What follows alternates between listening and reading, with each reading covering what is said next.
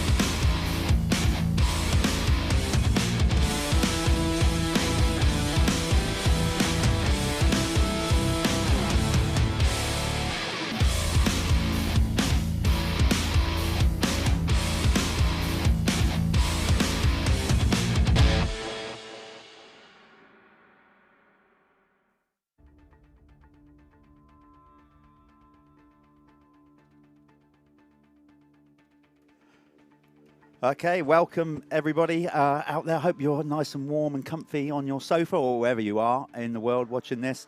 To the Hawkstone International here, brought to you by Ashbrook and Tough Sheets. Yep, I'm sat with Callum Swan, who's just rocked up. Got beat the queue coming in, so a lot of people turning out to watch this already. Yeah, it was pretty hectic getting in. Good morning, everybody, and yeah, welcome to the show.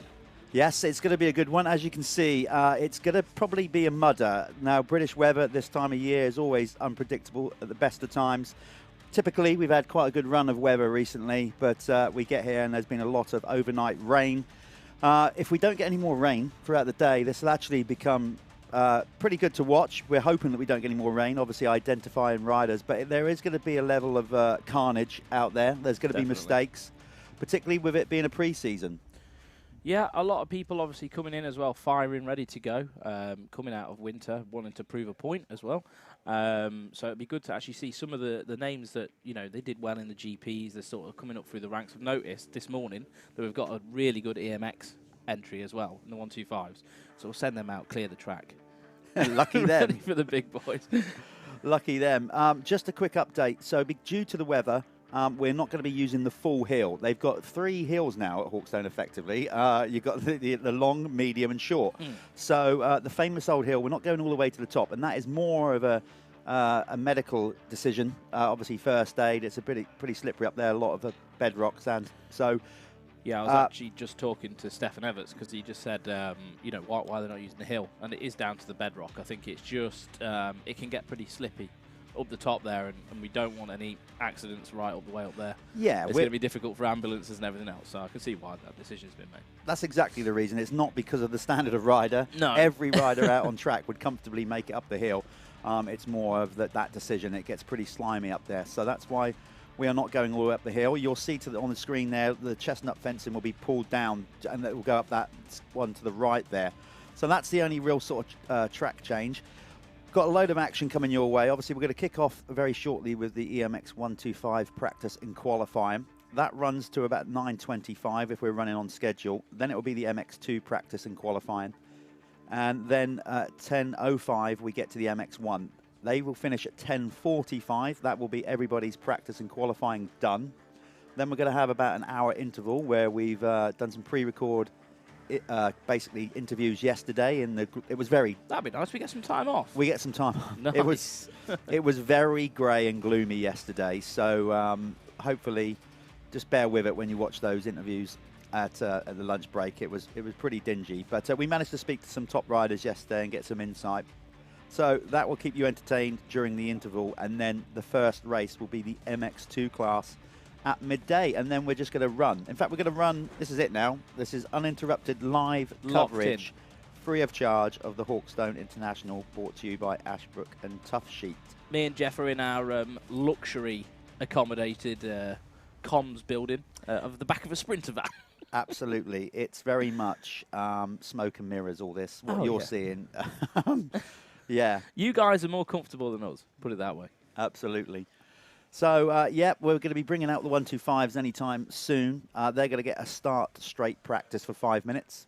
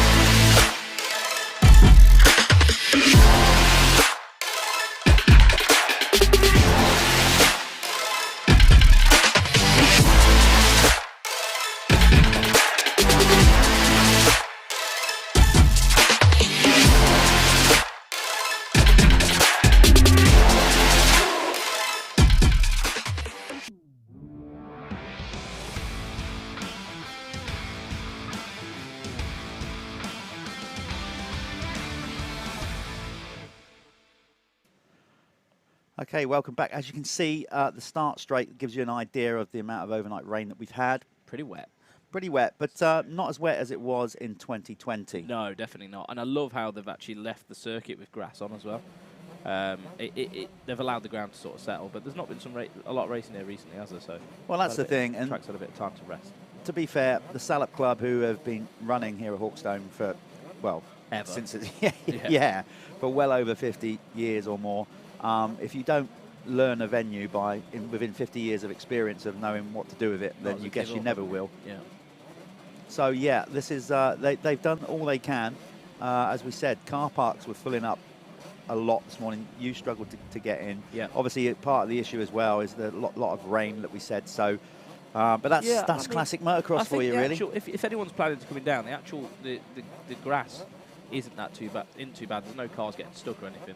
I think it was literally just the actual flow of traffic trying to get into that junction. Yeah. So fingers crossed, there'll be no issues with the parking.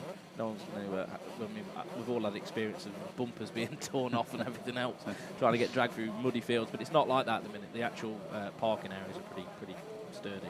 Well, let's not kid ourselves here. The Hawkstone International is a big, prestigious event. Yeah. You know, it's grown. There's a lot of people that come out. It is one of the sort of big pre-season internationals that every rider looks at as a shakedown before the GP. Obviously, this time around, the first GP is only a week later and in the UK at Matterley. So in some cases, for some of these riders coming over, the GP riders, they can stay in the week and probably ride somewhere in the UK. Travel-wise, it kind of makes sense for them to come and do it. I think so, yeah. I think there's a few guys not here yet for the GP at Matterley down due to, like, Carnate and stuff like that. The new rules within the EU. Travelling outside the EU, all that sort of stuff. I've noticed there an enduro bike, Jeff. Where? Here, Davies on the gas. That's an enduro bike. Look, there's a number plate tied in. Is there? No, I surely promise you, not. that is an enduro bike. Well, actually, that might work quite well for him. So there's our man Terry with his tremendous bobble hat on. I'm not sure he should be running the white, the white licks, the white trainers. There's definitely some strong look, that is. Yeah. Good old Tal. He's a stalwart of UK motocross doing all these. Basically, he's there. And it's those kind of people that the unsung heroes of British motocross, actually. They make things tick along. So Terry, getting all the riders out, as we said, they will go onto the start line now. Mate, you need to take your headlight up. That's what he's just said to him. And they're going to get 5 minutes of start practice. Now, we did have a camera up there. We're going to try to, we got them up the top. So, again, this is not a race. They're going to line up. They basically get 5 minutes where they can just practice as many starts as they like within that 5 minutes. They get round the first corner, come back round, and just keep looping around the start. Then that time will elapse, a green flag will come out, and then we are up and running with what will be 5 minutes of what we call free practice. Cool. Then we will roll straight into time practice. So basically, on the finish line, the flagger there will put a board up saying, you know, time in session has started, and then that's it. Hell for leather for 15 minutes. You can put down as many laps as you want. You can put one down. If one's the quickest, then that's enough, isn't it? That's enough. That is enough. Just looking at that, you know, when I picked up on that Enduro bike on the side there, that's Samuel Davies. Can you remember him from back in the youth days? I think he was a really yeah. Good, and he's now, I know he's now doing Enduro. No, that can't be the same Sam Davies because he's too old. Well, I don't know. I don't think that is. There is method to this madness because they do have the British Sprint Enduro Series here, don't they? Yeah. So maybe there's a reasoning behind that. Well, Hawkstone gets used. No, it won't be the same Sam Davies because this is the EMX. Yeah, the age. But Hawkstone gets used for various events by the Salop Club. You know, we've had World Trials rounds here. Yeah, like you said, Fast Eddies, Sprint Enduros, the lot. Yeah, God, I've come and watched a few of them. They're crazy through the woods. Some of the things those guys can do on the motorcycle is absolutely mental. It's etched with so much history, Hawkstone. Last year, we did a little history on Hawkstone for the Michelin MX Nationals, and when you walk around the place and actually start talking to people and look at all the memorabilia in the huts and in the offices, as I said, the scene of arguably one of the greatest moments in motocross photography when George Jobé jumped over the top of Andre Mellor, which is now a tabletop, but just still an iconic This picture. circuit goes all the way back to the 1950s. Yeah. It's been here since the days of Nortons and everything else. So tons and tons of history here, and some fantastic races over the years as well. It's a shame they don't have GPs here anymore. Yeah. But I think this is as close as we're going to get. It is to a GP. Obviously, GPs have moved on with the infrastructure and everything like that, but. Yeah, back in the day. It'd be interesting getting 20 Arctic lorries down that lane, wouldn't it? Yeah. Yeah. But back in the day, obviously when there was about 2 inches of travel. Yeah. And basically bikes vibrated so much it shook your fillings out. Yes. And did you know what? It wasn't too long ago either. No, not too long ago. So, yeah, as you can see, they're all pulling them forward. We've got the mesh grids here on top of the concrete. Obviously, that's pretty much the norm now for all major national events and international events, the gridded start pads. So off they go. Not too bad. You can see a bit of surface water, but nowhere near as bad as what we've had before. So actually, this is going to be a very good day of racing, I think. It's, of course, going to get ridiculously rutted out, but not too much standing water, and that's good. So they're just doing some practice starts at the moment. Using the grids? Yeah. As they all, looks like Keystone Cops trying to get through there because they're all trying to rush back. Maybe somebody should have put a bigger gate in there. Yeah, quite possibly. But it's quite good fun watching them all trying to scramble through it. Well, they're kits as well, aren't they, effectively? So they're all super keen. And they will be, because remember, this is really the first race of the year for some of these kids as well in the EMX 125 class. Some of the earlier internationals haven't had so many, but certainly from the UK standpoint, British riders, this will probably be their first event. And of course, a lot of these kids will be really focusing on the EMX 125 this year. And obviously a lot of them have probably travelled over from the French International last weekend as well, trying to just build themselves up for the GPs. Obviously they kick off next weekend. A lot of these riders in the entry list are, you know, from Holland, you know, Belgium, places like that. So, yeah, these kids have got a lot going on, and they've got bright futures ahead of them.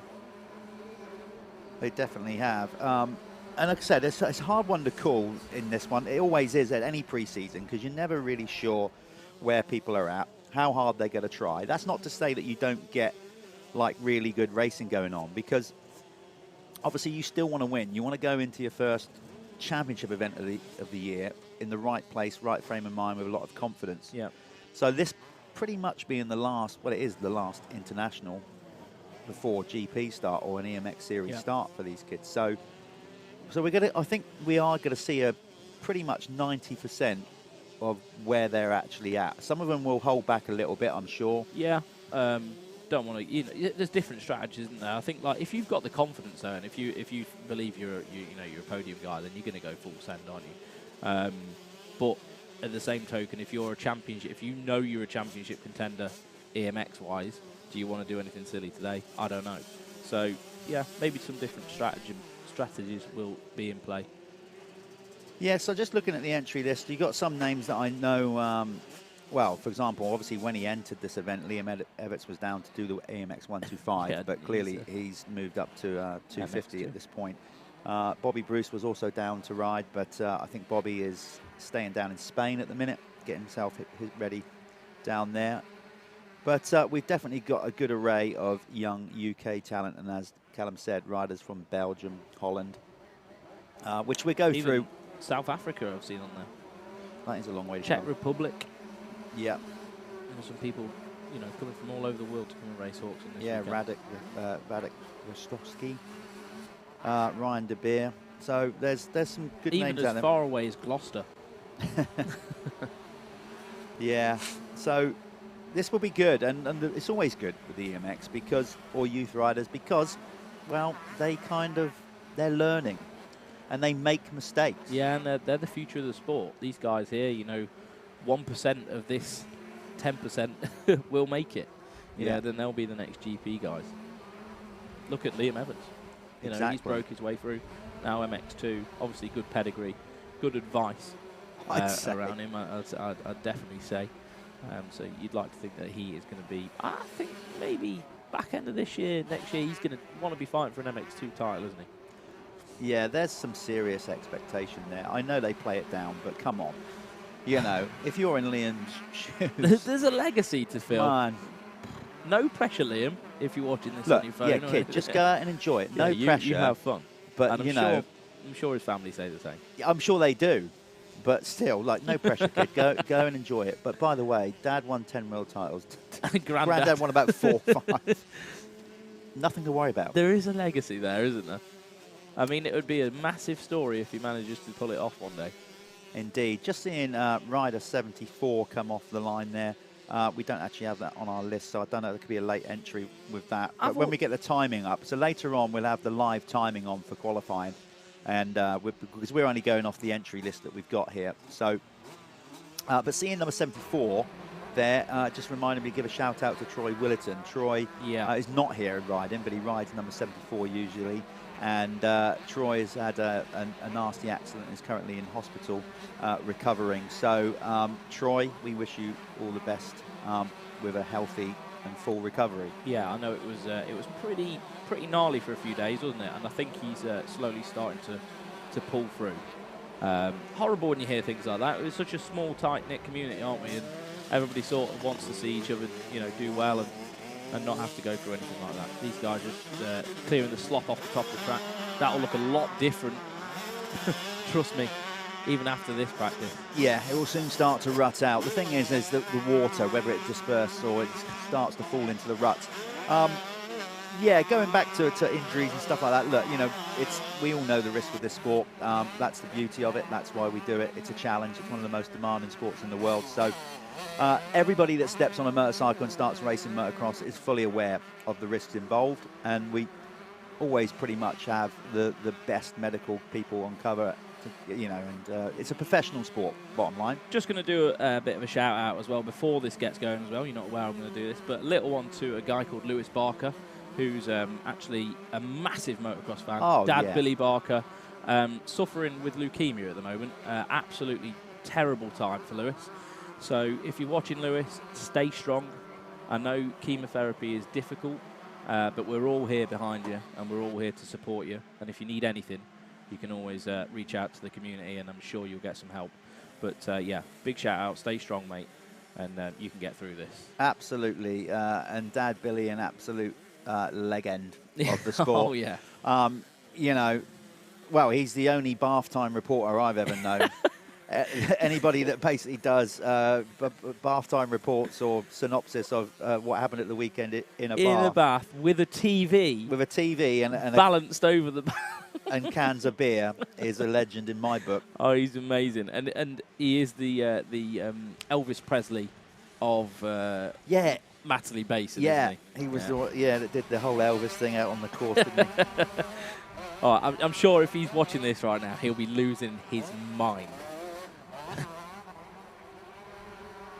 This is 5 minutes of free practice. Shortly, timed practice will start. Hopefully, if all the technology works, because there's a lot of standing water around, and as you've seen on some of the cameras and whatever.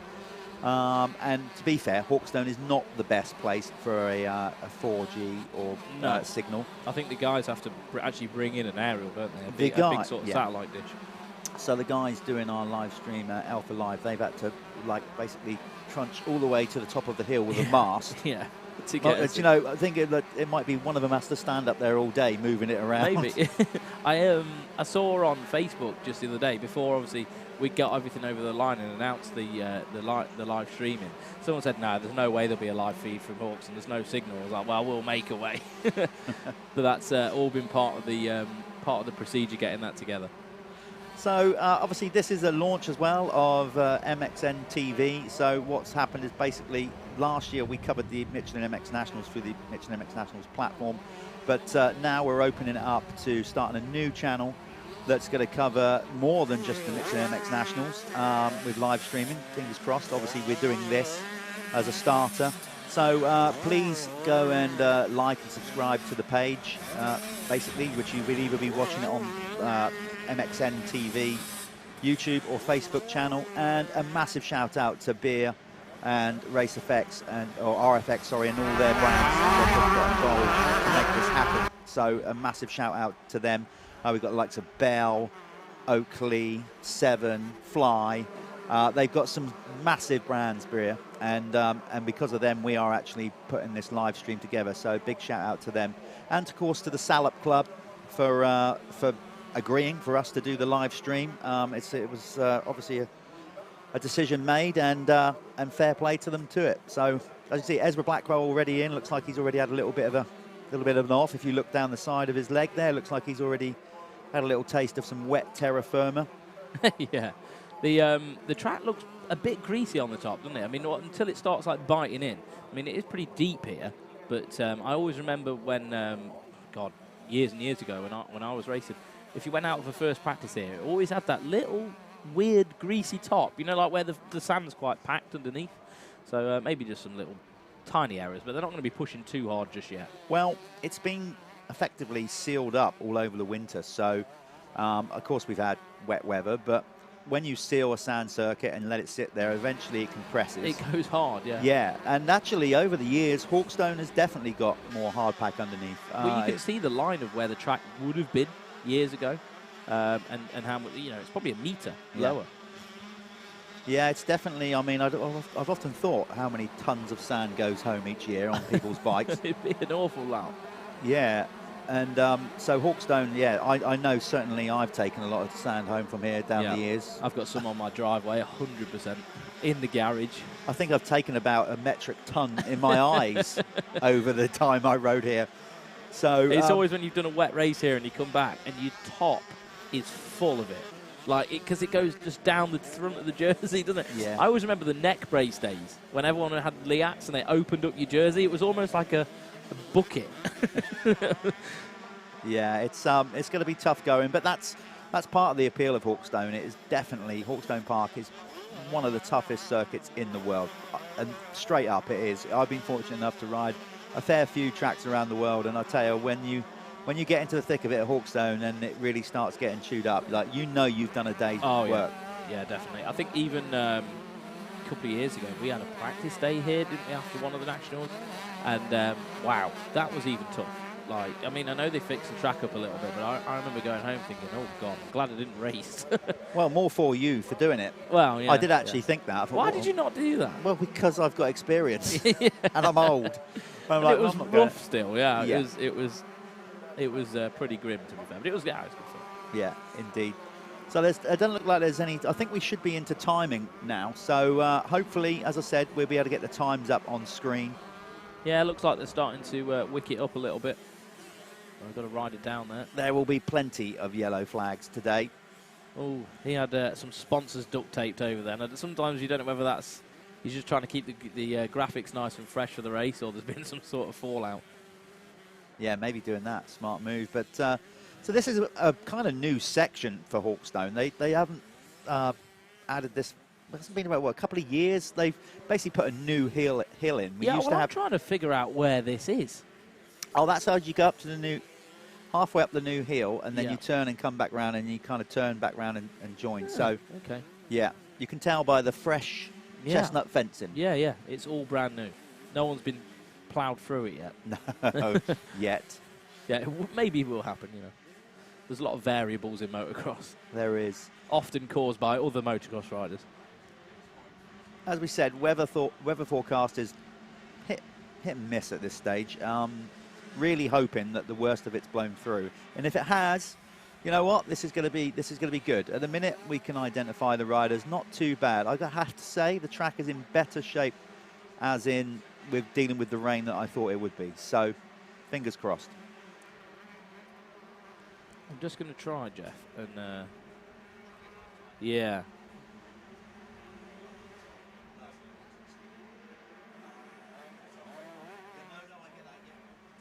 What's up, Jeff? Right, we're just looking about the live timing, trying to get it. So right now, it's probably due to the signal here actually, because we need to take our live timing feed currently off of the Speedhive system, and at the minute, it's not currently shown on Speedhive. So as soon as we can get the Speedhive woken up, we will get it up on screen for you. So right now, we're going a bit blind in this. We have no idea who's going quickest at the minute, so please bear with us on that. Hopefully at home, if you want to check on live timing, you can by just going on an app, Speedhive. It's Speedhive My Laps. If you haven't got it, download it on your phone and then find Hawkstone International. You might have more luck than us at the minute. Yeah, if you're already at Hawkstone, then you've really got no chance of downloading the app. That's where I've just made a fatal error then by check. But if it's not up on their end, then you know we're not going to be able to see it anyway, and that's sort of out of our hands at the minute. Yeah, might have to go in a minute. Just jump out of the booth because I think, so we go. Time qualification is just underway. Oh, so that's why it wasn't. Yeah, maybe. We're only only just into it by about 10 seconds. So hopefully we'll be able to get that up on screen in a minute. I might have to go and get a up-to-date entry list as well, because there's definitely been a lot of changes or additions to this 125 class. We're just going off the program at the minute. Yeah, which is a little bit out of date, I think.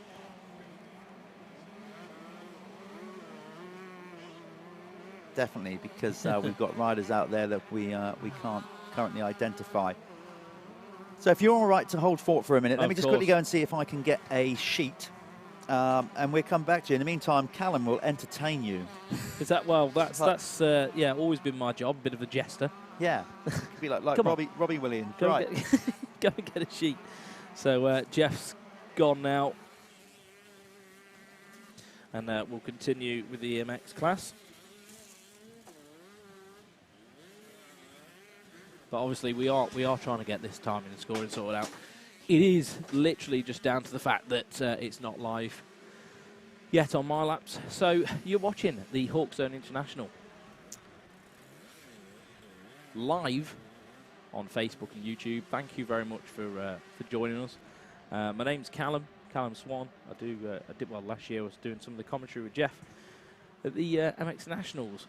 This is the 2022 Hawkstone International. What you're seeing here is the EMX 125. So these are the youth, almost like the future of hopefully MX2 and MXGP. Definitely all these kids are wanting to put their name in the history books.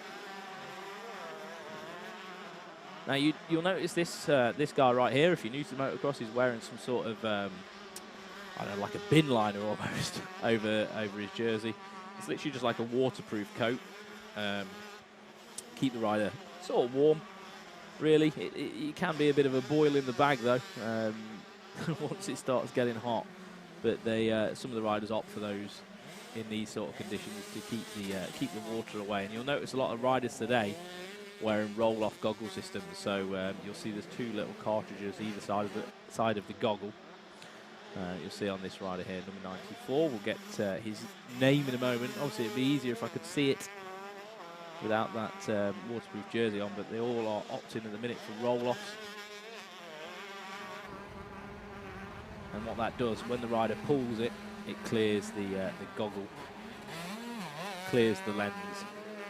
And he's just coming around for another lap. That should probably be his first timed lap. 20 minutes of qualifying for the EMX 125 class.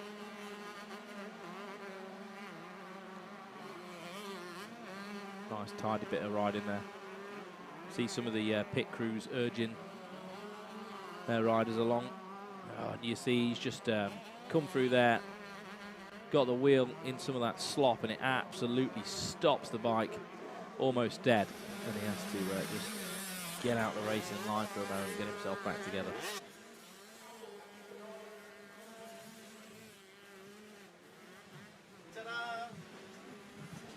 Jeff's back with an entry list.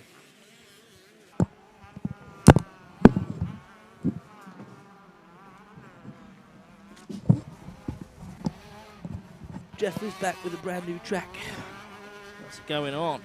Well, yeah, so what's happening here is obviously there's a load of late entries. There's riders out there typically that have forgot to charge their transponder, all that kind of stuff going on. That was Liam Smith who the camera was focused on there. Liam Smith, EMX 125, he's from England. No sponsors been put down to shout out. But, that's the current print off of the times as it was just when I left.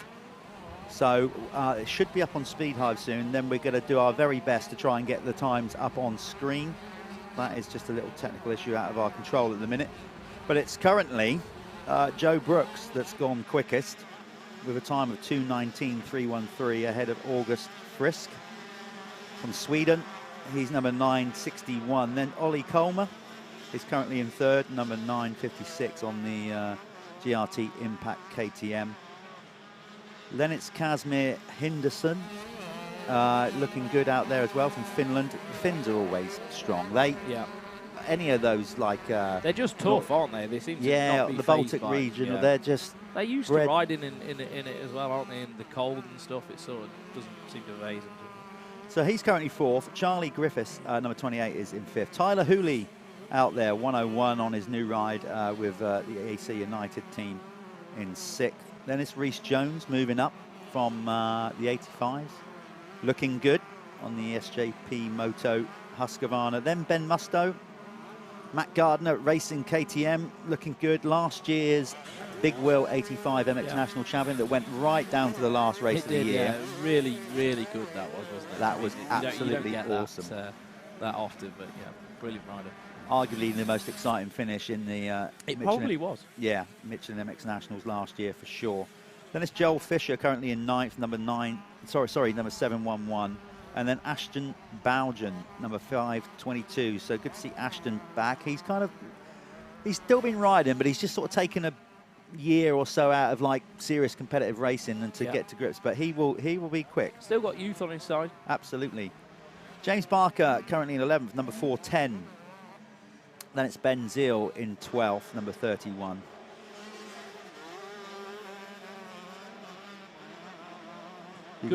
Sorry. No, you crack on. I was just going to say it's a good debut for the GRT Impact team with Joe Brooks, and Colmer up front there. I mean, I know this was just the first few opening laps of qualifying, so it may well have changed now, but they're going to be happy with that, I imagine, with those two guys at the front, because I think they pride themselves on building some good bikes down there.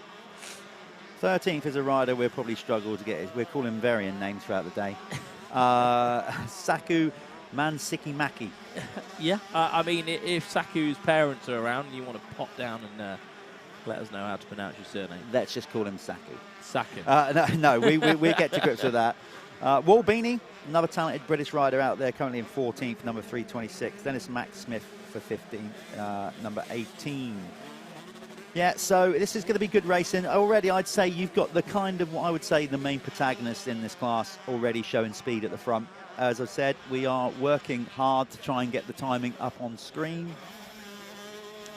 Hopefully we will, certainly by the time we come to MX2 that are coming up next. Running order, again, just to remind us of what's going on. We've got this EMX practice out first, 125, and qualifying currently into that by about 10 minutes. That will then park up, and then at 9:25, the MX2 riders will go to do their start straight practice and straight into qualifying.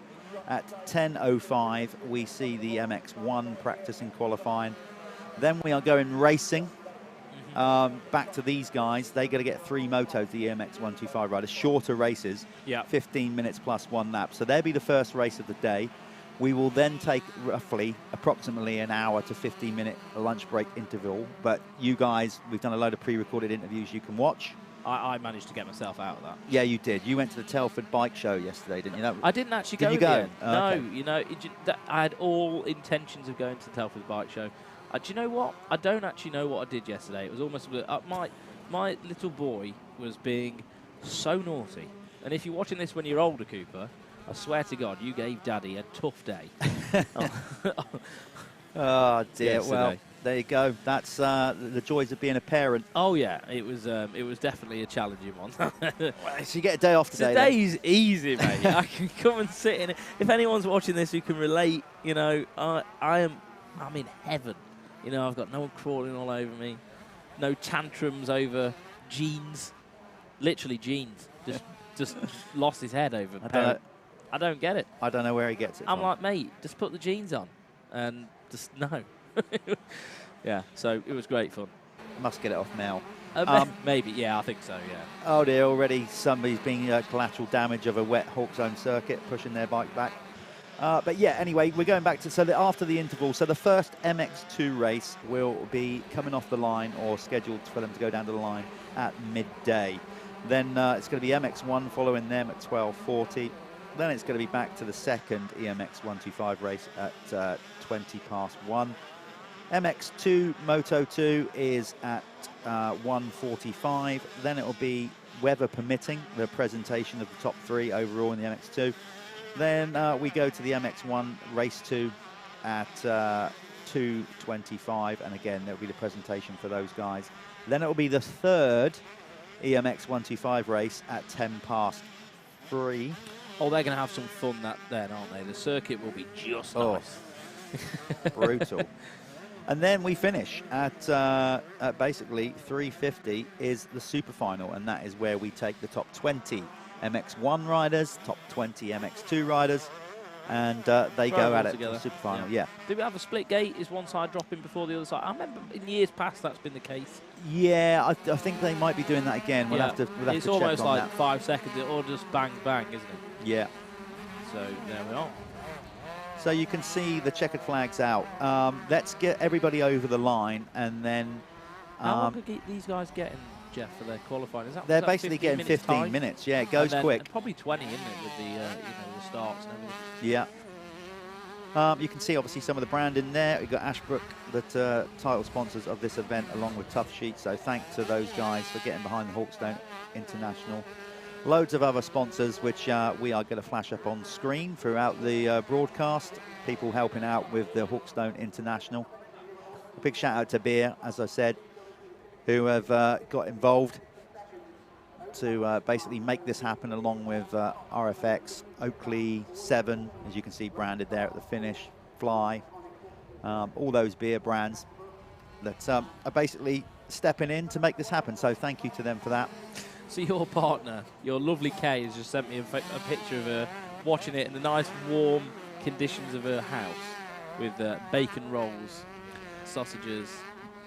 That's why I turned my phone off, because of that kind of abuse. Right. We're gonna quick for the one. Yeah, let's go to some ads, and we go and get the results of that qualifying. Tomac buried in the pack at the start. Tomac is down. All eyes are on you, and you definitely didn't get the type of start you want. The most important lesson my dad taught me was, on those days, you don't really feel like going the extra mile. You just got to go out there and do the work. Tomac came to play tonight. The go time for me is the last half of the race. I'm trying to hunt down first place. For a true championship fight, you never want to give up.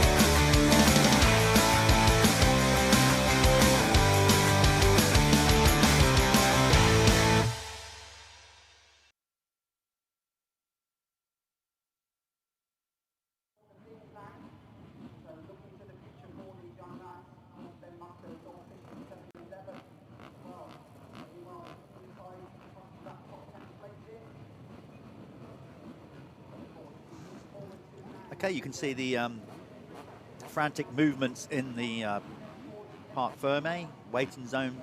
MX2 riders now coming up. Again, massive shout out to Ashbrook and Huff Sheets for stepping up as title sponsors of the Hawkstone International. Brought to you by Salop Motor Club.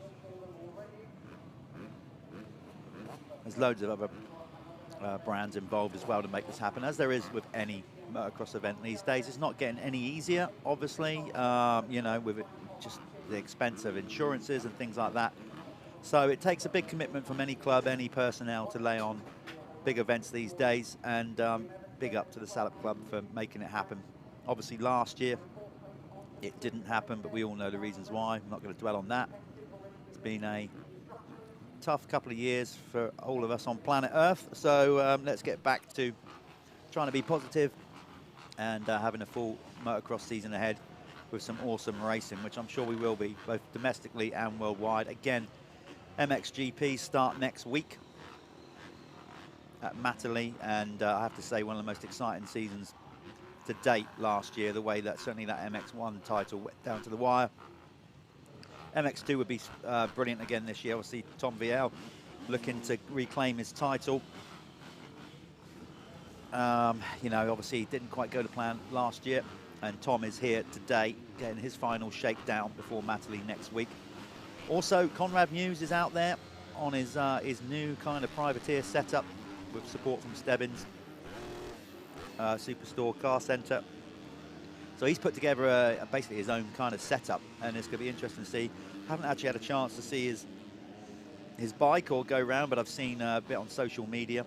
So yeah, pulling together a few private sponsors to go out, and in his last year in MX2, who knows? You know, maybe doing his own thing. He might not have the kind of pressure of a team on him, and he might deliver more on results. We're going to find out at Matterley next week to see where he's at with it all. Right, so Wal Beanie was fastest. Was he? Get in there, Wal. There you go. So showing some speed as he steps up onto the 125. Wal Beanie. Wow, I'm well impressed with that. Yeah, well, Wal is, how would I say? I mean, I think he rides a lot on instinct. Yeah. He's a very just naturally sort of gifted rider. You can tell in the sort of like fluidity in how he rides and stuff like that. So, you know, and he was always quite on the leggy. 85 as well. Yeah, yeah. Wasn't he? He's been ready for a 125 for probably a season, you Yeah. know, but he finished it out, didn't he, last year, and probably age. He's just grown quickly. I'll tell you what, that's impressive, because not only did he top qualifying, he topped it by 4 seconds. Nearly 5. Nearly 5. Nearly 5 seconds. Joe Brooks just behind him. August Frisk in third. Fourth, we've got Ollie Colmer on the GRT Impact KTM. Is that right, though? I'm just looking at it because it says his best time is 4 seconds. So I don't know. Hey, I don't know. I We're mean, just reading what we see. Yeah, to be fair, that might actually be an error. Yeah. On there. It might be Joe Brooks who led out, which would make more sense as much as, you know, I love Wal Beanie. So Joe Brooks looking good. August Frisk also, I expect good things from him. Ollie Colmer. Yeah, you've got all the main protagonists up there. Tyler Hooley in 7th. Yeah. Reece Jones up there in the top 10. Ashton Bowen. Yeah. Casimir Henderson is in 5th, number 480. Charlie Griffiths. Good ride for Charlie, that. Then you've got Reece Jones in 8th. Bowden for 9th, and Musto 10th. As we said, if you can get onto Speed Hive, we don't know if it's active yet. Hopefully it is. So Speed Hive is now active, up and running. So we do our best to get that feed onto the screen. If you want to just go on your phone or tablet at home, and you can keep up to speed with time. Don't shoot the messenger though. That's just what the van told me. So fingers crossed. Okay, no, I wouldn't shoot you. Well, I mean, well, maybe. You might. So we're moving into the MX2 now, and as we can see, these guys are getting the start straight practice. There's a lot of serious brushing going on. Look at that lovely Cab Screens Crescent Yamaha that's about to get absolutely roosted with wet sand. As did Dad. As did Dad. Picks up the start block. He got a leg full of it then. Sam Nunn deciding not to take start practice. I don't know what, for whatever reason. He's either very confident of his starts, but he's just holding back and keeping the bike clean. New ride for Sam. He was on Rob Hooper's racing team last year. Of course, Rob, after many years, decided to retire after a brilliant career, not only as a racer, but a team manager. And he'll be missed from the paddock. So if you're watching Rob, well done on years of loyal service to the sport of motocross. I actually went and seen Rob the other day because I bought some old Suzuki bits off him because he was, you know, the man back then. I walked into the workshop and I saw one of the Gear Tech, you know, the fuss bikes there. So what are you doing with this? And he went, Callum, for some reason, they all think I'm bored. So everybody keeps giving me work to do. I don't want it. I don't want it. I'm not bored. I'm fine doing nothing. Like, but I think everyone's like, look, Rob, if you stop, you'll die, mate. So, like, you need to, you know, everyone's just piles work on him. He goes, I want to move. I want to move. So I think he's going to sell up and move somewhere. I think he wanted to be out this way somewhere. So, yeah, you know. Maybe we shouldn't have mentioned him on the stream then. Fantastic guy. Oh, yeah. Like, do you know what? It's been a pleasure having him around the pits. And he's just worked his socks off, hasn't he, for years. And helped so many young riders come through. Big and whatever. shout out to Rob. But anyway, Sam has ended up on a very, very good home. The Cab Screens present Yamaha team. Definitely, he'll be looked after there and get, you know, that team knows what to do, don't they? We had a champion last year with Kulas. They've got the right, you know, they've got the recipe. They know what it takes to build the right bike, to build the right program, to hopefully have a successful rider. I think it's fair to say, if you're going to run a motocross team, the first thing that you need is passion. That's the very first thing you need. If you haven't got that, you're not going to get very far. Lee Webber definitely has that. Yeah. I think, like, motocross is a funny one. I always relate, you know, like someone like, I've lost my mind now. You lost that long. Everts. Someone like Everts. Is it just natural born ability? Because I always think it's not. Motocross is all about the grooming. You know, like the advice you get. You know, you can get 10, 20 guys who are just as capable as each other, and if they're not getting the right advice and the right information, then they will always fall short.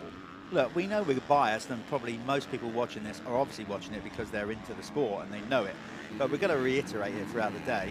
This is one of the most demanded sports in the world. Fact, period. It's as simple as that. There's so many factors that a 100%. Rider has to take away. It's a motorsport. And it is a fact. It's the most demanding motorsport and one of the most demanding out of any sport. Yeah. I think it's motocross and MMA seem to be up there because you need strength, you need agility, you need to be sharp in the mind, you need endurance. It's not just one thing. It's not like you're an Olympic sprinter and you've just got to train to sprint fast. You've got to be strong. You've got to, you know, and so many dynamics. Yeah, and it's a long season, and of course there's a lot that goes on, the knocks as well, that motocross riders just basically shrug off what injuries that most people would put them out of contention for a couple of months, and you just have to ride through it, and that's the point with the sport. I mean, I was listening to the AMA on the way here. I sort of had the commentary on in my car. Do not tell me the result. No, but I won't. But they were talking about, you know, there's riders riding with like separated AC joints, things like this. This is just normal stuff that these guys have to go through.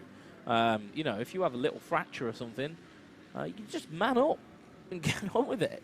That's someone who I want to look at today. Jamie Wainwright just rode past there on the 7 Revo 7 Kawasaki.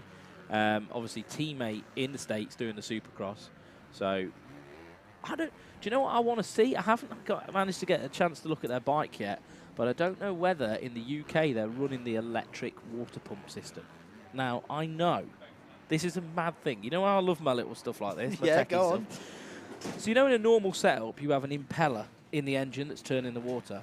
A lot of these guys now are doing away with the impeller and having an electronic system which takes stress away from the crank, and they have found over 1 horsepower through doing this. I think it was factory Honda that started it last year in the Supercross.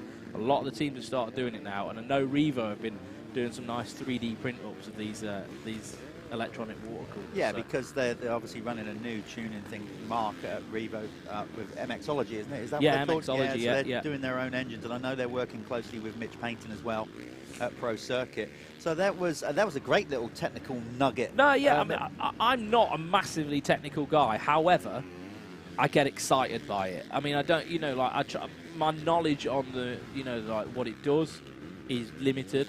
Obviously, I understand how a water pump works, and I can understand how taking the drag away from the engine can be a benefit.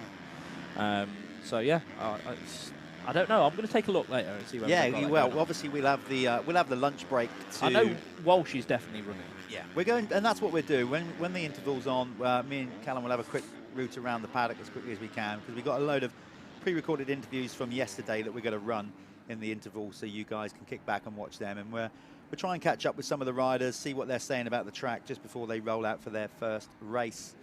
As we said, the first racing of the day is going to be the EMX 125. Right now, you are watching the free practice session, basically the first 5 minutes of qualifying for the MX2 class. As I said, they're just sussing out the track, doing what they do, and in a couple of minutes' time, the timing board will come out and say that qualifying is underway. Yeah, Becky just texted me a while ago, just a moment ago, saying it's not sorted yet. Right, okay. They are trying to do that.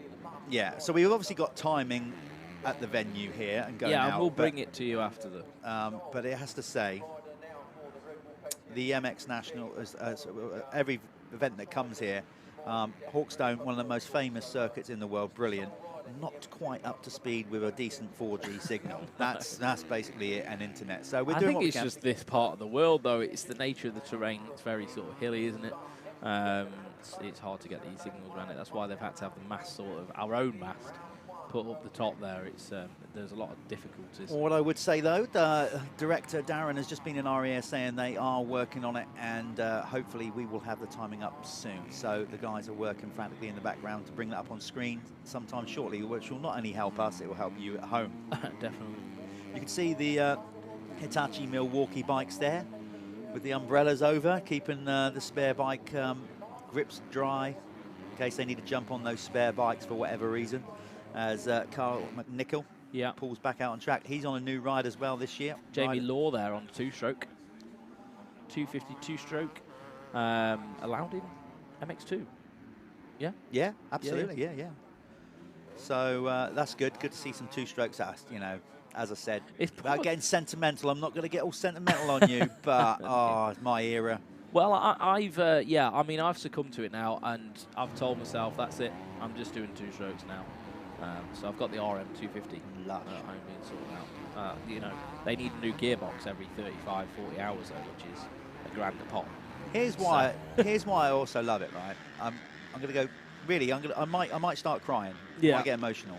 But basically, for me, a big part of how long I've been doing motocross and being involved, I still distinctly remember smells. You know, I mean, I really relate to them. Yeah. And I've got my brain is programmed. If somebody came in here now with some Bell Ray premix, I'd know. You'd smell it. Yeah. You know, honestly. Same for me. Like my memories as a child. Like, you know, if you look back in your mind, I remember being at like Butts Quarry, and just that smell of like A747 in the morning. You know, like the Castrol R, stuff like that. And you know, because I was just sort of, when I was starting to ride, it was just the 4-strokes were just coming in. But it mainly, you know, it was 2-strokes. That was the normal bikes to ride. So yeah, those memories are with me, mate, as well. Even in my generation, I'm 10 years behind you. It's a great sport. I think, yes, I know we're stupidly biased, cool. but yeah. It is so good. Do you know what? Even when it goes electric, I'll still find it cool. It'll still be cool. You can't take it away. No, it's just the racing and everything about it. Just the level of, you know, the competitiveness of it and everything. Yeah, it's just absolutely. I need another coffee. So we are not far off. You can see the flaggers there. They're going to be sticking out the board anytime soon to get qualification underway in the MX2 class. Let's go through a list of riders up there. We need to get some to be some fair, light in here. I've got my little book of facts.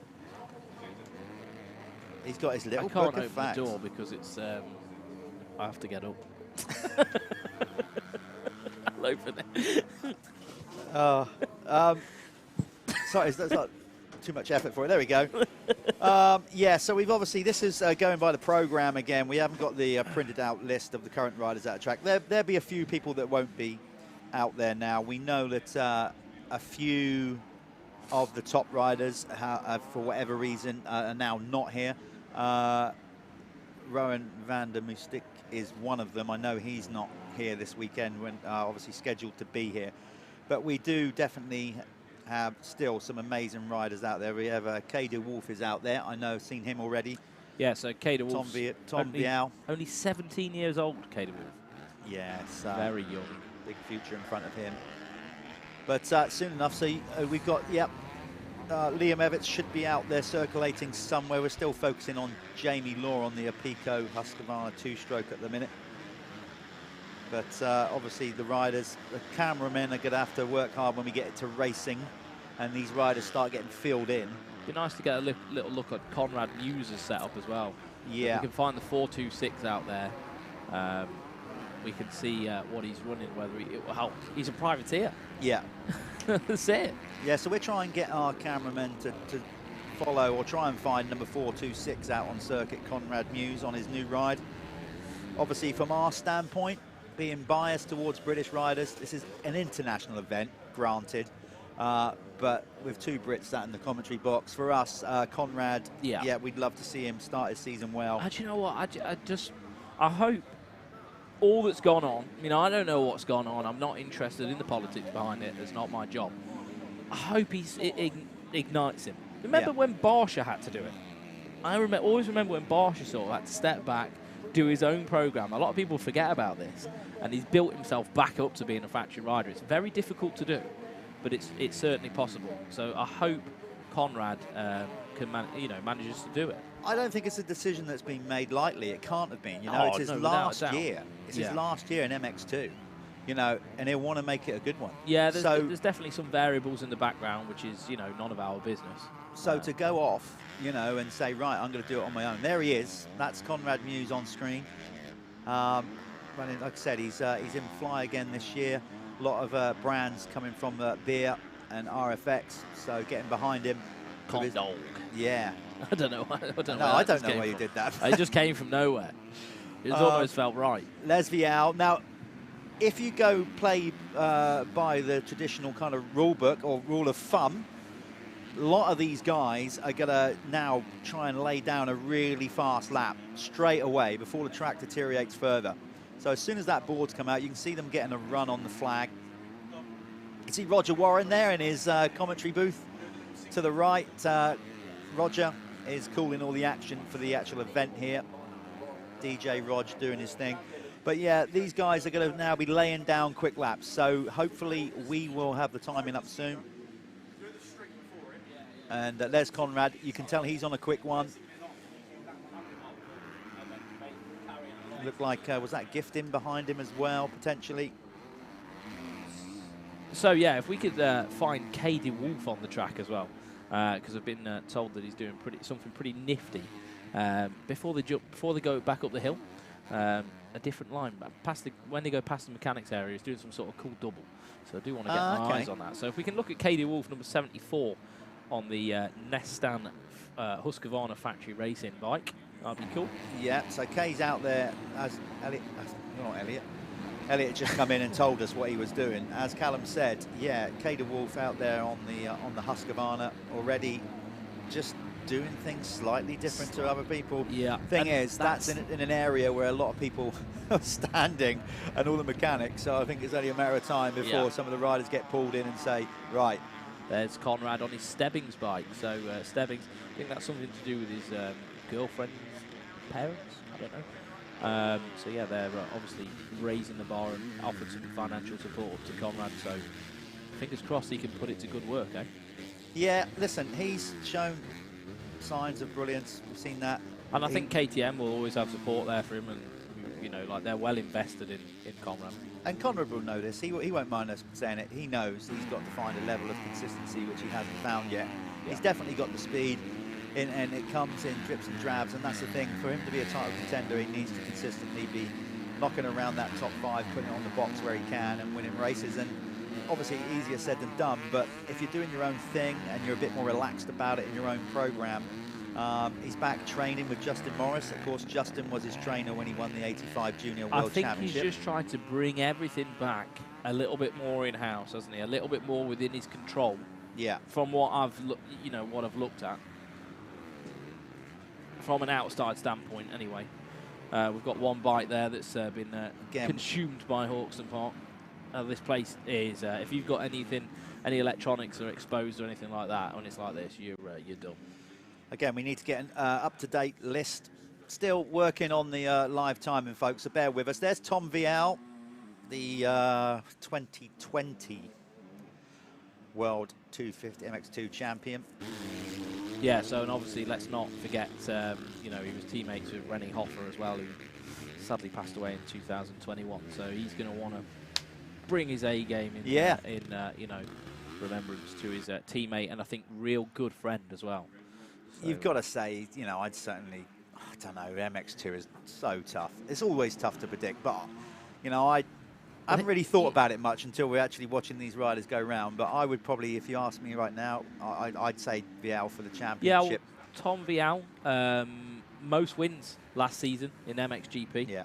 Out of all the 250 guys, but he missed 4 GPs, which really did hinder him. Well, he was on track, wasn't he, to win it again until then. And one thing you get with Tom Vial and the factory Red Bull Racing KTM team is you pretty much can put some money on the fact that he's going to be in the top 3 going around the first corner. Yeah, for sure. They are, I'll tell you what, that team. They've got a good bike. They've got, you know, it's there, isn't it? The package is there. It's down to the rider to, you know, pull their finger out and do it. And last week, well, this is another factor. We say he's going to come out here and storm it. Last week at the French International, he came away with 5th, P5, which is not where he's going to want to be. So, yeah, but this is that thing with pre-seasons. How much do you read into it? And I think he's not showing his full hand yet, because he's done it before. Yeah. He's turned up to pre-seasons before, and you think, oh, he's a bit off colour, you know, not quite where he needs to be. Get to round 1, boom.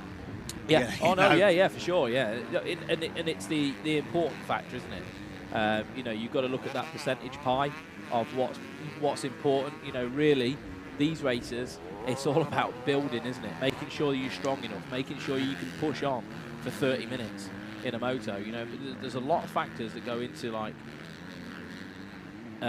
you know, building yourself to be ready for when the gate drops at Matterley next week. And I think the guys that are here this weekend are going to have an advantage. 72 there, Everts. Guy's starting to look a lot like his old man, isn't he? Yeah. He's a lot taller now. Yeah. He's starting to fill out a little bit. It doesn't look like a little boy anymore.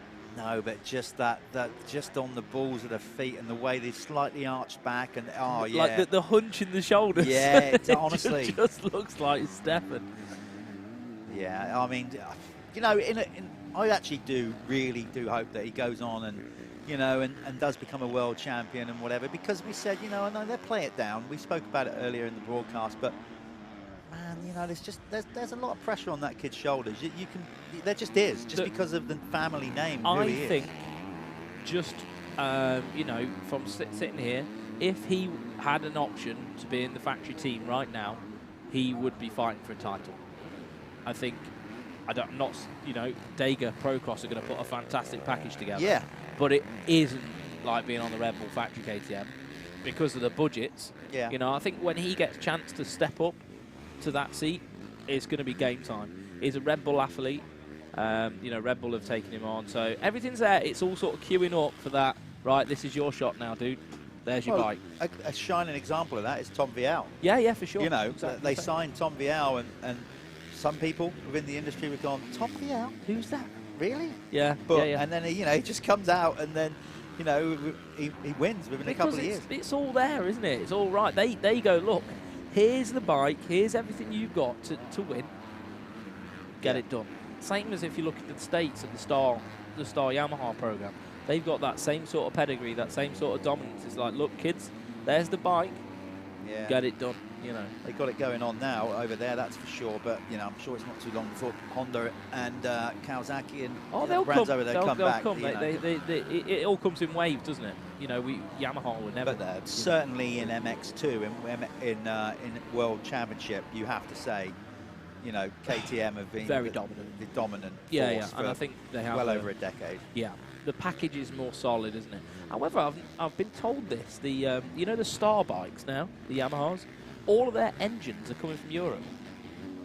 All their engine packages are actually coming from Europe and being shipped to the States. I think that's cool. Like, they're all done in Belgium. Look at you doing all your sleuth work. Mate, I know this stuff. I'm in. I'm in. I hope nobody's telling you a porky. Well, no, that's actual facts. That's actual Okay. facts. It's all right. So Callum's in the know. He's got Hey, his look, finger on the pulse. this is my job. You do all the you do the fill-in stuff and the adverts. And the I haven't got I'm time, not good mate. with that. I haven't got time to keep my finger on the pulse like that. That's my thing. There's Murphy crossing the line. As we said, we will get this session over, and then one of us will run off to the timing truck and get a rundown of who finished where. We are, as I said, hopefully sometime soon we are going to get all the timing up on. I know it's being worked on right now because I've just looked across to our director Darren, and I can see he has Speed Hive on his other monitor, so he's just working things out to get that up on screen. You all right?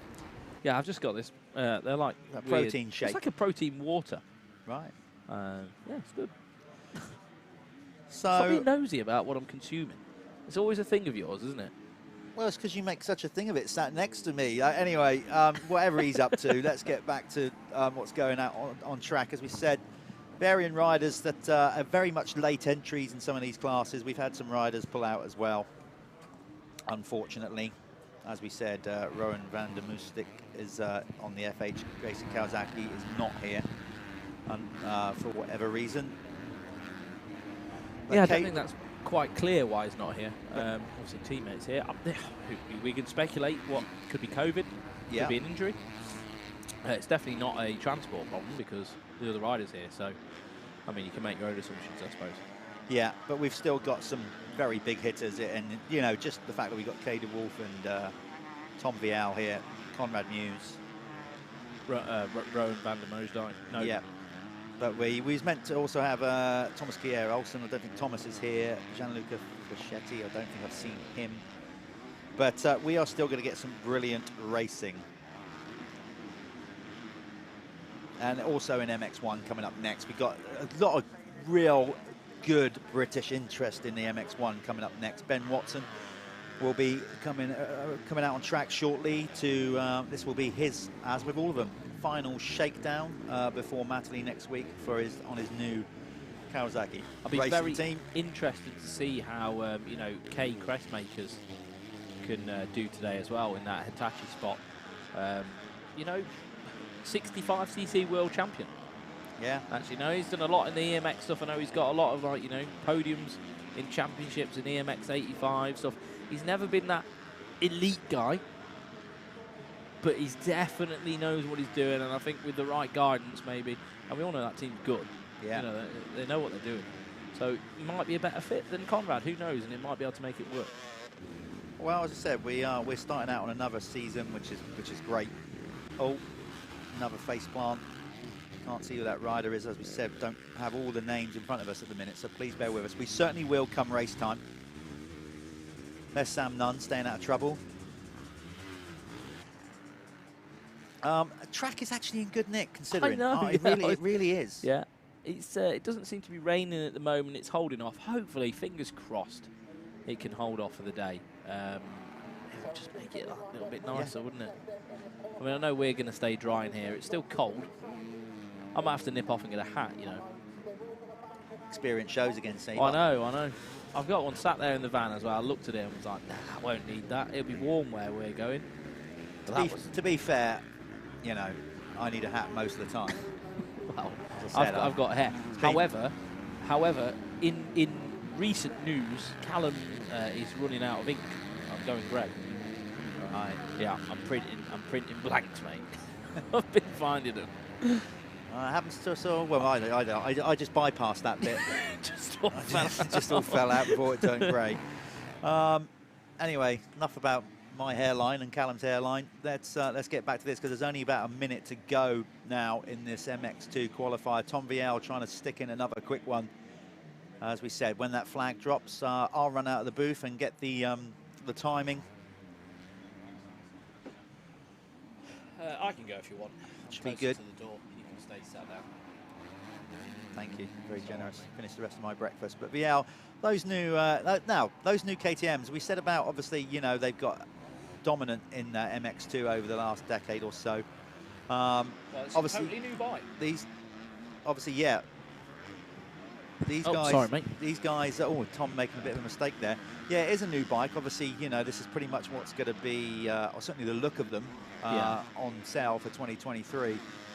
So let's see where they're at, because I think it's fair to say, looking at the early rounds of the Supercross, and as I say this, by the way, I do not know the result of last night's AMA. So I'm going to say something now. It'll probably backfire on me. No, I don't it's wanna, not going to. Okay, right. What I would say is that certainly in the 450 class at AMA Supercross, you know, Cooper and Muskin and Plessinger, they all just seem to be a little bit off. And I, you know, and so maybe they haven't quite got that bike dialed in for Supercross yet. Do you know what the main thing is? They built this bike for Whoops. They knew that they were behind with Whoops in Supercross, and you know, obviously the money's in Supercross now, so they need to develop these bikes for the American Series, and it's not been. It's worse from what I've looked at. Whether that's a settings perspective or actually, you know, a physical perspective of the bike, who knows? And I'm sure. Look, this is factory KTM. They're going to figure this out. Yeah, they are. Of course they will. Of course they will. They got the resources and whatever. So, but certainly in motocross, they, you know, in MX2, MXGP, they're the guys. I don't think a longer bike. It's slightly longer. I think in motocross is a lot less sensitive than Supercross. We'll probably not see the drastic, you know, like changes. I don't think the settings are going to be as sensitive. Hopefully they can find a bit more comfort right off the back of that bike. The only rider that's really done well on it in Supercross is Malcolm Stewart. Yeah. He's the only guy that's been able to, like, be there at the front. I think, you know, as well, that's not to say, listen, we're saying the bike KTM, that's not to, obviously, Yamaha have it going on, absolutely as well, with the MX2 World Champion, and looking good in Supercross as well. So it's what I would say is it's, the sport is in a healthy place with the manufacturers right now. And they're all trying to get better, aren't they? Yeah, I mean, you look at the MXGP class, MX1 class, you know, we had basically 3 brands battling out. So yeah, and this is in no way a dig at KTM. You know, before anybody goes, you know, you shouldn't be saying that. This is not, this is just, you know, my observations. I think the bike will get better. They're definitely not. These very, very smart engineers know what they're doing. They would not have made a bike that's a worse platform. So exactly. It will come along. It will come along. Right, I'm going to go and grab the results quickly. Yeah, so we're just going to sort out some of this live timing stuff as well. So bear with us, folks. We'll be back shortly for the MX2. Yeah, we'll take you for the ads. Bye.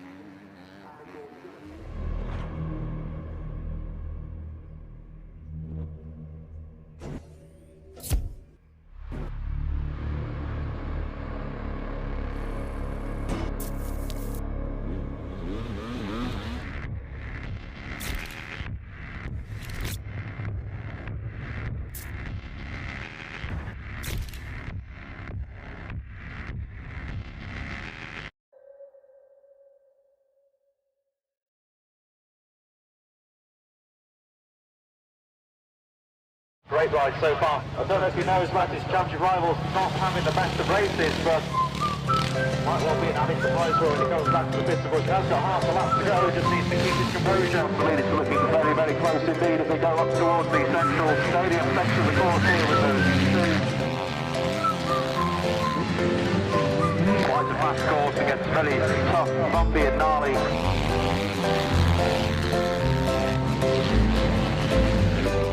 So now closing stages, and at the moment closing on victory.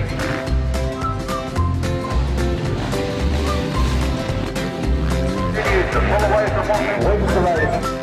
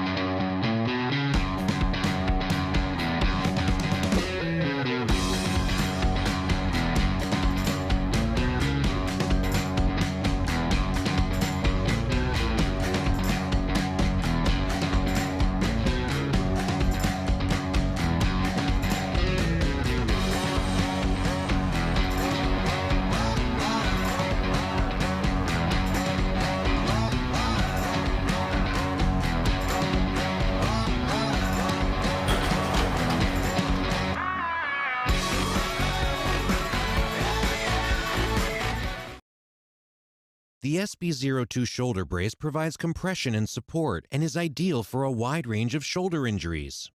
It is easy to take on and off, comfortable, and does not restrict movement during physical activities. The brace is symmetrical and can be worn on either the left or right shoulders. To get the maximum benefits, proper fit is important. First, slide your arm through the armhole and attach the Easy Grab front closure to your desired tightness. Then, tighten the arm strap to a comfortable level to prevent underarm chafing and mitigate brace movement. Check out our entire line of shoulder braces at evssports.com.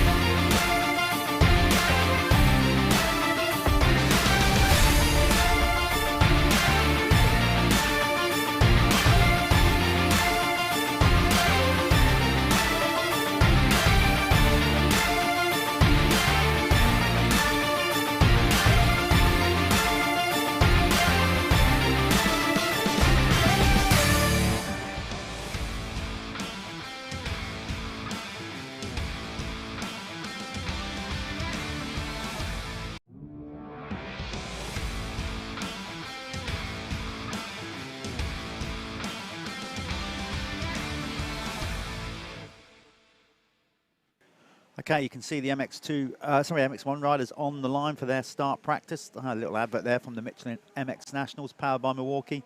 Again, we will be live streaming all 6 of those rounds this year on mxn-tv. So that's we're looking forward to that. That starts at Fat Cat on the 19th and 20th of next month. So yeah, we will be showing live stream coverage of all Sunday's action from the Michelin MX Nationals, powered by Milwaukee. Right now, though, we are at the Hawkstone International, brought to you by Ashbrook and Tough Sheets, and this is obviously organised and run by the Salop Club, who have synonymous with Hawkstone Park. Motorcycles been tearing around here for over 50 years. An amazing venue, so much history. Just in the dirt here in Shropshire. Wet dirt at the minute, unfortunately. Big shout out to 24MX and Hasport, again, sponsors of the event, getting behind, making it happen, because the Salop Club quite simply wouldn't be able to lay on such an event of this magnitude without support from all their sponsors. So thanks to them. Sean Simpson, you saw there coming off the line. We did hopefully we're going to be able to run it later on. Did an interview with Sean last night. Good insight as to where he's at. There's Jake Millward on the Verdi KTM. Luke Burton there as well. Oh, looking all shiny and pristine at the minute. CR 500 out there. That is something else. Great to still hear them tear around the circuit. That will cut through the slime, that's for sure. So Callum is just getting the results of the opening MX2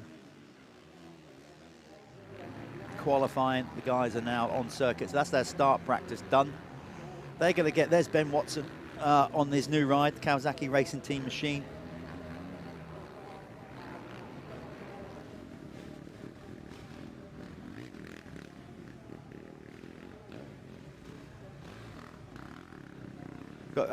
Who's out there? Glenn Koldenoff is here today. I've definitely seen him. In fact, it's actually his birthday today. I think Glenn is 31 today, I think, potentially. Sure, that's his, I think I've got that right. Yeah, anyway, it is Koldenoff's birthday. What a way to spend your birthday, eh? Tearing around Hawkstone Park. Simpson will be good out here, no doubt about it. We got notable sand riders. Martin Barr will love a bit of this as well. Although obviously Martin is getting more towards the twilight of his career, but he's just picked up a new ride with a Pico Husqvarna for this year.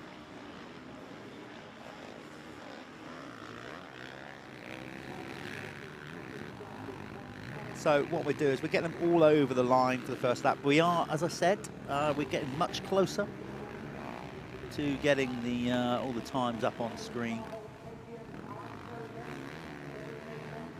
There's Jake Nichols deciding to come out and race Hawkstone again this year. Harry Kulas, great year for him last year on the cab screens, Crescent Yamaha.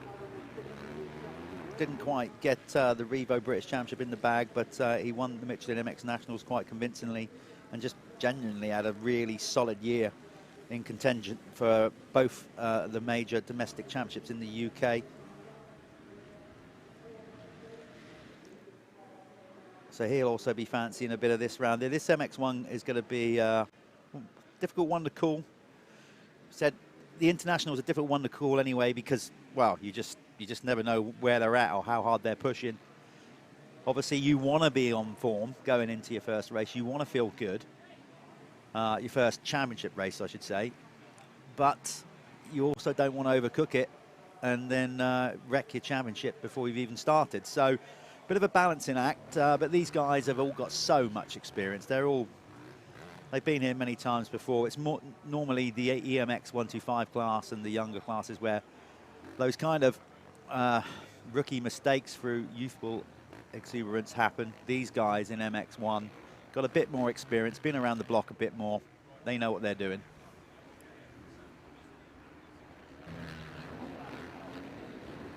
Unfortunately, as many of you would have seen on social media, most of you actually, no Jeffrey Hurlings. Jeffrey was obviously meant to come and ride here at Hawkstone. It was all announced, and then we all saw what happened on the photo shoot. He has damaged his heel, well, basically the whole area, but mostly his heel. So, had an operation. You know, how long is he going to be out? Well, we don't know. Likelihood he's going to miss few of the early GPs.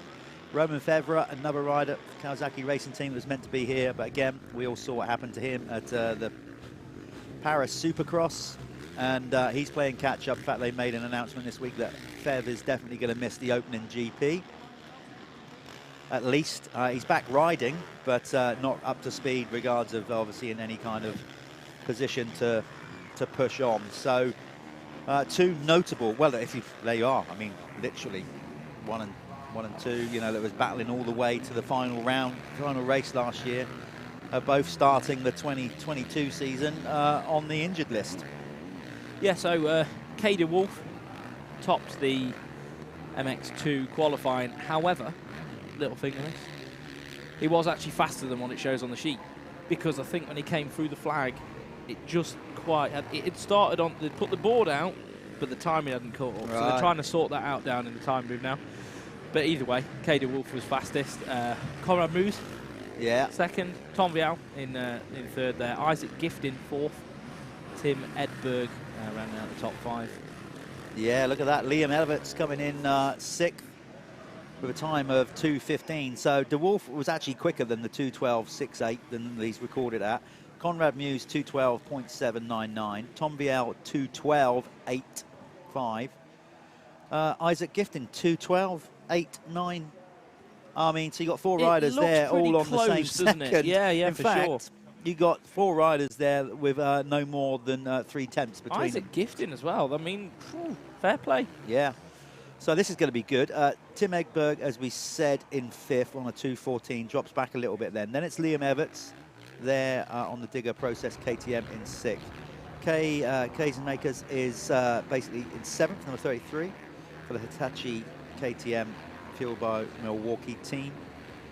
Sam Nunn looking good. You know, he sat on the start there, didn't go out for start practice, but solid performance from Sam. He comes in 8th on the cab screens, present Yamaha. Then in 9th is Raf Nuessen. He is, what time did he get there? So Raf's got 2:18. Then Boris Blanken coming in 10th. Jamie Law for 11th. Coleman Nickel 12th. Jamie Carpenter 13th. Lewis Hall 14th. Chris Mills. Good to see Chris back in the UK. Yeah. British rider that basically moved to mainland Europe to try and etch He's out been a in career. Holland, hasn't he? He's been in Holland for a long while. Been doing an EMX series. And then you had Kevin Bruman coming in 16th ahead of Tom Grimshaw. Elfie Jones for 18th. Brent Arden came in 19th ahead of Jamie Wainwright. So maybe not where Jamie wanted to be on his opening ride for the Revo 7 Kawasaki team, but it is just qualifying. Let's not read too much into that. I say something about Jamie as well. Like, who in modern motocross days can you recall coming from the AMCA? I'm not saying like properly coming from the AMCA. Like, this kid did the AMCA into juniors, AMCA juniors, seniors, experts, then did the championship. Who else has done that and then ended up on a top tier British Championship Yeah, team? no, not many. Since probably 90s. I mean, there's obviously some. Lee Dunham, maybe? Was he? Yeah, but Did he get to? I wouldn't say. Yeah, I suppose he came in and did and rode for LPE at the time. Yeah, he did, and whatever. didn't he? Yeah. Yeah. So, But not yeah, many. unusual, very unusual for somebody to do that. So, you know, it's definitely a different path to what most of them take. Will it help him? I don't know. The AMCA sort of, they run some raw tracks, don't they? You know, I don't know whether in some conditions Jamie's definitely got advantages, depending on the place, I think. Well, it's going to be interesting to see how he gets on. This is going to be good as well, to see where Ben Watson fits in all this, regards of how much he's going to push on. You know, you'd have to say, you know, he can go out. He proved at La Capelle, you know, and he's in the Super Final, and, you know, he's there or thereabouts. He's still fine-tuning the bike course. He is not just switching team, he's switching manufacturer as well, which is a big thing. Launched his merch as well. Right. That you can get the 919 merch now. So if you go on Ben's Instagram, I think he's got a link on there.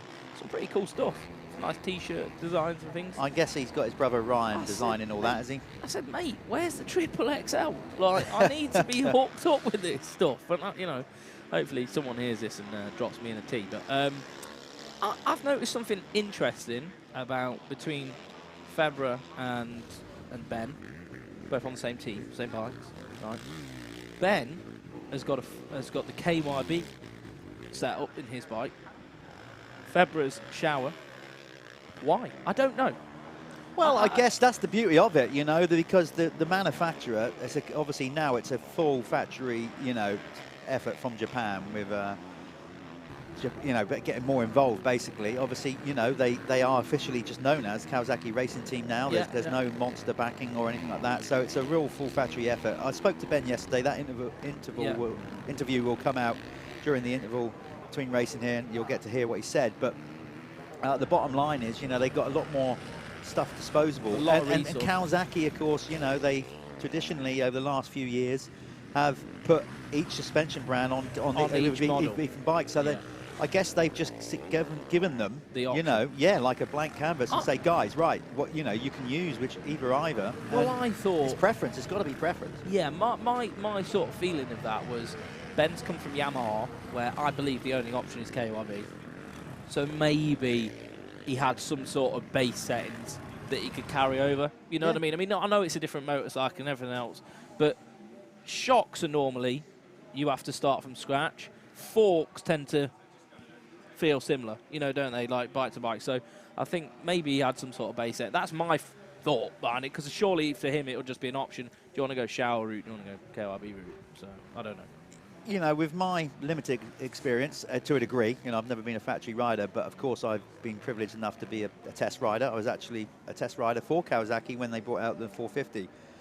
Me and Ryan Vose had that privilege. So you get to learn a lot of stuff, and obviously when you get to the level that these guys are, so any club riders out there or amateurs thinking, well, you know, God, it all seems a bit OTT.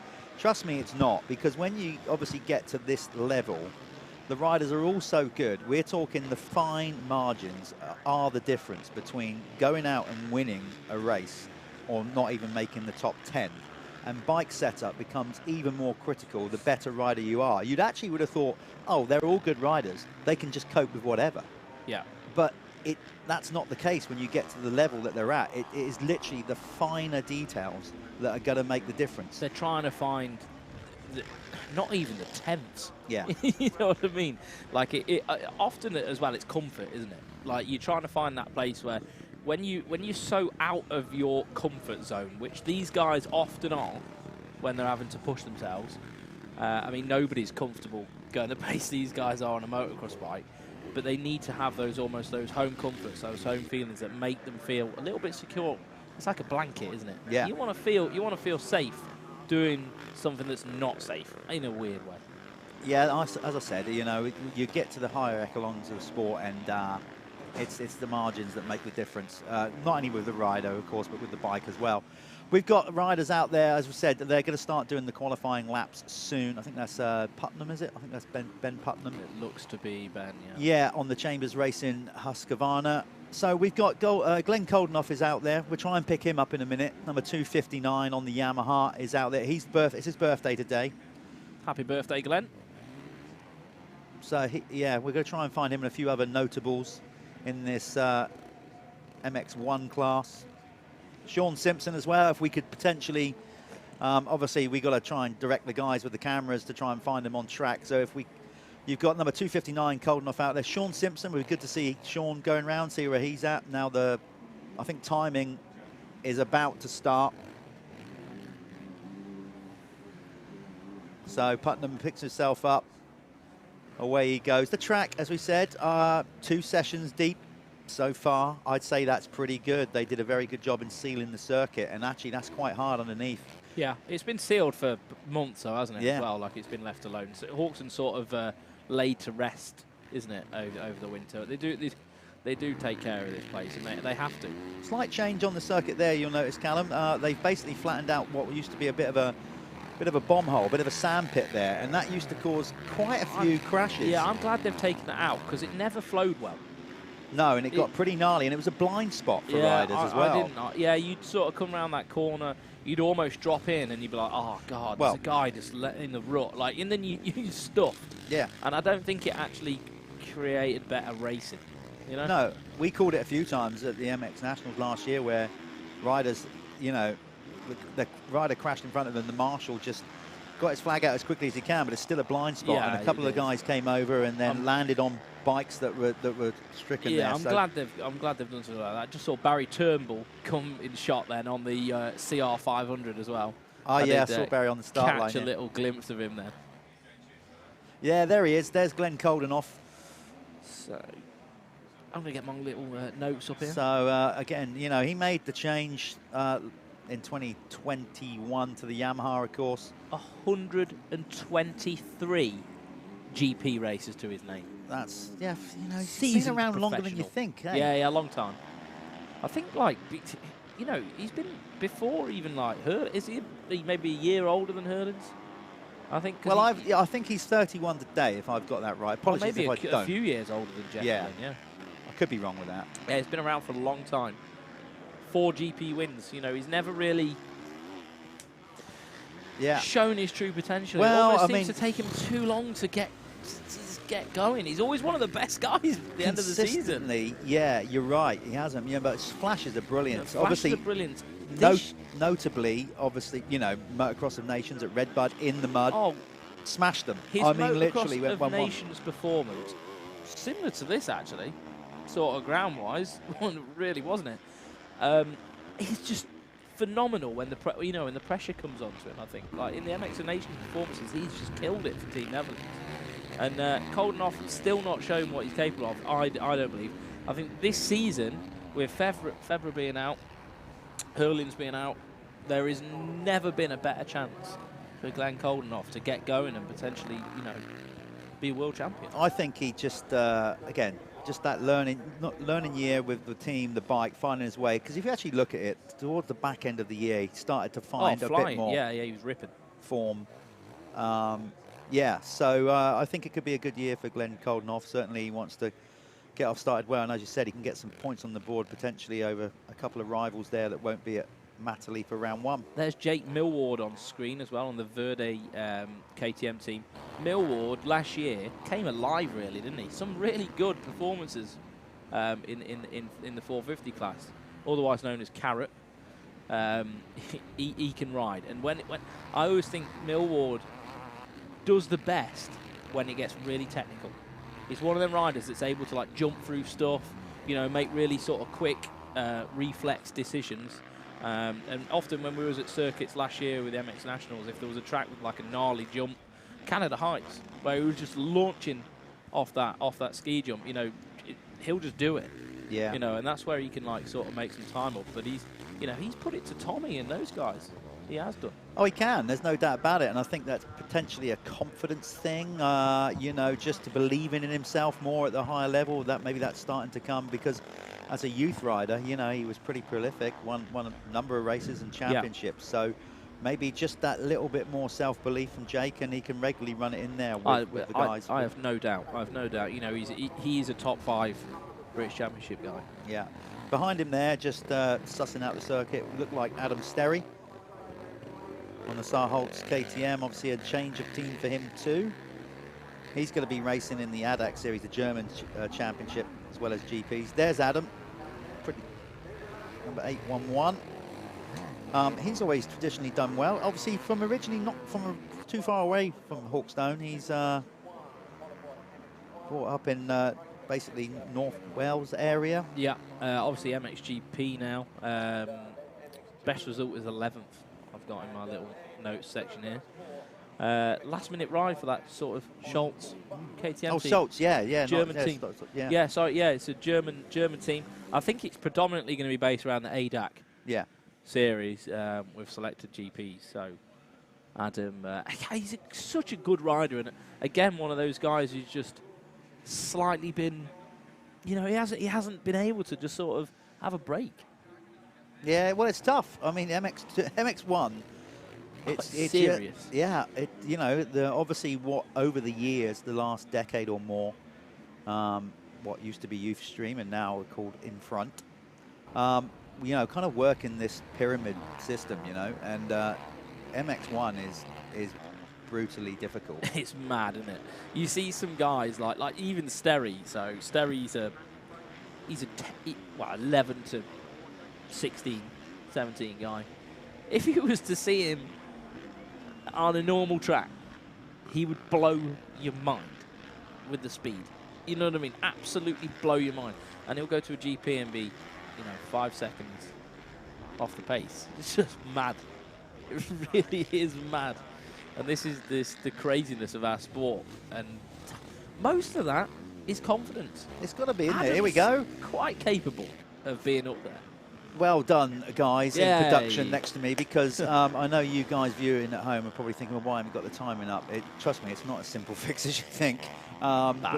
With the way we've got certain things going against us regards of signal and etc. here at Hawkstone. So there we go. We finally got the timing out, so you can see who is quickest. It looked like right then Thomas Kier Olsen just pipped the Hofmeister for the #1 spot. So we've got the times up there. We've got the differences, not the actual times, but okay, at least you can see who's now leading, as Joel Smets was there checking his smartphone with the live timing. He'll be there a while, won't he?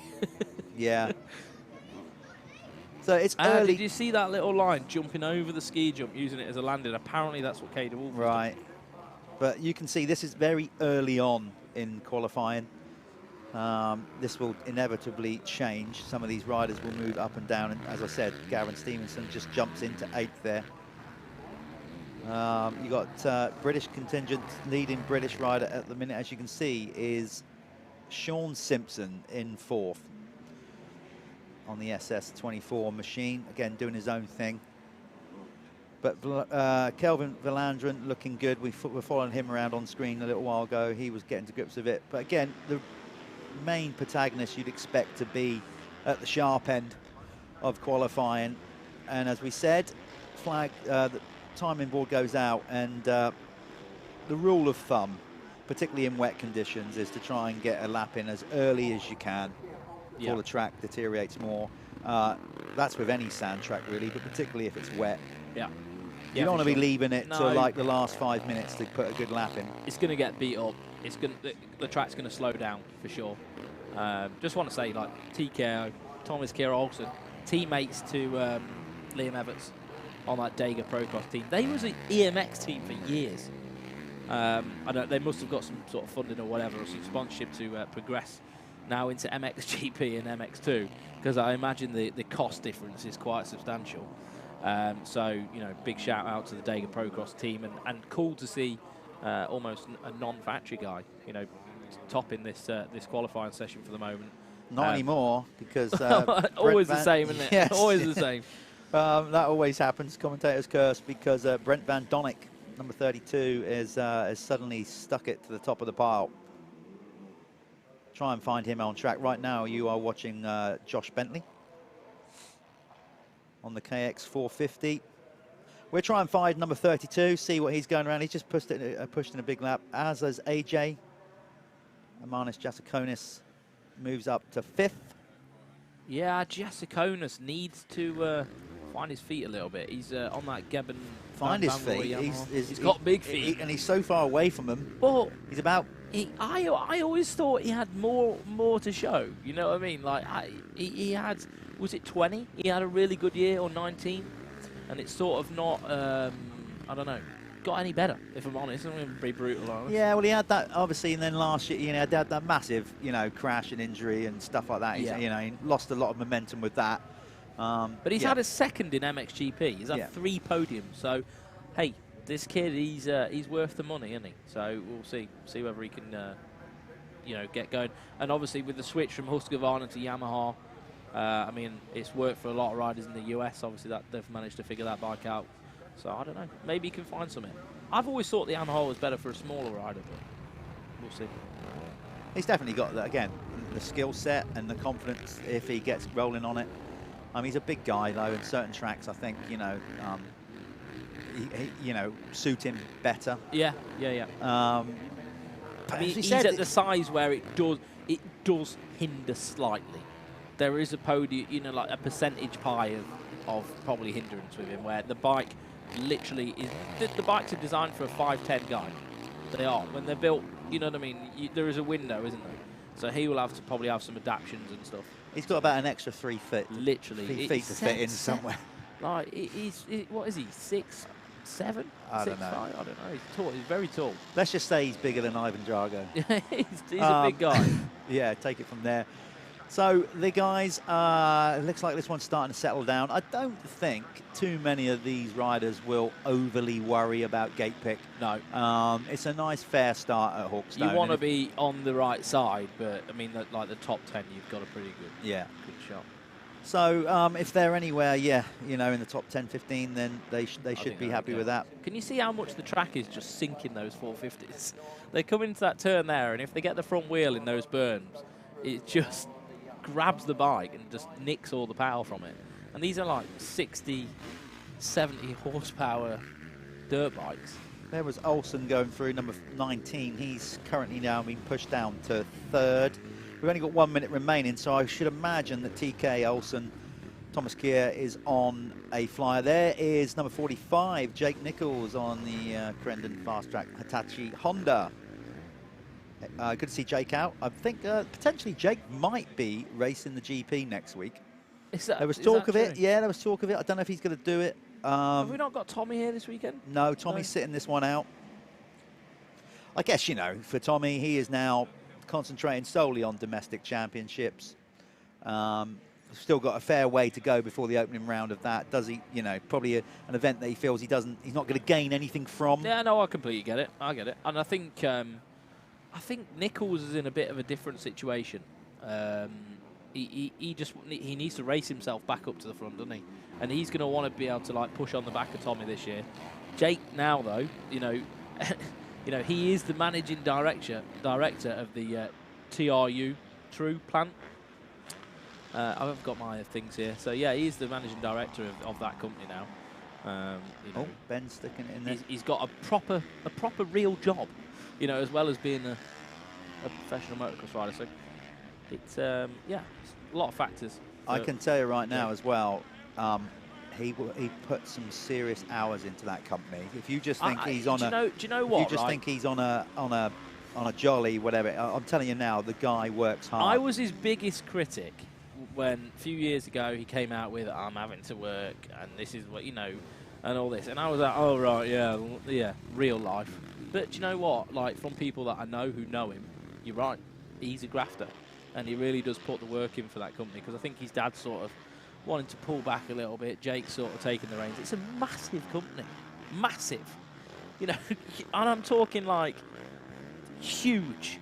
You know, it isn't a joke, and he is the MD, so he's got a big job to do. And I know he fits in his riding and training. And Tommy was saying on one of his vlogs that, like, you know, he's been there riding that Jake's track without Jake, because Jake, oh, I've got to work. You know, it's real. I'll tell you now, I've been up there with Jake riding around, and we've been riding, and then he's just pulled off the track, and and it just disappeared because he's had to go back into work to deal with something. Yeah, have a quick wash. And yeah. He's got an awesome facility down there. He's actually probably got one of the best practice facilities in the world. Yeah, in the world. In the world. Yeah, it's a great, and the soil's amazing. So, yeah, but still, I'd like to see Jake. Obviously, he's out there performing well. He won the Michelin MX Nationals a couple of years ago, but since then, injuries and whatever, you know, has stopped him. He really wants to go out there and try and win the Revo British Championship, and before he hangs up his boots. I know that. So that's his main focus. Obviously, he'll want to try and win the Michelin MX Nationals again and do well, but that's what's driving Jake forward, I think, because he was on track to win it one year. He was looking good, picked up a crappy injury. 19? And then 19, I think, maybe. Yeah, and then, you know, but that's how the sport goes. That's how the cookie crumbles, unfortunately. So the flag will be out soon. We're going to get the times. You got them up there, but what we try and do, maybe we might be able to amend the screen later to actually have the lap times on it, but at least you're going to get the leaderboard now for the racing and you know what's going on. There's going to be a 125, EMX 125 race coming up straight after this before we go to an interval. So we're going racing directly after this qualifying session where I think the flag has now dropped. What you're looking at there just before was the famous whoop section. They're not so much whoops anymore. They're kind of just sort of plateaus. Yeah. But basically, yeah, some famous incidences there. Obviously, DT, Daythorpe's, he won't like me for saying it, but a moment in motocross history where he had a massive crash at the 86 500 GP. Rung his bell pretty hard. Came out for the second moto, a bit dazed and confused, but obviously went on to win the World Championship. So that was cool. That's for the heyday of the 500 GPs here at Hawkstone. I remember being here for a 125 GP. What year would that be? Oh, God, I can't remember. 89, I think it probably was. And watching those 125s through those whoops then, because when I say whoops, I mean they were massive. They were big, weren't they? Were these big. I remember seeing some video. I think even like, I may have came to watch an international here, maybe like 06. And they were big then, even. Like, I always remember Everts, you know, Stefan going through there, and I was like, whoa, that was gnarly. Because they used to, like, proper cup out, didn't they? So you'd, like, jump into them, and it'd be like, there'd be just holes. Yeah, they were big. And I remember being there and just watching the 125s come through, and they were just hitting them full chat. And certainly remember the ground shaking under your feet. Mike Healy, you know, and Trampus Parker were just absolutely committed, you know, and if it goes wrong, it would have gone wrong spectacular, and for some of them it did, but you could feel the energy through the feet, and they were hitting them that hard. Of course, we no longer have GPs at Hawkstone, but we still have massive events here, and this is one of them, the Hawkstone International, brought to you by the Salop Motocross Club, and of course Ashbrook and Tough Sheets. So we're going to go to a quick advert, and then when we come back, these guys will be lined up for the first EMX 125 race.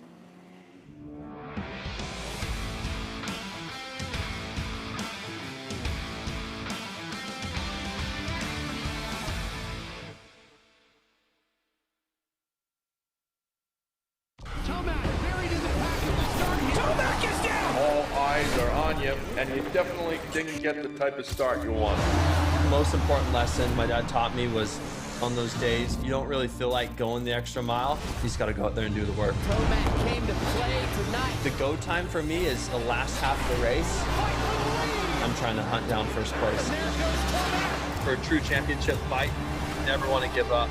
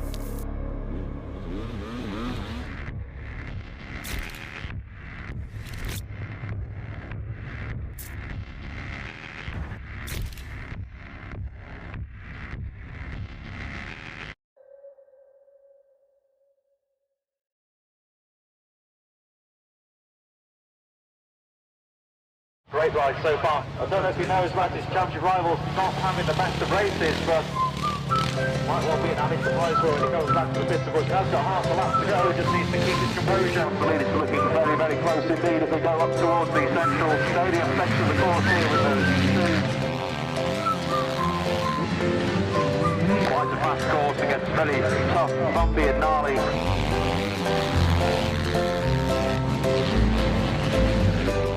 So now closing stages, and the Bella closing on victory.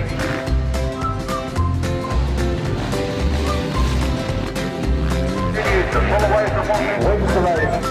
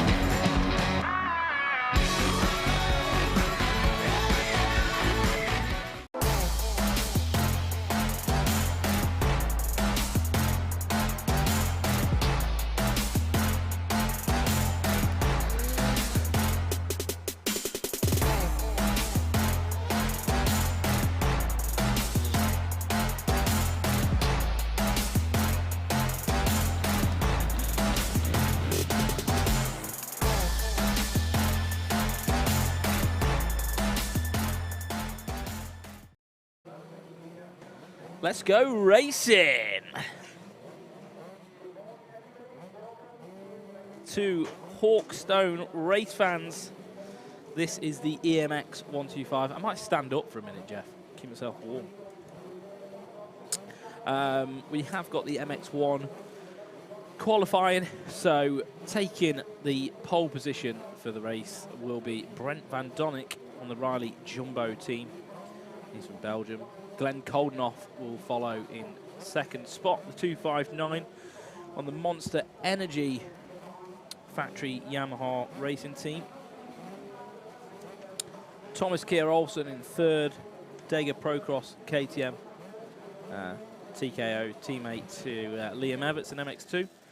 In fourth, we had Brian Bogers on Standing Construction. Husqvarna, I think they are now. Top 5 was rounded out by Kelvin Valanderen. And he is riding for the Gibbon Van Roy Yamaha team. Yes, indeed. Well, that's how they're going to line up. This is the 125s lining up.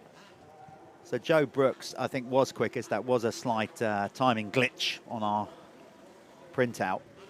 So Joe Brooks looking good on the Yamaha.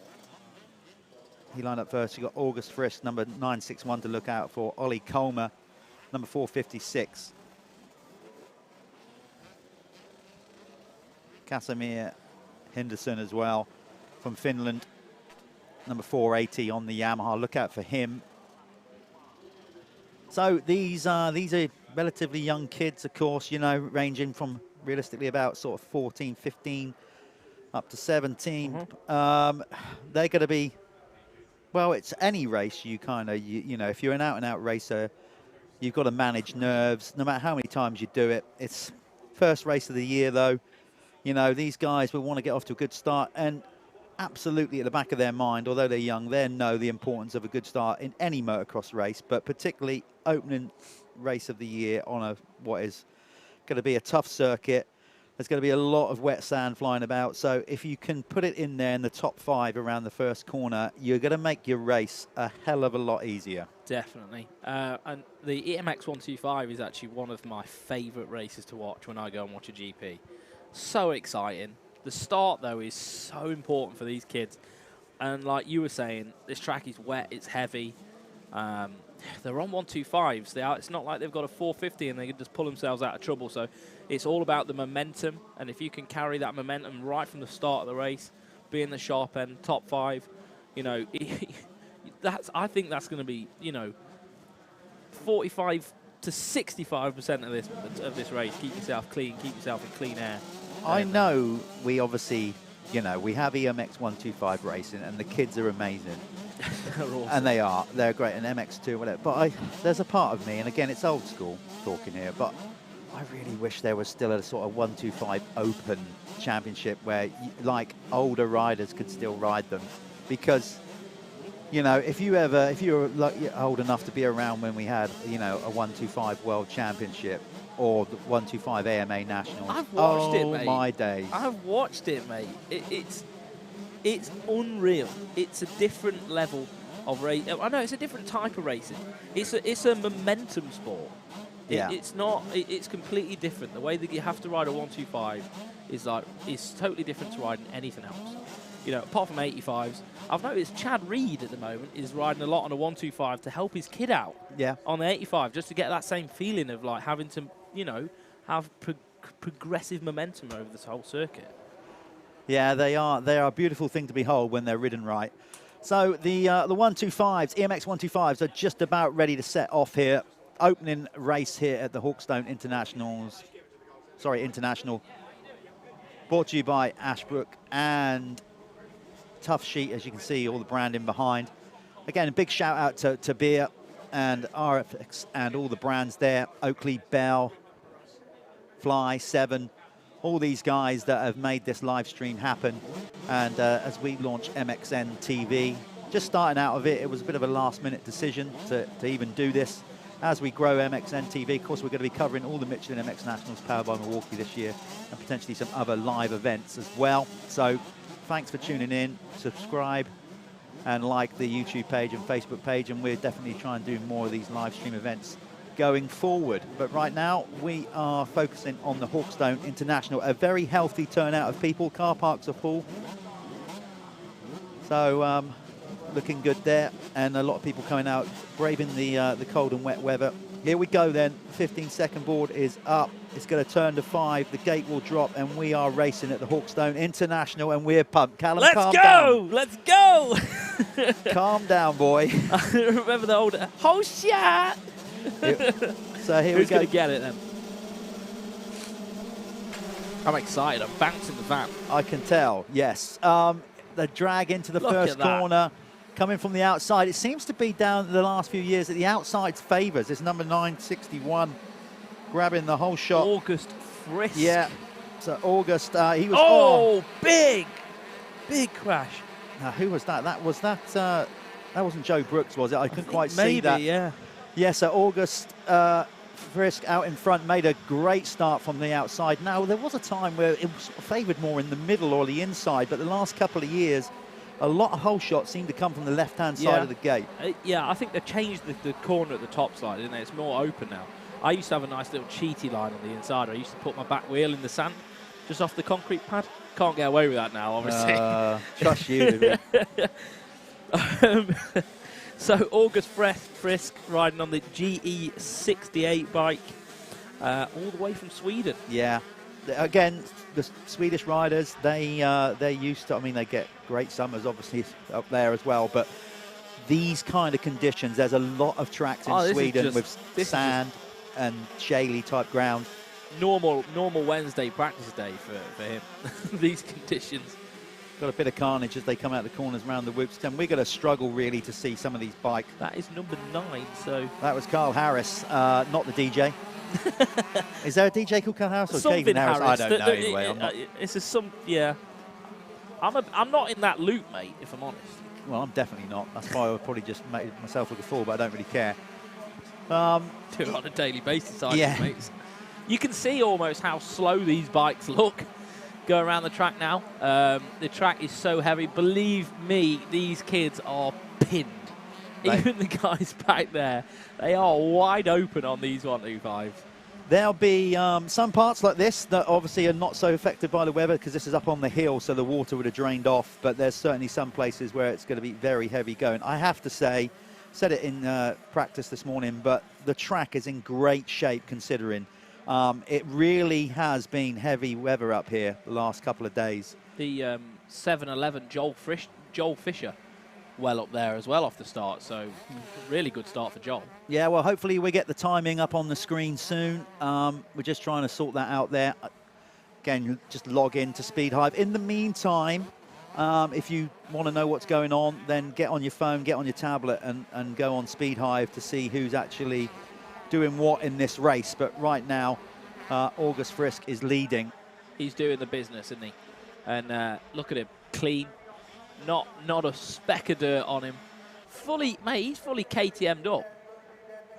Turnton already out. Look, irate. Frustrations. Well, you know what? These kids put so much effort, everything into this, don't they? And when it doesn't go to play, you're going to be frustrated. It's all part of the learning. Yeah, August Frisk looked like he's straight out the KTM Power Sports, Power Parts catalogue with the KTM kit that he's got on there.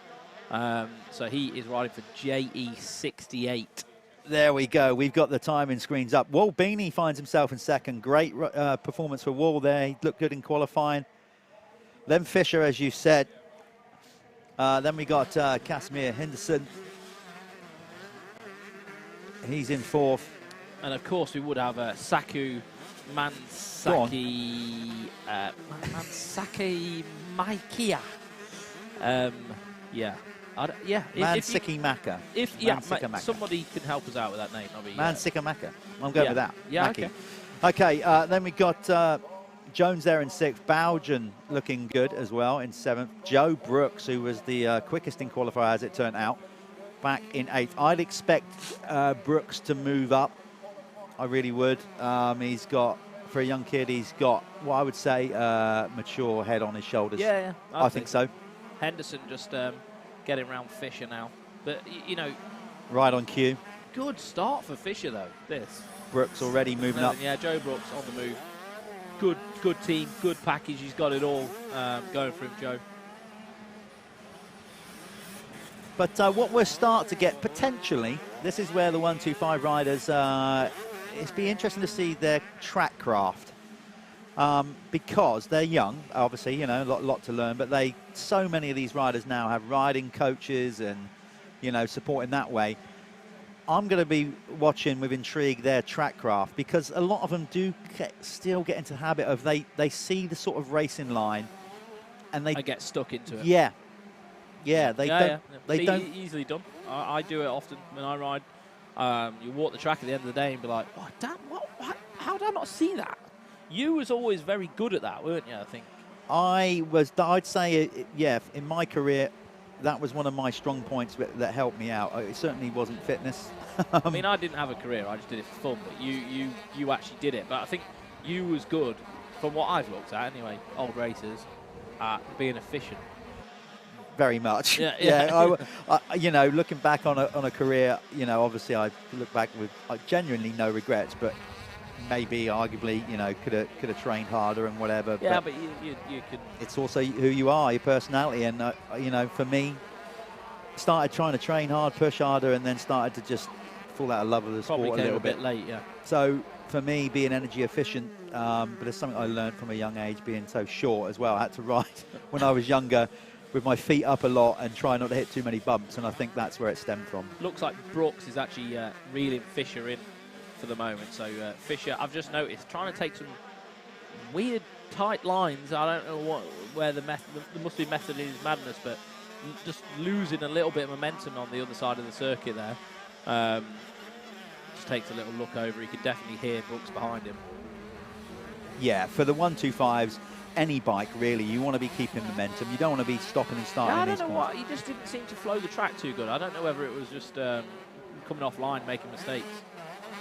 Oh! No! Did they both go down? Did he just clip him? He clipped him. Well, he did his best to try and avoid it. But Joel Fisher, again, just showing how soft it is there. Just had his body weight too far forward, just enough, and then that was it. There was it all just tucked and over he went. But put it this way, Joel, you won't want to get that kind of TV time, but you got some good screen time there, kid. Definitely. I think he was going well enough to maybe pick a few more spots back, though, on screen there. James Barker. Barker, yeah, looking good. So a lot of these kids we'll see actually riding a lot in the UK throughout the year. Obviously, we've got a spattering of international riders. August Frisk being one of them, leading the way, of course. The spattering, I like that. Yeah. It's almost like a Parmesan, you know, like a Parmesan sprinkler. Don't start talking about food, because I haven't had any breakfast. So, yeah, it's good to see a lot of these riders doing the EMX 125 as well, but a lot of them will be obviously racing in the Revo British Championship and the Michelin MX Nationals, so it's always sticking it in there, James. Barker, but then went wide into all that slop, but definitely one for trying there. He nearly got the job done. Yeah, that was great racing. He was aggressive. He just ran it in there. That's what you got to do, you know, because ultimately he is getting filled in. You know, that there is just wet sand flying off the back. Yeah, and there's a nice gap in front as well. Of Charlie Griffiths. So the sooner he can make a move, clear vision. Of course, most of them will be running roll-offs, I would have thought. With these paddle tyres, it's always quite funny when you see them trying to stand on the brakes quick as well, because they just don't stop, do they? Their bikes just slide. But obviously the scoop tyre is what they're all going to be going for when the conditions are like this to, again, help them with momentum. It just bites into the ground a little bit more, but it does affect braking a little bit. So you will see that, you know, when they try and make passes like that, they could slide out of the line. He's got it done this time, though. Got a better... no! And then he did the same thing. You just saw his front wheel just got grabbed, and of course he didn't intentionally take Charlie down there. Charlie, that was a safe move, but he didn't do that on purpose. And of course Charlie had nowhere to go, ran it into the back, and has lost a handful of places. I think as soon as you come off the gas, like, the track just bites the front wheel, and then you've got nothing to, you can't do anything about it. So you can see the track, you can still see all the wet on the inside, but on a racing line, starting to churn over, starting to rut up and basically get tougher. And this is where your track craft, as we go on, has to come into play. You know, look at that. you've got varying lines already, but look, and going into that corner there, really at the minute, you've only got got 2 obvious lines right now. Yeah. But that will change as the day goes on. You normally get 3 through there, don't you? Like you've got like the inside, and then you get like one that sort of swoops across to the outside, and then you do have that nice bowl turn as well, the berm. So there are a few options. This track always, you know, there's plenty of spots to pass on, isn't there? Well, yeah. I mean, it's a very wide circuit. You know, you can argue you can have a wide circuit, but only one racing line. But that's not always the case at Hawkstone. No, here, because I think the technicality of the track, like the braking bumps, because there are some bits that come out of the wood, you know, where it is a bit tighter, and you get these like multiple line builds up. That corner down there is actually a good one for passing, and you do see some people sticking it in the inside and getting through there. So, you know, this track does really make for good racing. So on screen at the minute, we have Casimir Henderson. He is currently, there we go, right on cue. I was just going to ask the guys to bring the timing up. He is currently in second, the rider from Finland. So we have a bit of a Scandinavian 1-2 at the minute. No real surprise to me. These guys are, you know, going to be established EMX riders. Yeah, on the and he's riding on the Moto Exchange Yamaha team. Looking good through there, you know, because that's not easy to navigate with the rut starting to rut out. But you can see one line starting to form around there. Interesting to see if any of them, no, they're not getting up over that. I didn't think the 125s were. That's quite a gnarly step up into what used to be known as the Honda hole sandpit. Yeah, I mean, you might get 1 or 2 here. I don't.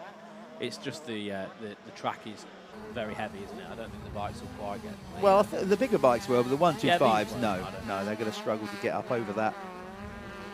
It's looking good though, I have to say. You know, you can see how actually hard it is in certain places underneath, like round there, just as they coming into the finish. Yeah. It's actually not that soft. No, it's just when they move off into the berms, isn't it, where it just, you know, bites the bike a little bit.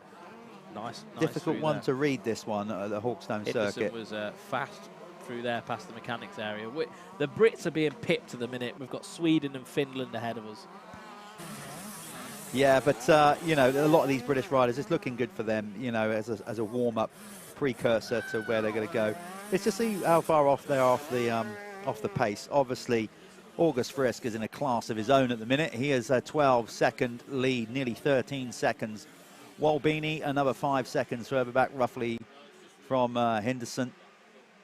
Then Brooks working his way now up to 4th after a poor start. Good ride from Rhys Jones, the SJP Moto machine, moving up to the 125 class. Barker, we've seen him putting some aggressive moves on. Leon Ongley, that's pretty good, solid start for him. Yeah. And then Arco as well. Joel Fisher now back up to 9th after his off. And Ben Musto moving up onto the 125 this year. The Michelin MX Nationals powered by Milwaukee 85 champion, big weight 85 champion from last year.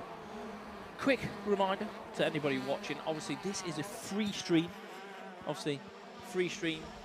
It's not free. You could just give us a quick like, would be nice. If you could just like the stream, if you're enjoying this, follow the page.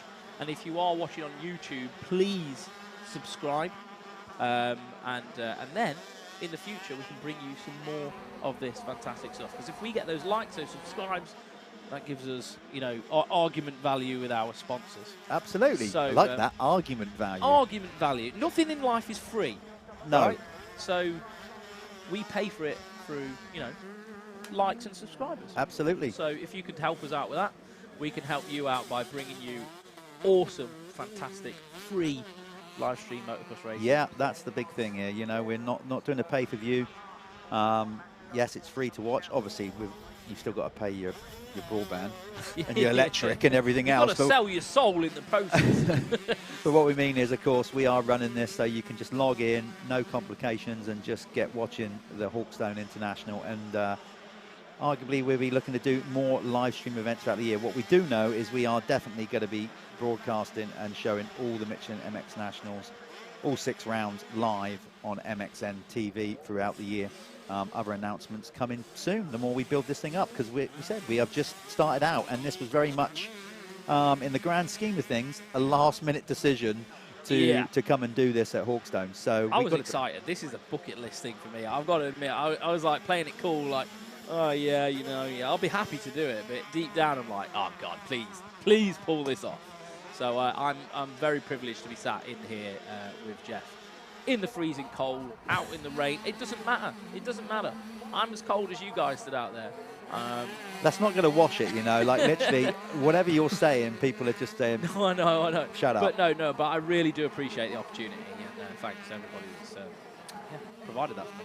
Well, we're seeing some good racing. Obviously, it was always going to be this first one. I think a little bit of finding out where they're at with each other, sussing each other out. But there's no mistaking the race leader, August Frisk. He's romped away with this one. Made a great start.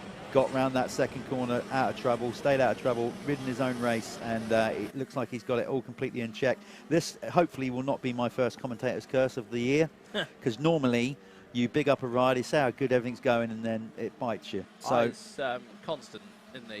You can't get away from it, but hey, we'll try. But he's looking good, the Swede. Ahead of Henderson, the Finn in second. A very, very impressive ride from Walbini on effectively his debut race on a 125. I think Frisk is going to be pretty happy with this. I mean, like 12 seconds nearly in the lead. He's got it going, hasn't he, really? He figured something out. Here he comes, right on cue. The guys have picked him up, as you said. A mobile advert for the KTM Power Sports range, running the kit and everything. It looks like he's got the boots, the kit. Yeah. Oh, yeah. Full Power Sports supported rider. Yeah. Just trying to find. So he's running a JE68 is his team sponsor. Yeah. I mean, we'll try and find some more information on him. I can try and find him, you know, for the next race. If anyone wants to know a bit more about him, what he's doing. I imagine he's going to be doing the EMX series. Oh, you'd like to think it. But he's going to be pretty happy with this performance, so long as he can keep it going. I have to say, it's picture perfect to the minute. He's got a unique name. I can't think of too many boys named August. No, or Frisk is the surname as well. So that's cool. He's, as I said, looking good. We're going to be winding this one down. We're going to be taking an interval after this one, but the live stream will not end. We're not going to sort of close it down and then come back. You guys can stay logged in and tuned. We have a bunch of interviews. I went around the paddock yesterday. Very dark and gloomy paddock, I have to say. I don't mean in spirit. Everybody was buzzing to be here, first race of the year. I meant the British weather was pretty miserable yesterday. But we went round and spoke to a handful of riders, and we've got some interviews with some of them to put up during the break. There'll be about 50, roughly around a 50-minute break, and then after this race, we are going to be coming back to the race action with MX2 at midday. So, just to take note, the 480 of Henderson, I think he's catching Frisk quite quickly. Last lap round, he did actually make up a big bunch of time, but it does look like Henderson's bike is pretty hot. That Yamaha is smoking, so he's on the Moto Exchange Yamaha, and it looks like he's got some steam coming out of him. It's all right when the steam's coming out. It's when the steam stops coming out is when you know there's no more water left. So we'll see whether he can keep pushing onto the back of Frisk.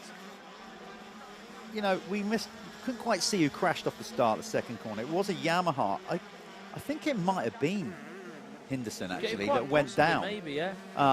Because he's on obviously that all blue Yamaha, and thinking back, I think it might have been him that hit the deck. So if it was, it's been quite an impressive ride to come back up to second. He's definitely on the move now. Let's see if we can get him in. Yeah, he's in shot. So I've just seen him in the same shot as Frisk. So here we go. An interesting fact. I've actually finally, my phone's just suddenly jumped into live because it's struggling with signal, and I've had a bunch of messages come through. One from Richard Sandberg, who used to race for the Twisted 7 team I used to run.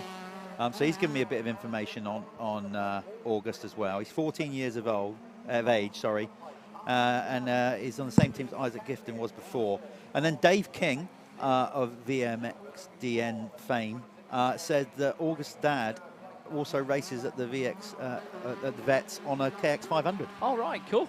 So there we go, a bit of family history there. The power of suddenly having your phone work and get people getting info to you. Well, he's just took the win there, and he looks pretty happy with that. Look at them all. Yeah. Over the moon. Hey, tell you what, that'll be those pictures are taken there. They'll be in all your magazines that you get free with your KTMs next year. So there we go. It's by the way, Richard Sandberg, good to hear from you. Glad that we got people tuning in Sweden. So just goes to show already the power of a live stream service getting global. What a ride. Yeah, what a ride. From the Swede there. He'll be happy with that. Of course, he's got 2 more to go. These guys get 3 races today. The other classes get 2. And then obviously thanks Dave for letting us know that, Dave King, of bank holiday weekend, end of is it August, I believe it is, or yeah, is the Vets Motocross Donations at Fox Hill. So that's going to be a barnstormer. I've got an entry. Have you? Yep. Are you riding? No, I'm not riding. I'm sitting it out. Why? Come on, I'd have given you a bike. Nah, well, I've got other things I need to be doing, and I don't mean what I mean is I'm not going to be elsewhere. I'm going to be there, but I've got a bunch of media to do. So I will be watching you go round and probably criticising your performance. Well, mate, if you could if you could criticise politely and offer me some tips, then that would be great. Yeah, I'll get constructive criticism, mate. I'm not that harsh. That's good. No, I'm actually going to put in quite a bit of work going towards that. I've never been super fast, but I'm going to try my best. I'm going to get out to the tracks a couple of times a week, and because it's been years since I've been anywhere near sharp. So, mate, it's enjoying it. At the end of the day, I love that's the bike. the main I love thing. the bike as well. So that helps. So yeah, it was Frisk with a win. Henderson coming in second ahead of Walbini grabbing a third. Great opening debut race on the 125 for Walbini. Brooks picking himself up to get up to 4th ahead of Reece Jones. James Barker working his way through with some pretty aggressive passes up to 6th ahead of Dan Arkle. In 8th was Saku Mansikimaki. I think he fell off. I think he had a crack. He did. He had a bit of an off. Then Ollie Comer on the GRT Impact KTM coming in 9th ahead of Joel Fisher, who we saw endo it just about there. Right, that's the 125s. So stick with us, folks. We've got some interviews coming up now. We've got an interview, but we're going to kick back with some adverts and some pre-recorded interviews we did yesterday. We'll be back with racing at midday here in the UK. Hope you're enjoying it so far.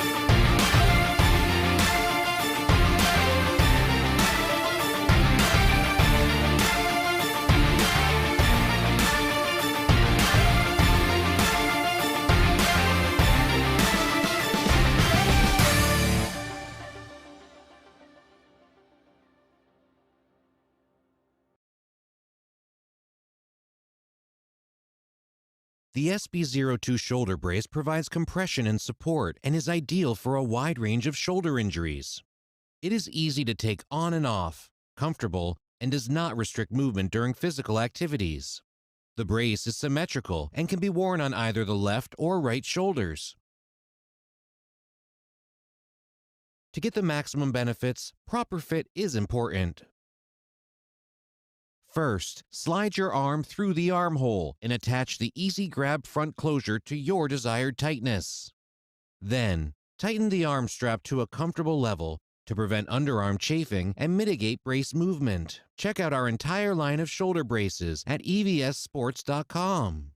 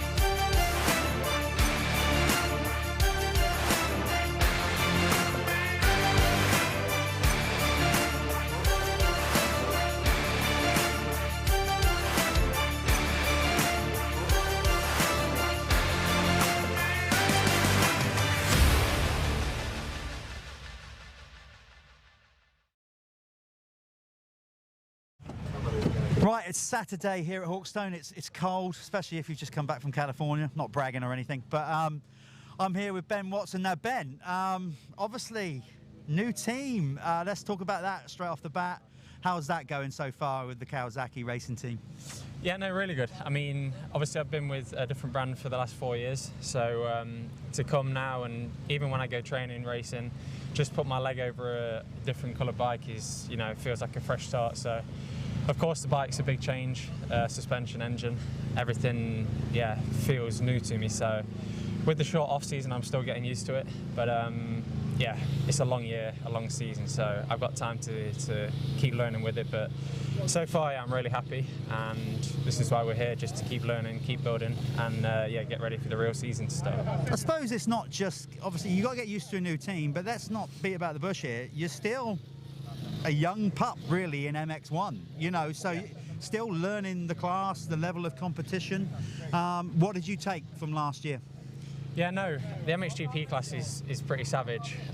There's so many experienced riders, and I don't even know how many world titles that I'm racing against. So it is incredible, but to be in that mix and, you know, building and trying to get on the level of those guys is, yeah, really motivating. I mean, it's tough. Like last year, if I could redo my first, you know, rookie year, I would change a lot of things. But that's, of course, what being a rookie is, you know, learn and get ready for the following season. So I'm looking forward to this year with the new team, new bike, and just that 1 year of MXGP experience under my belt.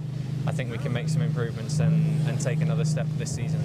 So you're obviously in a good place. It's all fallen nicely into shape, because at one point there, the whole thing towards the end, there was a lot of talk in, you know, in the media that you were not going to get a ride, and you deserve one on your performance. So, I mean, ultimately, to go into your second year on what is now a fully fledged manufacturer's factory team has got to give you some serious confidence. Yeah, of course. I mean, I feel like this opportunity I've got now is, yeah, it's direct with Japan, and it's really a one-off opportunity. So towards the end of last year, I was not left kind of in a dark spot, but I just was going through a situation where I really didn't know my future for a long time. And when you're racing, especially in MXGP, it takes so much focus, and everything needs to be really lined up for you to be able to perform at your best. So yeah, it wasn't really ideal, but I also understood, you know, the position that they were in, and the situation what I was left in was understandable. So I tried to just put everything behind me and fully focus to doing my job, and just kind of let the results do the talking. But in the end, yeah, to come away with this opportunity, it was very last minute, but I'm really grateful to Kawasaki and, of course, Antti and everyone at the Kawasaki racing team, yeah, for giving me this opportunity and this chance to really prove myself. So let's talk tomorrow. Obviously, this is going to be going out live tomorrow. Yeah. I mean, it's a shakedown, a final shakedown. What are the expectations of the team? You always want to go out and win. I totally get that. But is it very much a case of, look, the last little prep, little dials to the bike, the final little things before we go GP racing at Matterley next week? Yeah, it's literally that. You have to still remember this is just one of the 3 pre-season races. We come here to, iron any small faults that we have, or, you know, maybe small mistakes we've made in the pre-season testing. In race situations, everything's always different. So maybe one thing feels good in training, but when you go racing, it can be a little bit different. And, you know, just to get on the mesh with 39 other people and have a start in a race situation, everything changes. So this is why we come to these races. There's no expectations to go out there and win, but yeah, it's the first one in front of everyone now with the new colours, and I know there's going to be a lot of people here. Obviously, everyone can come now and spectate with no restrictions, and yeah, it's great to be back.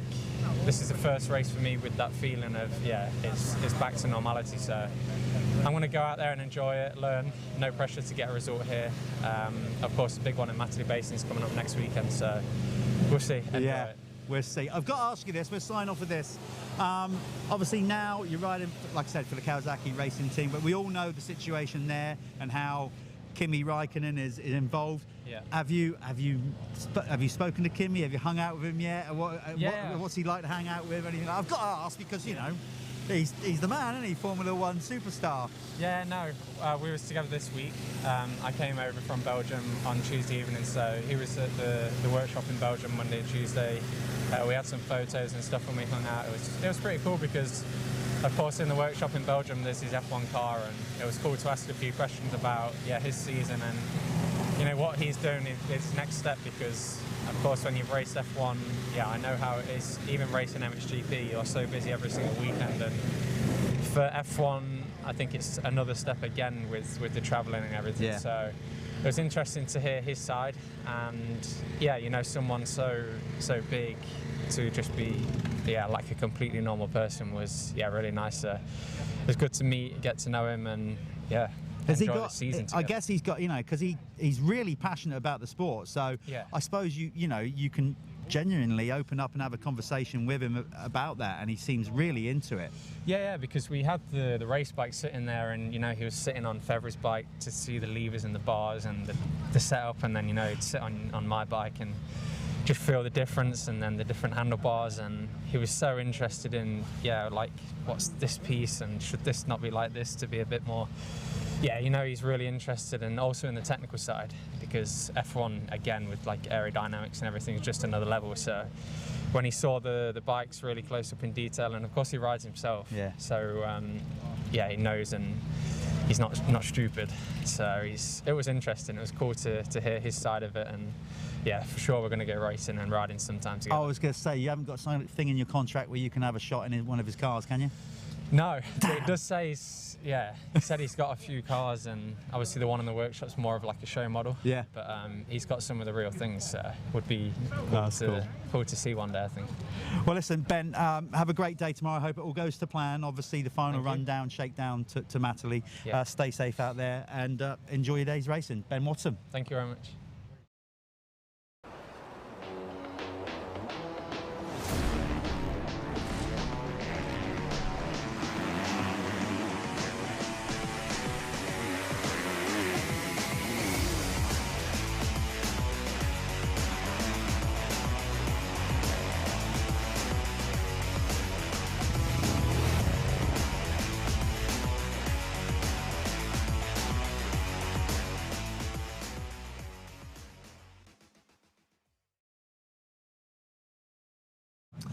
Okay, I know I keep banging on about the cold, but I'm a southerner, I'm soft. So we've got out, this man's used to it. So we've got a nice warm morning. Sean Simpson's on it. Sean, how you been? How's the off-season been? We were just literally talking about it. You haven't really had much of an off-season because the season ended so late. Yeah, that's right. It's been a strange one, riding right into November. So the time you get things cleaned up and back home from moving out of Belgium, obviously finishing my GP career, we had a lot of stuff to pack up and head back home to Scotland. So the time I got that done, it was December, it was Christmas, New Year, I got COVID. I tried to get a few things sorted out with the bike. I've only been riding for 2 or 3 weeks, so we've been doing what we needed to do, but as I was saying, I don't feel too rusty. I'm feeling quite good on the bike, made a few changes, and raring to go. So a GP career that, obviously a long one. Maybe you haven't had time to fully digest it, but obviously felt the right time was to do that. You've got a young family and all that kind of stuff now.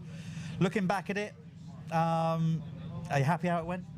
Yeah. Short, I know you'd love to talk loads about this, but it's there's so much to talk about, but just as the highlights, a guy coming from Scotland, wearing mixed match Wolf Sport gear when I was younger and just doing anything it was to get behind a set of handlebars and sort of give the bike everything it had, to winning Grand Prix at the highest level in the world was something I never probably expected that we could actually manage to do. A lot of low points and a lot of high points along the way. A few injuries to kind of keep things spicy as well. But it's something that, looking back on, I couldn't have really asked for a better career. A lot of loyal sponsors, KTM being the majority of my career, and now running my own team, a lot of sponsors that have really stepped up to the mark and are continuing to make this possible for me. So massive hats off to them. Just really enjoying riding. Yeah. I think Matterley Basin for the British Grand Prix this year was probably just a little bit too early for me. So I'm not saying I'm disappointed to miss that one. Had it been in the middle of the year and I was feeling sharp and ready, possibly would have entered. But it's one of those things where I'm looking forward to being in my own bed in Scotland on Sunday evenings and spending a bit more time with the family. and just really selecting the races that I want to do. I suppose, you know, now we've spoken before about riders that have Supercross only contracts. Now you're not doing GPs. You know, you're not obviously hanging up the boots yet. That can maybe give you the focus to really come out on the domestic scene and be the dominant guy, because you're not traveling all around the world. You're not, you know. Well, I think that's the kind of misconception that I had, was doing the Grand Prix I would bring extra speed back into the British Championships. But what I'd forgot was we're traveling around so much and really burning ourselves out doing so much work that now I can actually plan to peak for these individual races. So after this weekend at Hawkstone Park, I've got a month off before the first round of the British Championship, and I can actually plan my schedule so that I'm ready for that event. If you're away doing GPs and off to Argentina and, you know, and racing around all over the place, you're kind of burned out by the time you get there. So it's a tricky one, but I'm really looking forward to be up there in the British, and I still feel like I've got a title in me. It'd be amazing to add another one to the list, so I'll be giving it what we've got. Well, just to sign off, obviously Hawkstone International, you've done it many times. Sand, wet sand, I'll be talking to Martin Barr, similar kind of thing. It's very much your going, but again, this is for you guys to just have a final shakedown, see where you're at with everything, right? That's correct. It's still one of the biggest races in the UK. We have to not forget that, and it's nice that you're invited here. You know, you're paid to come. You know, there's not enough of that really anymore within the UK. So it's my pleasure to be here and be putting on a show. I wouldn't miss it. I was just actually trying to calculate. This is probably my 18th Hawkstone International. So it's been a long road of weekends here. Some good, some bad. But you know, overall, it's nice to see a big crowd come out, even with the weather and the cold and everything else. But as a British rider, this feels like once this race is over, the season's definitely kick-started. And we're in a good spot with the bike, but as you say, a few little last-minute things to check over and stuff before we head to the first rounds. Mate, we wish you the best of luck with it all. Stay safe out there, that's the main thing. Sean Simpson, who's going to be going at it in the MX1 class today. I've had a lot of big crashes, I've had a lot of bad injuries, but every time my passion to ride has always superseded any kind of thoughts of, ow, this hurts. I want to show them that you can wake up in the morning and have passion for what you do. I want to show them that you can get out and chase your dreams, and that anything that you really want to do, you can find a way to do it.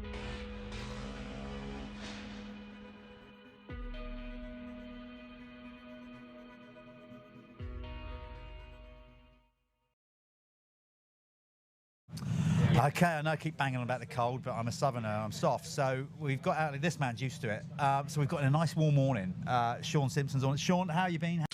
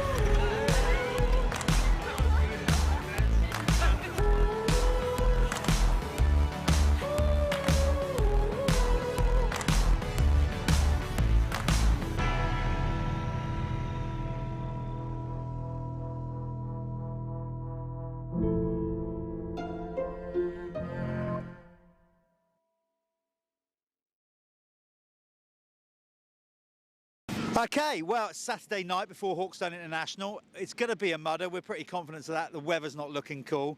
You're probably watching it now thinking, oh, God. But anyway, as a rider, you've got a real issue sometimes with goggles when it's a mudder. This man, though, in the back here, Bob Buchanan doing his Oakley rider service. Look at that. He's even got special gloves so he can work on the goggles quicker and easier. Is that right? That's right. That's got nothing to do with the fact that I ran a circular saw across the top of my fingers about 3 weeks ago then. Might be that. Bob, with that then, I won't squeeze your fingers. You do an incredible amount of work, particularly when it's a mudder. Not just me, mine. Lewis and Rob. I've got to shout out the Gregors and Rob Hollyoak. You know, it's not just me. There's a lot of us doing it. So tell me what's going on here. Explain this to our lovely viewers and what you actually do. Well, no two riders are the same. Everybody's face is different. They ride differently. So every rider has different goggles or different setup of a goggle. So we try and give them options. You've got riders with eyes that are low, where the aperture of the helmet fits. So it's like how much head you've got above your eyes is to where the helmet fits. So your goggle has to fit in the aperture of the helmet. That's a fixed point. So your eyes are either low, high. Some have got wider eyes, narrower eyes. So with a roll-off, you've got to get the roll where the eyes are. I mean, so many riders have problems with mud strips in the way, and so you've got like Jake Nichols has high eyes and rides with a low head, so he has to have his mud strips cut low so he can see, where you've got like people like, well, Jeffrey's not here, but he's got really low eyes, so he can, his goggles sit, his roll-off film sits down a bit. So it's all about knowing your rider and knowing the options, and you've got also different size films, so you've got 36 mils, 48 mils. So it's just knowing your riders and knowing what suits them. He says it's just knowing. That's the science. See, I never knew that, and I've been involved ages, and he's never told me that. So there you go. It's not just, oh, here's some goggles, crack on, kid. I mean, this is because it can win or lose you a race, can't it? Oh, absolutely. I mean, what's the point in spending 10 grand on a motor to get you half a second a lap and lose 4 seconds a lap because you can't see where you're going? Yeah, so yeah, it is a thing. Yeah. Now it looks like, obviously, as always, you're completely prepped for tomorrow. But have you got any helping hands here tomorrow? Because I've got a sneaking suspicion you're going to be busy. Yeah, the two boys are here tomorrow. Rob's down in Telford now. He's been at the show. I'm going to meet him now for something to eat, and Lewis is coming up in the morning. So yeah, we'll be here. All three of us will be here in the morning, and hopefully it's not going to be as bad as it was 2 years ago, because there was bow waves about that. Oh, I have a lovely picture of Scuba Steve, like it looks like he's surfing, not riding a bike. He's underneath in a pipe, but it might be, I don't know. But we survived that day, so we'll survive tomorrow. And tell me this, do you obviously clean them by hand initially, but do you put them through, what's the process? Do you put them through the washing machine? Cleaning, the flexible lens goggles like the O-frame, the crowbar that some of the boys use for tear-offs, they're system out, and then the whole goggle can go in the washing machine, cold wash. So the flexible goggle with the flexible lens can go in the washing machine. The newer, harder lens goggles, the straps are detachable, so you take the straps off, the straps go in the washing machine with the rest of them, and all the little bags, if any of the riders ever bring them back, which is another thing. So then you've then got, take the system out, you've then got the hard frame, that gets hand washed. So yeah, machine wash the goggles, the flexible goggles and the bags, and the straps off the hard lens goggles, and then you wash by hand the goggle and all the systems are washed by hand. See, there's so much more to it. And by the way, if you want Bob to do your goggles, obviously come and see him. By the sound of him, he's also probably very good at servicing washing machines, I should imagine. Probably gone through it. He's got a washing machine in here, look. There you go. So yeah, it's just a twin tug camping thing. It keeps you going at a meeting, but yeah, it's an automatic thing at home. But yeah, so this will be home all dirty and then redone for Matterley next weekend. See, he's not just a pretty face. There's more to it than just prepping goggles, so I'm glad we've had that little insight. You can learn a lot from goggle prep from this man. So that's what goes on. This is Rider Oakley service, so those sponsored riders and those that aren't can come here and get their goggles done. He's a busy man. We'll leave you to it. Thanks, Jeff. There you go. Let's take another walk around, see what's going on.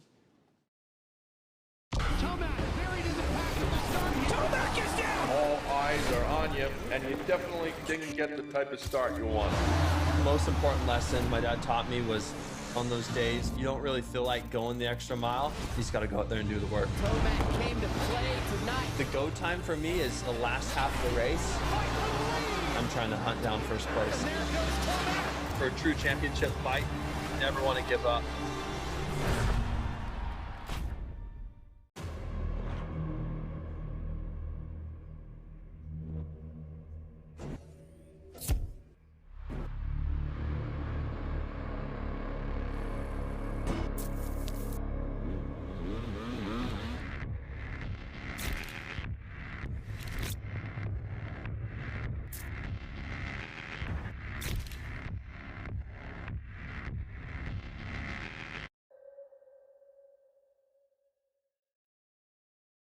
Okay, we're at Hawkstone Park for round 2 of the Michelin MX Nationals powered by Milwaukee. This place is etched with history. Probably the oldest motocross circuit in the UK. We're here in the little cabin at the venue. You can see some of the riders past and present. This guy, George Jobey, I'm going to talk about in a minute, done some amazing stuff here. 3-time world champion Dave Thorpe. Loads of history on the walls here in this little cabin and all around the place. Here we go, 1986. 500 Grand Prix, that was televised. I'm sure Dave Thorpe won't mind me reminding him that he took a big crash that day. But it's all up here, so much history. Now the first event here, I believe, I'm sure I'll be standing corrected if I got it wrong, was at 1946, was a hill climb. So we've been riding here since 1946, around 46, 48. An amazing place, full of history. So let's go and have a look around, see the old girl, how she's bearing up all these years later. Okay, we are now stood on one of the most famous parts of the Hawkstone Park circuit, one of the most famous parts of motocross track in the world, the famous Hawkstone Hill. You can see it goes all to the top, but this time we're not going all to the top these days because basically now it's down to pretty hard sandstone up there, and so we don't always use the hill all the time. But this was when they first started riding here, way back in the 40s, a hill climb up that bad boy. There's been some famous moments up and down this hill, that's for sure. Big crashes, overtaking moves, crowds lining the circuit at GPs. This place is literally etched with so much history, you can almost smell it. Unbelievable. And that gets so steep when you get to the top of there, it hurts your calves. Trust me, I did a Brian Wade training school here in 1981. I had to run up that hill in my kit. I told myself I'm never doing that again, and I haven't. Okay, look at this. This is probably the most iconic moment in Hawkstone Park history. That is George Jobey in 1984 jumping over his competitor Andre Melherb, sending the crowd wild. 1984 500 GP, it was red hot. This was a picture taken by Nick Haskell, definitely one of the most famous pictures in motocross history across the globe. Let's go and check out the jump where he jumped over Melherb. Iconic. And this is it, the famous Jobey jump. It's now a tabletop, it's all been filled in, but this was a massive double back in the day. Big hole, crowd everywhere along there. Jobey come out of the famous sand pit, launched way up there above my head. Melherb was down there, jumped clean over him, sent the crowd wild. It was just such a memorable GP. That was 1984, and we're still going over this awesome jump. Now we're on another real famous part of the Hawkstone circuit, the sand pit. The Honda hole, it used to be called, branded by Honda. This used to be so steep dropping down in. Now they've changed it a little bit. There's now a jump in as opposed to jumping off of it. We just spoke to the track crew. They said they're going to start digging it down again and start making it real steep like it used to be. This, back in the day, was literally like jumping off a 2-story, 3-story building into the bottom of that sand pit. It gets so rough, it gets so gnarly. It turns to the left, loads of bumps build up. Another incredibly famous part of the circuit. Then it runs round to the Jobey jump. Everywhere you turn on this circuit has got so much nostalgia and history. The whoops are behind us. We're not going to feature them, but this track has so much going on. It's one of the toughest, most demanding tracks in the world, and we love it. That's why we're here at the Michelin MX Nationals powered by Milwaukee. This is a proper motocross track.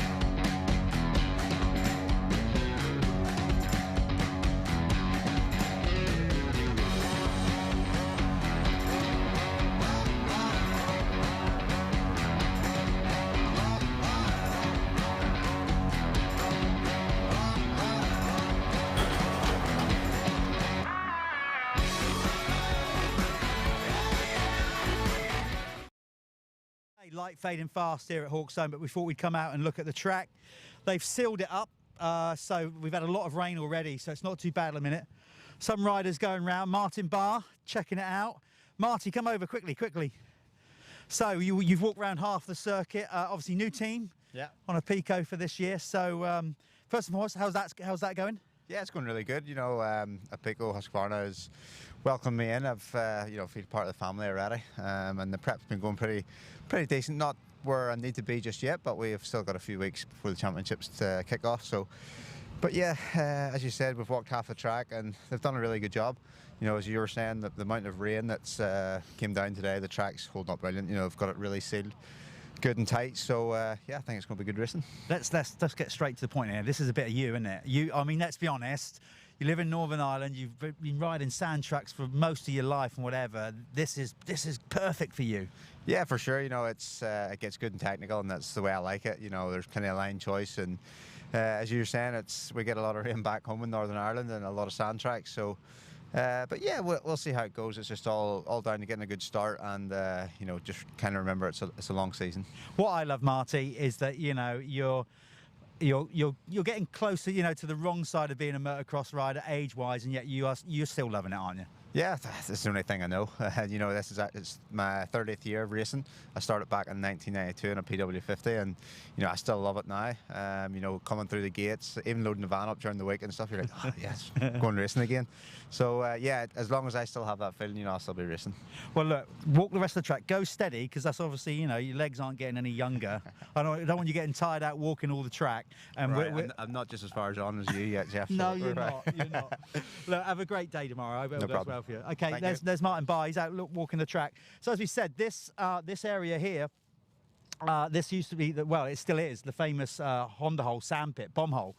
They used to jump into that. They've made it a little bit shallower down the years, but it's still an integral part of the circuit, a real famous part of the circuit.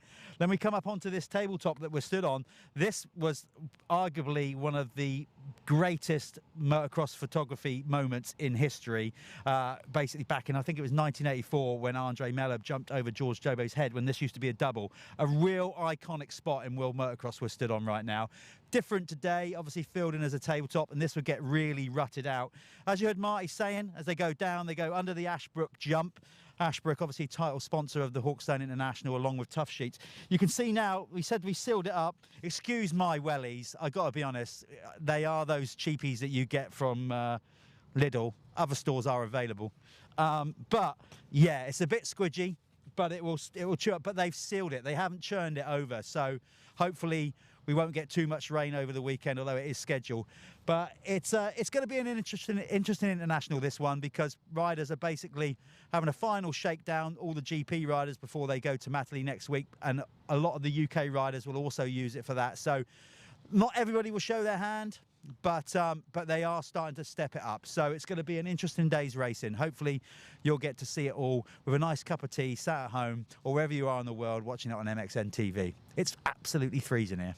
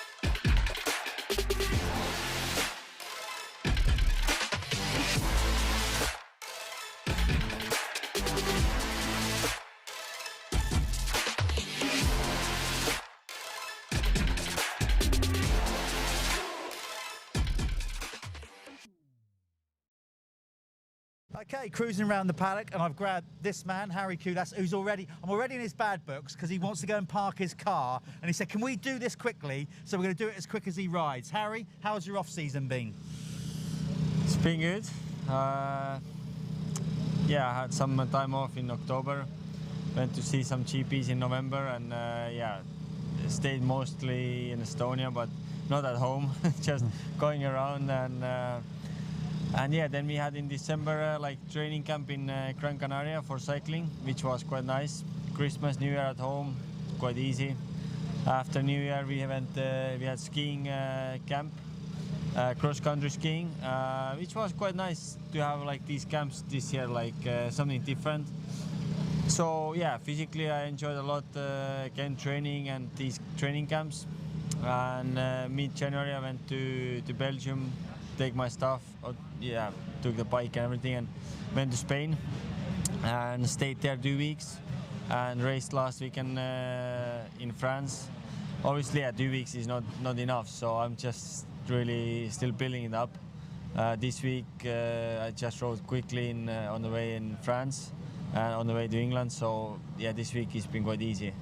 So still missing some bike time, yeah. But obviously these races are not really important, except just to get the bike time, races, starts, and yeah, a few things on the bike we can try and test on, you know. And especially tomorrow we're gonna try a few things, and yeah.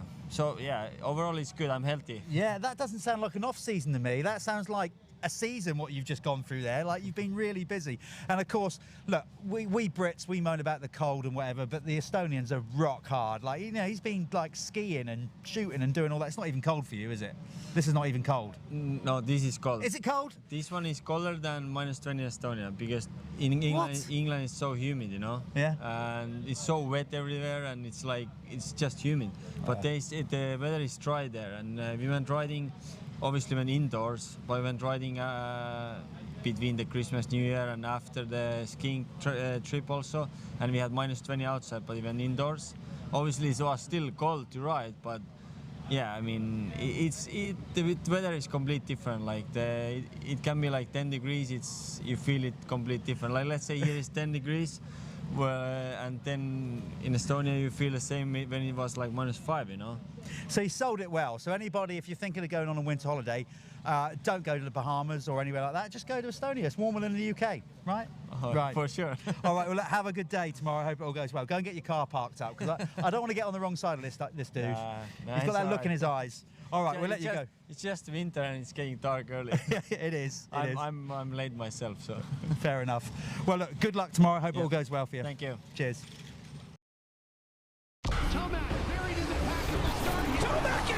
All eyes are on you, and you definitely didn't get the type of start you wanted. The most important lesson my dad taught me was, on those days you don't really feel like going the extra mile. You just got to go out there and do the work. Came to play tonight. The go time for me is the last half of the race. I'm trying to hunt down first place. For a true championship fight, you never want to give up.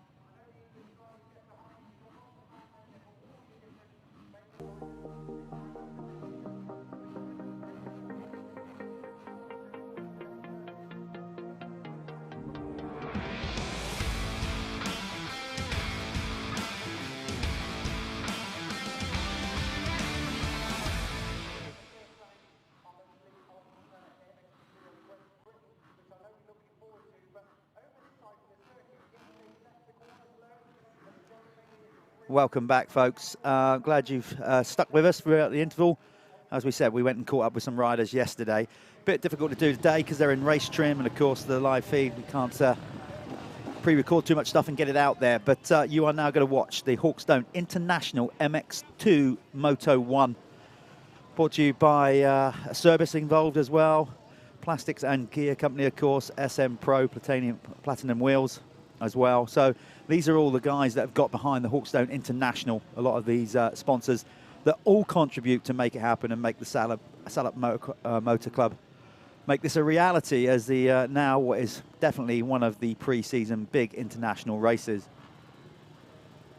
So big up to them, also to the guys at Beer and RFX, Bell, Seven, Fly, Oakley. Got a lot of big brands helping out, making this happen. Can see Tom Vial there, number 28 on the factory Red Bull Racing KTM. Going with the start blocks now. That's unusual, is it? I'm not sure of Tom's start technique. I know he's very good at it, and he's always pretty much in the top 3 out of the traps. Looks like he opts for one start block there. Just the gear shift aside. Very interesting. Some use 2. Looks like Evert's doing the same as well next to him. So some opt for 2, some for none. You'll see Kay DeWolf there on the white bike, number 74. Husky, he is going to be, I could see him absolutely winning some GP races this year. I think young kid, incredibly talented, 17 years of age. And he has got a bright future. I was just talking to Roger Warren, who of course you all know from doing a commentary for Eurosport and also at the GPs and etc. And we were just chatting there, watching them in the pit box and saying how, well, I felt that certainly Jeffrey Herlings has inspired a kind of generation of new Dutch riders. You know, not because of the results, but he's a bit of an animal, isn't he, really, with his mental attitude and whatever. So I wouldn't be surprised over the next decade or more we'll see a lot of Dutch riders coming through. And of course, they also, as a country, had success with the Motocross of Nations. Finally got it done and won one. So it's a big thing for that country. Obviously, Belgium have always been pretty dominant as regards of European motocross. But then over the last 10 years, 15 years or more, of course, the French have had an incredible run, or had an incredible run at the Motocross of Nations. So, yeah, it's very healthy in Europe still, motocross. Of course, we've got certain politics with tracks and being closed, all that kind of stuff. But the sport, apart from that, is in a very healthy place. Callum is going to be joining me in a minute. He's been out there trying to get some snippets of information from the riders, but we are pretty much good to go here. I'll hold the fort until he gets back. Here we go then. Can Conrad Muse put it amongst these guys? It'd be good to see where he's at. Certainly, he's on the Stebbings car, Superstore KTM powered by Bikeshaw. Rider number 426, but who's going to get the whole shot then? Gate drop. And away we go. I'm guessing this start's going to come from the outside. It has done pretty much every time. I can see Jamie Wainwright in there. It looks like DeWolf rocking pretty much all white gear. It's all right when you don't have to buy it. But it looks like Tom Viel's got the whole shot. There's a bit of a yard sale on the first corner behind those trees. A really healthy crowd here at the Hawkstone International. Great to see so many people come out and brave there. It's DeWolf tucks the front end. There you go. You can just see how difficult it is. It's hard underneath, but it's stodgy on top. And again, just didn't have enough power on. Body weight not quite right. And he falls out of the lead. So it's Tom Viel. You can pretty much bet your house on it that he will be somewhere in the top 5 around the first corner, if not in the lead. And he's at it again, staying out of trouble. You got Isaac Gifting on the Hitachi, powered by Milwaukee KTM. British team, of course, and they've got two guys living out of the UK race. Of course, they're based in Belgium now anyway, so it doesn't really make too much difference. But Roger McGee's British team helping out Isaac Gifton this year and K Cars Makers. But we're safely not on a full lap, but the opening across the stripe looked like a great start for Carl McNichol. We're going to get the timing up as soon as we can. Callum's back in the room now. Back. With you got your head covered up now, so because it's a bit chilly. So we're listen, the racing's going to warm you up though, mate. We're off to a good start. I'm sure drama with Tom Vial at the start there. Yeah, he's well. It was Cader Wolf that got into the lead early, but tucked it on the second corner and went down. So let's see where he can come back up. I'm expecting him to charge through the pack here. It's not as bad as we thought, I have to say. Riders, you can see their numbers. They're pretty identifiable. It's rain's holding off for now, isn't it? Yeah, we've been fortunate. We really thought it was going to be way worse than this. You can see one sort of main line forming, but that will start to dry out and we'll get different lines as this race goes on.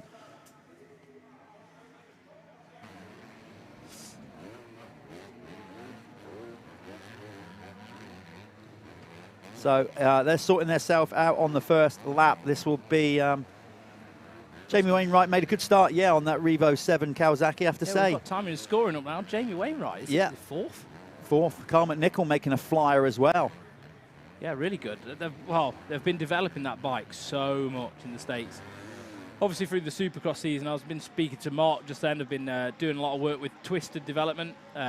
He was also praising how fast that Bar X Suzuki is out there as well. So they've been all working together to try and build this engine package. So he is, without doubt, on a very strong motorcycle. He is indeed. And like we said, coming up from the amateur ranks in the UK, the AMCA Federation. Strange path. Yeah, but, everybody takes a different route, don't they, in life, and to get where they need to get. And, no, fair play to him. And I think he'd deliver for them. I think he'd be, where they want him to be, realistically. They're just starting out with a 250 program, Revo 7. If they can go out and have a rider that contends for race wins or whatever, maybe expecting somebody to go and win a championship, a British championship in their first year, might be a bit of a tall ask. Yeah, but I think top fives and stuff. Absolutely. He's definitely going to be there. Carl McNichol as well, I've got to say, took him a bit of time, didn't it, throughout the youth ranks? He's not been this massive explosion of hype around him or anything like that, and he's just slowly built with that GRT whole shot KTM team. He has, but now of course he's had a change of team now. He has, I know he has, and it's looking quite positive for him. Yeah, and he's a grafter, real grafter. I know he is. Yeah, he puts the work in. He's always there with Justin Morris, all those guys, really digging his heels in. So, well, it's showing right now. 5th Carl McNichol's running at the moment. Yeah, he's on the Verdi Shilio KTM. Those guys, Adrian Kirk and the guys over there, doing a great job. And obviously been around for quite a few years now. Yeah, and Nicky as well. It's a tight little family team. And, they've got Jake Millwood in MX1 this year. And, of course, is that DeWolf down again? No, that's not DeWolf because he's all in white kit. Don't know who that is. Do you know the Verdi team? I've got to take my hat off to them. It seems to be one of them places, if you go, show your potential, do your job, then it's like you've got a seat. Yeah. You know what I mean? They don't drop people straight away. They seem to look after their riders. Like Ando's been there for years. Even Carrot's been there. When I say Carrot, it's okay. We know him as Carrot. Yeah, not everybody does. Millwall's been there for years as well. They look after, don't they, their riders. So hopefully, if Kyle can keep up this, he's going to have a nice future there. Well, he's a rider from Scotland, and again, there's a lot of sand tracks up at Scotland. Kyle would have been brought up riding this kind of terrain. So but he's looking good. As we said, stepping up to the adults, to the pro ranks coming out of youth is a far bigger step than they all give it credit for. I can't think of too many riders that have genuinely had open eyes with it, and it all hits them pretty hard, the reality of adult racing in MX2. Yeah. You can look at the lap times in youth motocross and think, I'm not far off. But lap times in actual racecraft and in there with the men that are super aggressive and have got all the experience is a very different thing. Very different. Isaac Gifton looking good though, the Swede. As we said, on a new ride this year, basically kind of took over from where Conrad was, really. Yeah. You can argue that he's their sort of top guy. That's no disrespect to Cars Markers, but you'd probably think Gifton is the rider out of those two that would be more likely to deliver him the better results. Yeah, I would say so. Well, Kay's still young. Looking at time, and like how where they've been and the experience side of things. Conrad Mewes, obviously, number 426 has had a new title sponsor, so it's Stebbings Car Superstore, KTM UK, and that team's powered by Bikeshaw. So some big news really. Yeah. Conrad Mewes, he is the number 1 guy, MX2 guy in the UK. Just spoke to the guy from Stebbings, and they've basically said to him, dude, if you need it, you've got it. So there's I think it's an open checkbook kind of deal. If you got it, if it's going to make a difference, it's happening. So hopefully Conrad now has got all the tools to make this season count, because it's got to start making sense. Well, it has an MX2 because it's his last year because of the age rule. So he's got to hopefully deliver. Which from a British perspective, we would love to have a rider at the sharp end of MX2 battling for race wins and GP wins. Conrad is our best bet for that. And if he's in a happy place, we've seen it before, when he's relaxed. I know an 85 World Junior title is different, because of the age they're at and whatever. Maybe you don't have the pressures then. But, for a couple of years there, he was the dominant guy. Yeah. So, and him and Prado, obviously, we're there pretty much on the same. Well, they was in the KTM Youth Program, weren't right. they? And they had the Red Bull support and everything. Conrad Mewes has done 76 GPs. 76, but he's not quite got a podium. Best result is a 4th. I'm confident. Yeah, no, I am confident. I think we'll have some podiums this year. It has to start happening.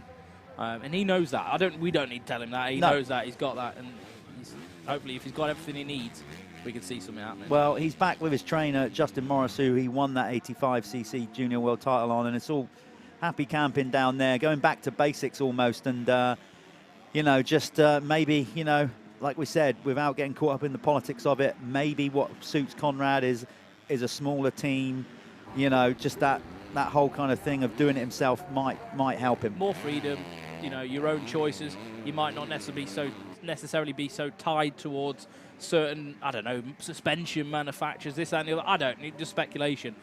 Some riders suit that freedom a little bit more. Well, we're going to find out. Yeah, well. Right now he's looking good. Isaac Gifton in second, 3 seconds, as you can see, just over 3 seconds off Tom Vial.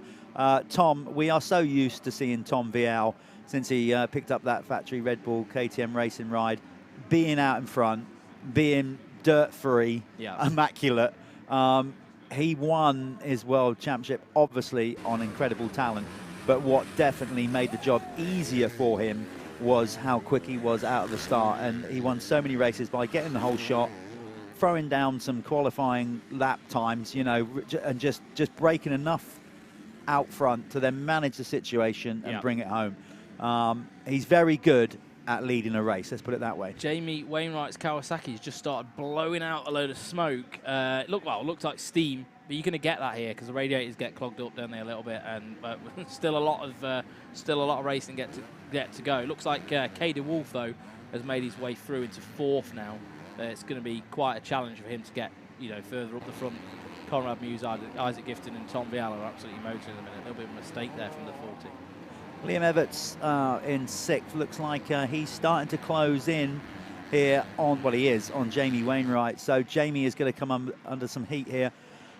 So I would expect Everts to, with just a little bit more, although he's younger, a little bit more experience riding, I suppose, at this level than Jamie to pick him off. But do you know what? Jamie Wainwright is a strong-minded character. They are, and they're such a fun family as well. They seem to they know how to enjoy life. You know what I mean? Like they're a very nice family. The Wainwrights are actually a huge family, aren't they? In British motocross, I know a lot of the foreigners listening won't know that, but they are a massive family in the British motocross paddock. They've always helped out with the MX Masters, absolutely, and KWS, stuff like that. Well, there's two of them are Michelin MX national champions. They are. They actually are. So we got Sean Wainwright as There's so many of them.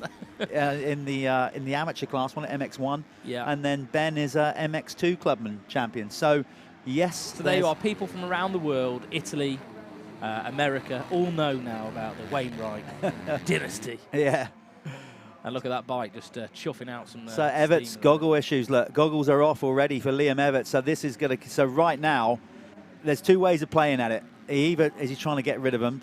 There you go. They're going to be totaled by the end of the race. Everybody's going to ride over them. We've got two riders in turmoil there. One that's got a very, very hot motorcycle, and one that's going to be blind. Yeah. So two different issues. This is motocross, though. These are the variables. Absolutely. This is what happens, man. Well, I would suggest, I don't know if that's water or not. It's coming from right from the bottom under the near the linkage, so might be yeah, oil. Might yeah. be hot. I think he's going to start potentially losing power. That is really starting to steam up or smoke up now. It's basically on its way out already. So he knows you wouldn't want to carry on riding around, because if he's losing power, he's just going to total an engine that he doesn't need to wreck. So Do you know what though? That's the good thing about these races.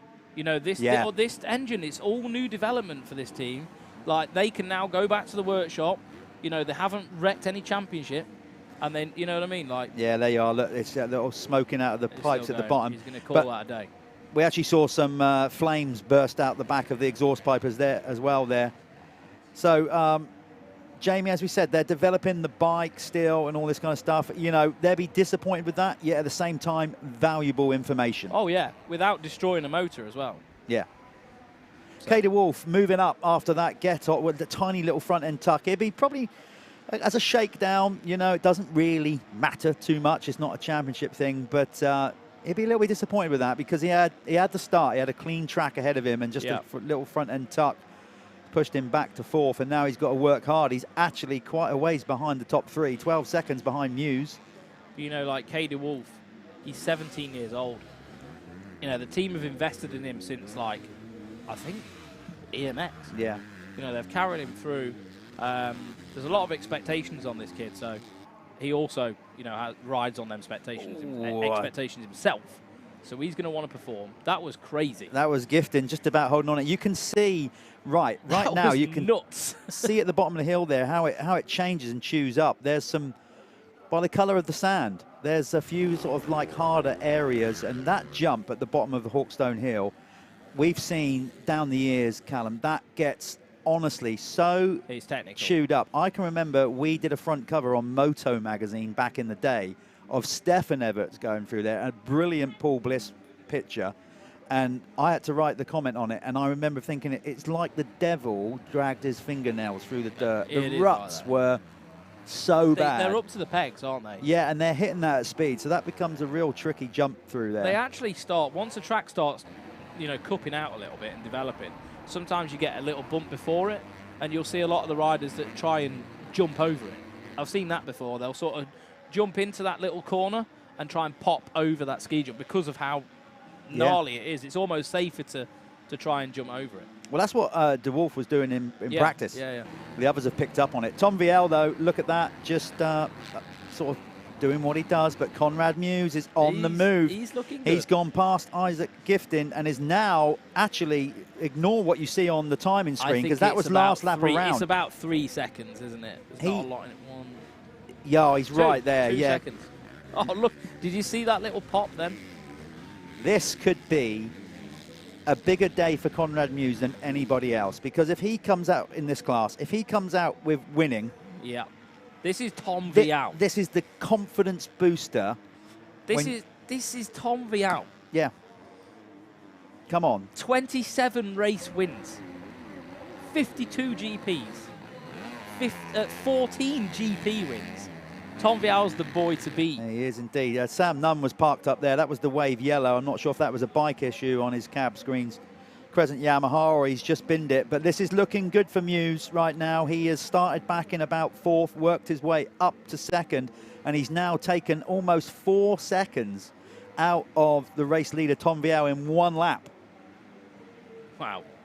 So he's on it. But again, that's the beauty of an international. You know, if it's a GP, you kind of know that they're all in. They're all in. And there's probably like 4 or 5 other guys mixed between those two as well, which obviously affects it, doesn't it, a little bit.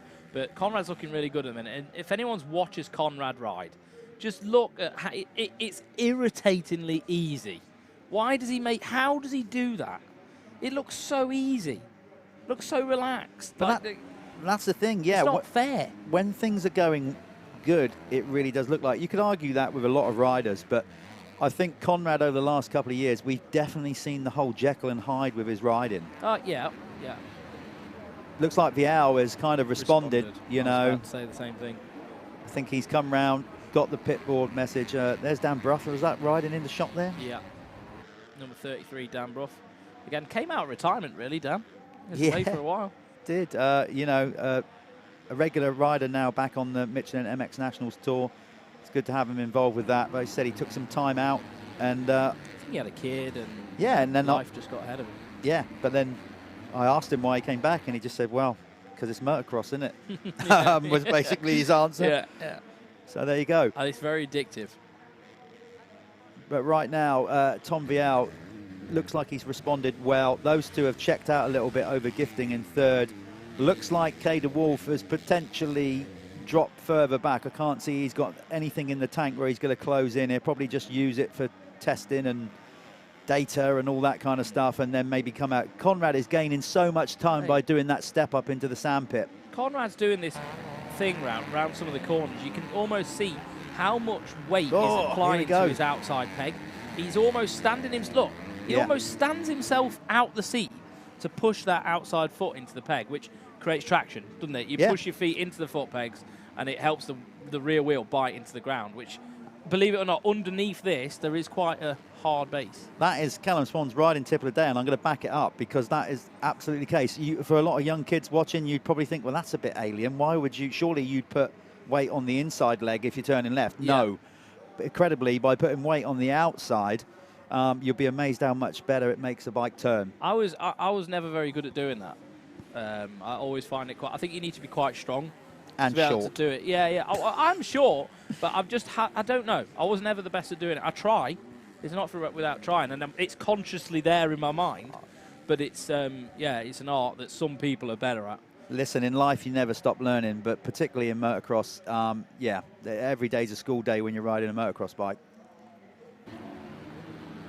Right now, Tom Vial is holding on to the lead, but I think Conrad, with the experience that all these guys have got, there's no doubt he would have obviously mentally registered that he's jumping into that sandpit and Tom's not. Yeah. I think he's looking at already as a passing place. If he's close enough to Tom, that's where he get the move done. Yeah, for sure. I think we're just trying to get cameras back on the lead group. Yeah, so we've just, there we are, there's the lead group. That is, there is Conrad just hung it Muse. up a little bit there on his, like I said, new title ride, Stebbings Car Superstore KTM, powered by Bike Short, chasing down the factory Red Bull KTM racing machine Obviously, of Tom Vial. If anybody's listening to this and they want to go buy a car, then go log on to Stebbings Car Superstore and see what they've got in stock. Why not? You've done well there. Help the industry that helps the riders. That's what I always think. That's genuinely. If you're after a second-hand car and you like motocross, go and buy it from Stebbins. Why would you not? Valid point. Sounds to me like you're after a new car. I am always after it. As we go it's true, there. though. If you want to rent a digger, you go rent it from True Plant. That's what we need to do. Absolutely. Conrad again taking chunks out of Vial by jumping into that sandpit. Not quite close enough to get it done, but that's keeping him in check at the minute. There's a few areas on other parts of the circuit that Tom's getting away. Already, there's only 5 minutes left to go. That's gone quick. It has. Maybe because we're all a bit out of practice. I've been starved a bit of motocross. I just shot myself in the foot then as well, with the old True Plant. Obviously Ashbrook as well. There's all these companies that you need to get behind, as fans to help grow the sport. Absolutely. So these guys have a 25-minute plus 1 lap race, remember. So it's is it 1 lap for these ones? I think it is. Yeah, 1 lap. We're not doing the 2-lapper here at the Hawkstone International. Brought to you by Ashbrook and Tough Sheet. Somebody else's goggles going off. It's Conrad's. Right, there you go. Oh, that's going to... Bob's going to be turning. He'll be screwing. Look, goggle preparation you can do, the very best you can do, but either way you look at it out there. Yeah. That's not knocking anybody's goggle prep. It needs to keep the eyes safe. Yeah. Well, that's going to have a knock-on effect because Tom Viel has also put a couple of lap riders between him and Conrad now, and Conrad's going to get a face full of Shropshire's finest dirt thrown into his face now. Well, that was a little bit uncharacteristic. Tom Viel just seemed to make a bit of a mistake going into that corner there, to sort of re-grip the throttle. I don't know what was going on. That's one thing with Tom Viel. I think, you know, as we mentioned earlier on in the broadcast, some people questioned his, you know, KTM signing him up. But one thing is clear, regardless of how good the bikes are or whatever, look, every rider makes mistakes. Tom Viel does not make too many. No. I mean, see, obviously, some he has, as obviously, you know, he's got injured and stuff like that. But he's a very tidy, efficient rider, you know, and I think that's what served him so well. He gets good starts, stays out of trouble. Yeah. While the others are all fighting behind him and goes and clocks off all these race wins. Conrad's not giving up, mind. No, he isn't, and he's got to be really careful with those eyes. Could you see him looking down there, having to tuck the peak? And still, bounces off the top of that. He still managed to get that. He was just passing Jamie Law there on the Apico Factory Racing bike. He's actually on a 2-stroke. Gifting has had hell of a lap here. What's happened there? Because that's Gifting right behind. The last time around, he was like 8 seconds, 6 seconds behind. That's him right there. Katie Wolf still not managed to. Isn't it? Is that Gifting? That is Gifting. Wow. That is some lap from Isaac Gifting, because the timing said he was way behind. Yeah. Clearly ignore the difference on the timing, because look at that. He's taken 4 seconds. Did you see that? I think Tom Viel and Conrad, though, got really held up by back markers then on the last lap there. It was carnage. Either way, though, 4 seconds is a big old chunk of time to take out in one lap. So it looks like we are getting, as we wind this one down, we're getting into a three-rider battle. Look at that. All riders. I tell you what, that is not 4 seconds between those three. No way. No, they're all within sort of 2 seconds. Gifting's right on the back of Conrad now. And Conrad's the only one with no goggles on, which is going to be it's going to be a problem now. It's getting heavy out there. There we are. There's first. There's second. Muse. And right behind him is Isaac Gifting. He's going to have some sore eyes. Yeah, he is. On the Hitachi powered by Milwaukee KTM. This is, well, they're obviously they're going to want to get that pass, aren't they? Absolutely. From a team perspective, I don't think there's too much ill feeling or anything like that. I'm not going to get caught up in that anyway. No. But either way, the guys at Hitachi would love to see their bike finish ahead of the rider that used to ride for them. Yeah, for sure. Everybody. Like, you'd be lying if you said you wouldn't want that to happen.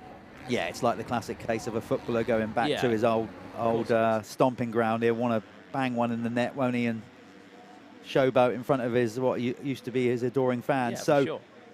But once again, Tom Viel managing the situation very well. He's led enough races in his short career to know how to deal with it. Conrad is so good through that section there, where the old route, he's really good. He's found some sort of little double, and it seems to be like paying off for him because he's carrying so much more speed. Look at that. Oh, lovely. Oh, no! No! So Conrad, Come on, up you get. By doubling in, Let's go. Just clipped the top there. And just unsettled him. Down he went, so he falls out of third. He's got enough margin over Kader Wolf to stay there in third.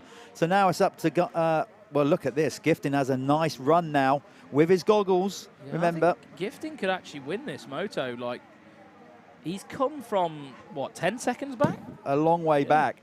And he's got it down within a second as they cross the stripe. No sign of the 2-lap board yet. Lovely round there. Carrying the momentum. Look at, he's going to pull yards at the top of the hill on Viel. Right, this is on. This will be a great opening moto. I hope it goes right to the flag. But once again, the Hawkstone International, brought to you by Ashbrook and Tough Sheets, delivering. Delivering the goods. Yeah, it is. It's brilliant. Yeah, it is. It's this track, it's this place, it's this, you know, the whole energy of this place is just so cool. I was speaking to my friend in Florida last night. I said, dude, I'm commentating at Hawkstone Park tomorrow. I'm so buzzing. And he was like, oh, yeah, Hawkstone. I've seen that place. It looks amazing. Like, anyone would want to come and race this track. It is that cool. It is gnarly, I got to say. It's in the top 10 of cool tracks. Of course it is. It's one of the most demanding you know, it's old school. It's OG, isn't absolutely, yeah. You have to be committed, a full athlete with great bike skills to master Hawkstone. because it will get you. It will jump up and grab you. So Isaac looking good here. He's chasing down. He's got that gap down. Where's Vial? Less than a sec. Oh, he's got it done. He's got it done. That must have just been at the back there. So he's got it done. Vial back to second. That's massive, you know.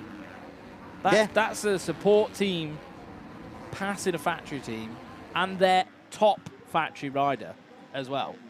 That's a big confidence thing. No doubt about it. Whether, you know, how much Tom Vial's putting into it, well, only he know that, and the team of where they're at. I don't think if he gets beaten by Isaac Gifton, he's gonna lose sleep over it, because it's all about getting geared up towards the opening MXGP, which is happening next weekend. But then Vial also got 5th in France last week as well, so not too of a great result there. Is it again down to this new bike?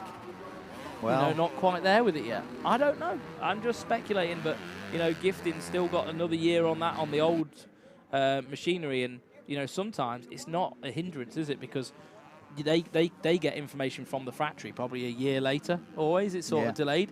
So they're probably on a really solid bike now, Hitachi, with all the information. Absolutely, yeah. Because they'll go, well, we don't need any of this data now.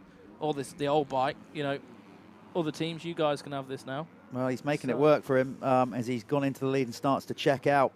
Bailey Johnson there on his new ride as well. I'm going to have a lawsuit from KTM drop on my door, aren't I, next week?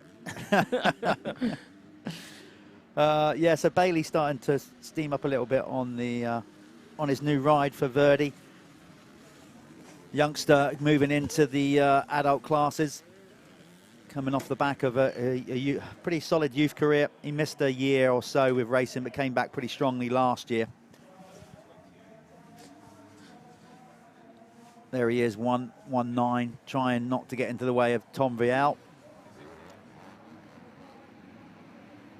So I think we're on the, maybe we just missed the 1 lap to go board, but I think this could be the last lap in this opening MX2 moto here at the Hawkstone International. Again, massive shout out to all our sponsors, Beer, RFX, Oakley, Bell, Seven, Fly, all these guys, Motul, Oils, all these people that have made it available, basically given us the opportunity to do this live stream. And a big shout out to the the Salop Motorcycle Club for basically agreeing, you know, and trying something different and doing a live stream from Hawkstone International. So and their sponsors as well, Ashbrook, Plant Hire. You know, it's an effort that needs to be taken by everybody. It's not just a one-sided street. You know, we are, as a community, trying to raise the profile of the sport and do better. Indeed we are. Isaac looking tidy, very tidy. He's got just a few corners to go. He's got a nice gap now over Vial. He doesn't have to jump into here. When I say jump into there, I meant clear over that ridge and in like Conrad was doing, but that ended up biting him. So Gifton playing it safe.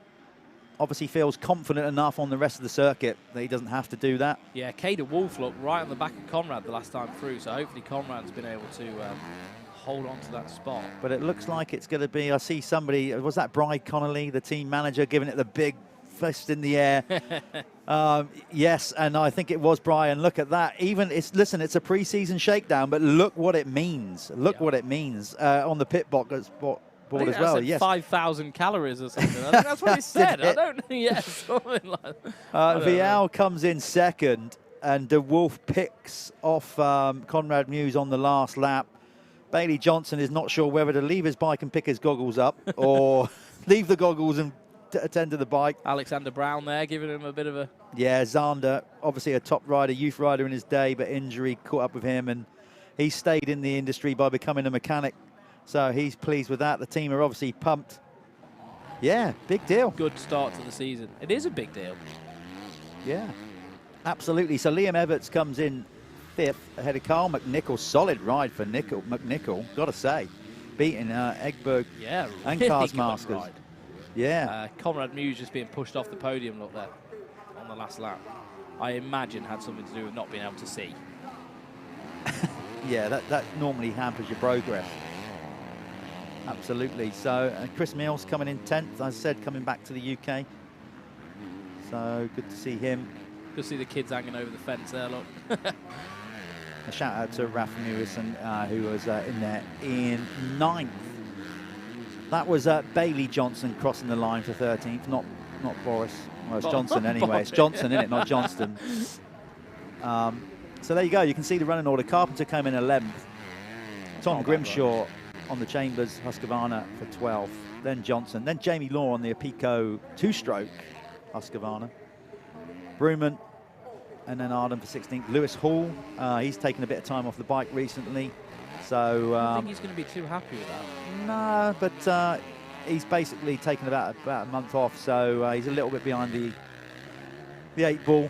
Yeah. Then Alfie Jones stepping up into the big boy class, and Sam Nunn. Yeah, we saw Sam obviously had an issue there, parked up on the corner, and we saw Ollie Beamish issues early on in the race. So there you go. That's the top 20 in the MX2.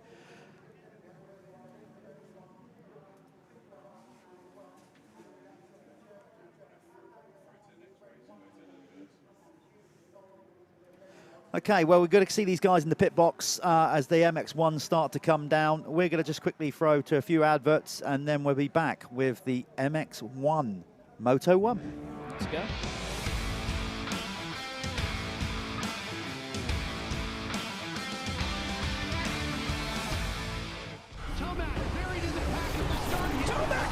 All eyes are on you, and you definitely didn't get the type of start you wanted. The most important lesson my dad taught me was on those days, if you don't really feel like going the extra mile, you just got to go out there and do the work. Came to play tonight. The go time for me is the last half of the race. I'm trying to hunt down first place. For a true championship fight, you never want to give up.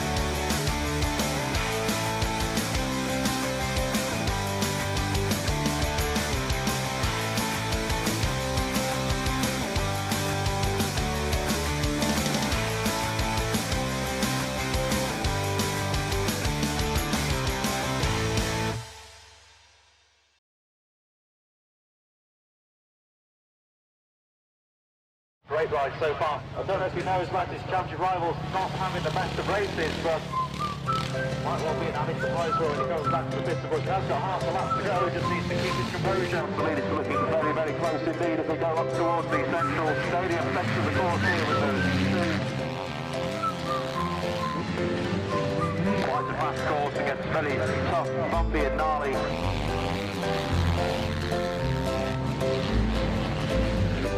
So now closing stages, and the Bella closing on victory.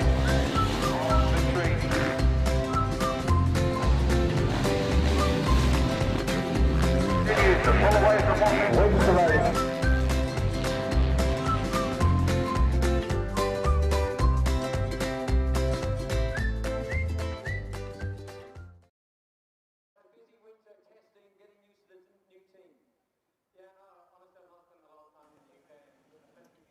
Okay, back at it. And again, shout out to some of our sponsors of the Hawkstone International, Braun Workwear, as you can see there, and the guys at Tizers. All these people, the guys at Hawkstone and the Salop Motor Club, have pulled together a lot of people to get behind the whole event here, and it can't happen without them. So thank you to everybody that has got involved as a partner of the Hawkstone International. Big up to you. Before we get these guys, see Roger Warren down there doing the interviews with some of the riders for everybody here on site.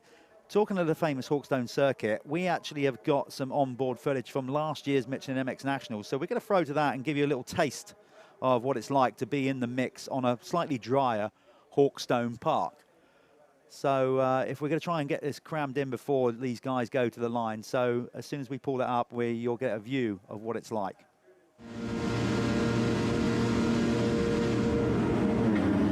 So this was, as I mentioned, from last year's Michelin MX Nationals here. This is the 125 youth race. You see Charlie Heyman bursting around that first corner.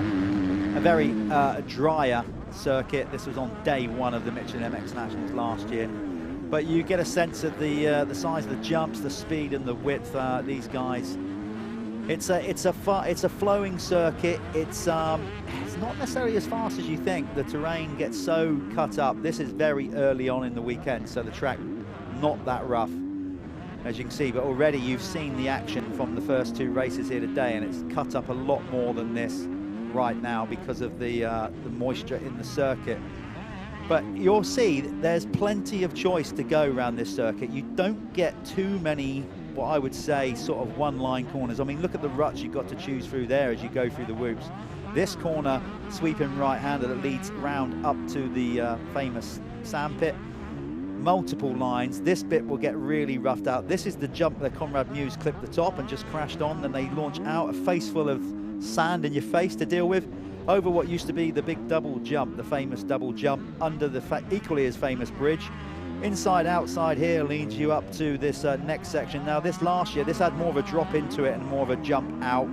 Taking that out a little bit more now, as we said. Run down to the finish, gets a bit tight through there. We've seen some really dramatic run-ins to the finish because you kind of naturally led out to the left, and by doing that you leave a gap up the inside. So when you're racing for a victory, you've got to make a decision. If you're in the lead, do you hang it out wide or do you leave a gap up the inside, up the what we now call the halfway hill? We don't go right to the top. We do at some events, depending on the weather. Obviously the weather's not great here, so we're not doing that one. Then it drops down up to what is at the far sort of left-hand side of the circuit as you look from the start. This is a real nice corner to ride. Always liked it to go around there. Over this small tabletop, it drops down quite dramatically, hard on the brakes, a classic inside out. That's a good passing spot there. And then it leads up into the woods a little bit more. It gets a bit tighter up through here, but it's still multiple lines. Drops down, a little step down, double step down, and back onto where the start corner came out. And effectively, that is one whole lap round Hawkstone Park.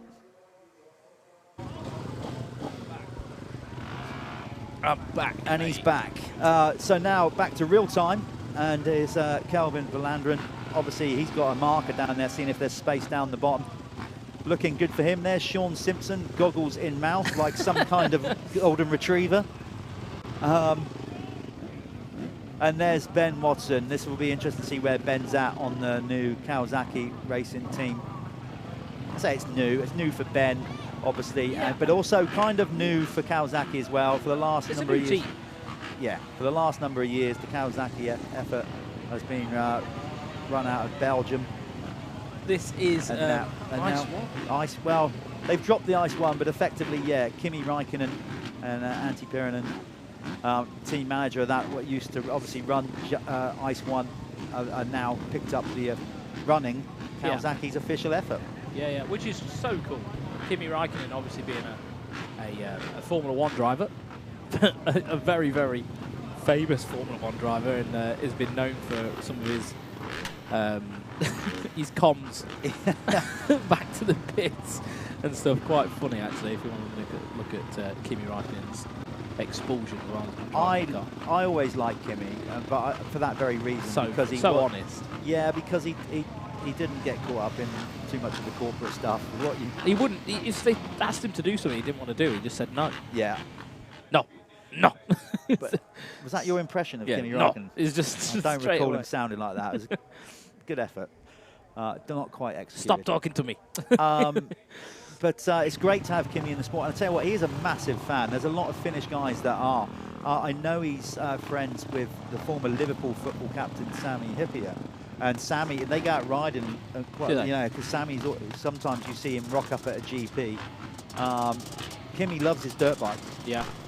So a lot of them great. do. Yeah. It's it's the best motorsport in the world. Yeah, of course. The only reason they're doing F1 is because they can't do motocross at this level. So, you know, Brilliant. if you're listening, Kimi. That's exactly it. They're not interested. It's not about the money. No. They're just doing Formula One because they can't do motocross. Can't do motocross. Yeah. It's not. Yeah, that's literally it. I'm glad we've gone on record. Yeah. Saying that. So you'll see a lot of the guys drop their back wheel just at the back of the gate there and then give it a quick spin. That just gets all the excess sand off. Hopefully they want more traction, as much traction as they can off the metal grids. Yeah, this is going to be another interesting one. You know, it is. It's just first race of the year. You just never really know who's going to come out. Got some idea. There's been a couple of internationals up to this point, but here we go then. Gate drop for the first MX1 moto here at the Hawkstone International 2020. Nice start for Jake Millward down the pipe. He's going to pull the whole shot. As he know, it's Glenn Koldenoff into an early lead, followed by Kulas and then Ben Watson. This is going to be good then. Those two Yamahas. Looks like Millward, mate, got a really well, he good did start get a as well. flyer. He's in second, but behind him was those two Yamahas. So, and Watson. This will be good then. Millward did make a flyer. Past Glenn Koldenoff for the lead on the Verde Sports KTM. Look at that. That is that's wicked. So Carrot pulling the trigger right off the gate. I'm sure Koldenoff's like, who is this? Yeah, well, I'm sure he'll be able to read his name and number on the back. Of course, Verdi have got a sort of new joint title sponsor this year, Shillo as well. So it's Verdi Shillo team. I think that's all we're pronouncing that right. If not, I'm sure Aid will pull us up on that. Yep. Yeah, so good that they, or Silo, sorry. So it's good that those guys are picking in new sponsorship to help them run the team. So that's good. So now these 450s will clearly have a bit more oomph to get up over that ridge. Marty Barr on the Apico Husqvarna goes down in his what looks like good old US of A kit.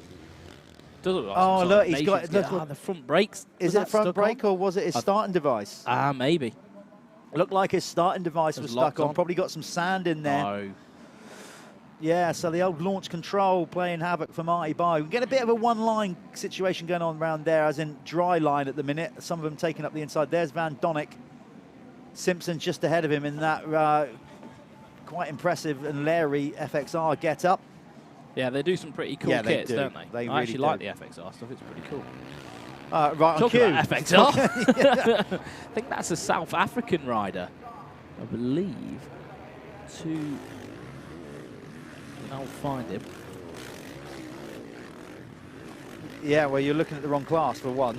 Yeah, well, that was that was you. There you go. Try that one. Right. Yeah, Jaden Ashwell, and he rides for AJP. Oh, of course, the AJP Gas team. Yeah. Yeah. So that's the new Gas team. Yeah, those guys are also racing in the Michelin MX Nationals. They get are involved. Yeah. And AMSA Championship. Yeah. So busy year for them. And I know he wanted, well, he expects quite a lot from himself. He's actually really fast. If you watch him at the practice tracks and stuff, he's a very impressive rider. He's almost as tall as Jasiconas. Really? Yeah, serious. He's a big lad. There's Ben Watson on screen right now, the 919. Yeah, it's going to be, like I said, see where Ben's at, really. He's obviously right now probably still got some tweaks to make. You have to say, your race leader, Millward, is Jake Millward, looking good at the minute. But, of course, Jake, as we said, established team. Yes, it's a new bike, but the bike hasn't changed much from last year. He knows where he's at, basically. Millward's snapping necks right now. This is what I like to call snapping neck syndrome. What is that? So if you're not expected to be there, people are just going to be diving with their necks, aren't they? Snapping necks. Okay, look, turning around. Yeah, that's it. So Millward's it's a bit of a harsh snapping necks right now. Yeah, harsh analogy, but no, but super impressive. Super impressive. I can't believe he's still going. And it doesn't look like Koldenoff's got anything for him quite yet. So well, yeah, it's early in the day. Kulas will go the distance. We know that in third. Bogers as well. They're looking good. So look at the amount of Dutch riders in the top 10. As I said, there's going to be, I think, a renaissance for Dutch riders. I really do. I think this generation has basically motivated a new generation of Dutch rider. So I think we're going to be getting quite a few Dutch youngsters coming through. K de Wolf, the shining example. If you look at the EMX series and even the Yamaha, the Blue Crew thing they do in Europe, it's full of Dutch riders. Yeah. So many of them. So yeah, you're probably right, and I think that their country needs it as well. This is their thing, isn't it? Yeah, I mean, it's always been traditionally in Northern Europe, Belgium sort of ruling the roost, really, and obviously France. But Belgium now, though, having problems with tracks being closed because of noise and things, so a lot more of the riding happens across the border more now in Holland. So As it's shaping up, though, I honestly would have not put Jake Millwood as being in the lead at this stage of the race. No. So fair play to him for that. Koldenhoff, Kudas, Bogas, Watson in 5th. Then it's Valanderen, TKO, Thomas Kier Olsen in 7th, ahead of Dan Thornhill. Dan's looking good, very good on the cab screens. Yeah, Present Yamaha. Solid ride right now. Yeah, then it's Van Dominic, and top 10 rounded out by the SS24 machine of Sean Simpson. The man mountain that is AJ. Arminis Jasakonis is in 11th, ahead of Putes. And Adam Sterry back there in 13th. Gav Stevenson in 14th. Jake Nichols not where he'd want to be, I would suggest. No, definitely not. We've got Olksmark, J. Olksmark, 16th. Is that how we pronounce that name? And is that Luke Burton there behind? I think yes, his name it is. Just spelt slightly. No, that's they spelt that wrong on the timing. That's actually Luke Burton, not Barton. Multiple AMCA champion Luke Burton. Yeah, he's back with the FUS team this year, so he's going to want to, he's back with his old team where he had quite a lot of success. Still, mate, Millward's pulling out. It's almost confusing. I mean, I love Jake. Great rider. Absolutely great rider. He's had some flashes of excellence, but mate, this is mint. Yeah. I mean, I know that this is his bag, in a big way. Doncaster kid, or around that area. Don't think necessarily Doncaster, but definitely that part of the country. A lot of sand tracks. He likes this stuff. It's as I said, the MX1 class is these guys will just be sussing stuff out at this point. It's so much more, these international races, the pre-seasons, than just racing. Yeah. The riders will obviously process where they're at. The teams will go away. There'll be a bunch of data, no doubt. They're obviously with modern motocross bikes. Yeah. There's all kind of analytics and whatever. They'll be plugging in, won't they, and getting the data of where the bike's at. And the difference with that, though, on a factory team like Koldenhoff, Watson, will be a completely different level to what Millward's got availability to do. I mean, their team's amazing, but they're not on a factory level, and they're still leading this race. Yeah, and looking pretty good right now.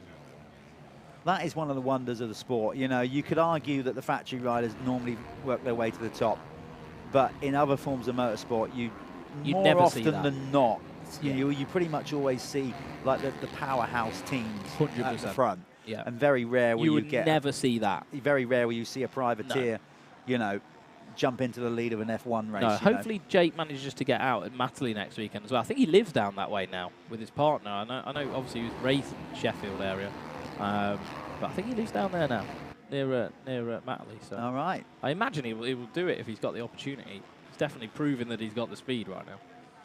Yeah, well, that's coming up next week, of course. For those of you, of course, we won't be live streaming that. That's all commercial rights belonging to In Front Media and the MXGP, so you'll have to get a TV subscription for that through them. But, of course, one day, Jeff. One day, the MXGPs will going to be starting next weekend at Matterley Basin, the home of the British GP. We bang on about the amount of GPs that have been here at Hawkstone, Farley, Fox Hill, all these places. But actually, Matterley Basin has now held as many GPs, if not more than most of them. So, we forget how long we've been going to Matterley Basin, and it's a wonderful venue. 2007?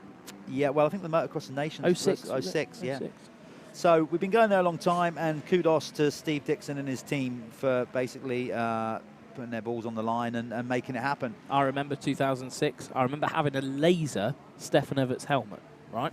Saw Stefan, I said, mate, I need to go to the van to get my helmet. Could you sign it? He waited for 15 minutes for me to come back. Honestly, I couldn't believe it. I did not expect him to be still there. Well, he waited. I couldn't believe. Honestly, Mint, take my hat off to him. Well, your Lord Callum Swan. Well, that's it. That's the truth. Back then, I was definitely not.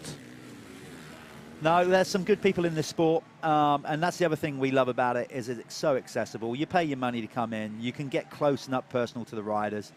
I think let's be honest, in a different way, yeah, compared to like road racing. Well, or Formula One. You can go and watch Formula One. It's only the elite few that are going to get access to the drivers over the weekend.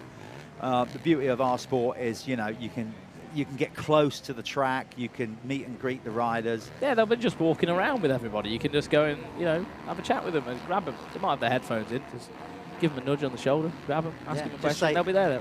Just say, here, mate, can you just hold fire 15 minutes while I run back to the van and get my crash helmet? You know, I think they appreciate the fans a little bit more in motocross because, you know, without them, no one's earning any money, are they? So. Exactly that. Well, you see Koldenoff there going for his toggle on his 100% roll-offs. There is, well, that's not Kulas, is it? So no, that's Bogas has moved up to third then. So he's gone past Kulas. So ignore the timing. Since they crossed the line, Bogas has moved up into third ahead of Kulas. There's Kulas rocking O'Neill kit this year. They have had a change of clothing in that camp. They were with a service. Or a Cherbis, however you want to pronounce it. I'm never really sure. People say one, some people say the other. But anyway, the team is now in O'Neill kit. I quite like the O'Neill stuff. They're trying to, I think they're on a big pushback, aren't they, O'Neill? Trying to get back into sport. I mean, they've well, certainly in Europe, but of course. Yeah, well, they've been with Dean Wilson in the States for a long time, haven't they? And stuff. I think they just want to try and raise their profile a little bit more again. Yeah, absolutely. There's so many, obviously, amazing kit brands out there now. We've been fortunate enough as well, obviously, several getting on board with the live stream. Notably, of course, Seven. Big shout out to them for getting behind what we're doing, and the guys at Fly. Who's that gone down there? That is Millward. Oh, Millward, race leader, goes down. Absolutely gutted. He was having a good one. You can see the frustration, actually, a little bit of like, oh, I can't believe I made that mistake. So that's going to put Koldenoff in the lead. Hopefully it wasn't too high speed and he hasn't bent the bike up too much. I think he just did the classic. That's real. Tell you, there is some genuine hard sandstone around that corner. Yeah, and you get it. They start sticking up. And I honestly think he's just dragged the front end round there and it's washed out. Didn't see it happen, of course, but my guess is he caught one of those harder square edges that you can't see under the sand. No, you can't. And so that's put him on his backside. He's dropped out of the lead. So obviously when they come across the finish line next time around, the timing will refresh. For those of you who just may be watching motocross for the first time and wondering what it's all about, a little bit of insight how we do the timing here. On the front of their bikes, if you zoomed in enough there, you'd see it. Strapped to the fork leg is a tiny little orange box. We call it a transponder. And basically they're charged up before they go out. And there's a loop that runs under the finish line. And some events as well, we have sector timing. And basically that tells us where everybody is on the track.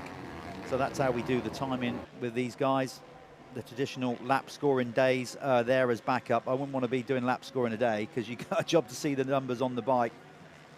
So Brian Bogus there, new standing construct Husqvarna. So they've changed. They were gas last year. So new.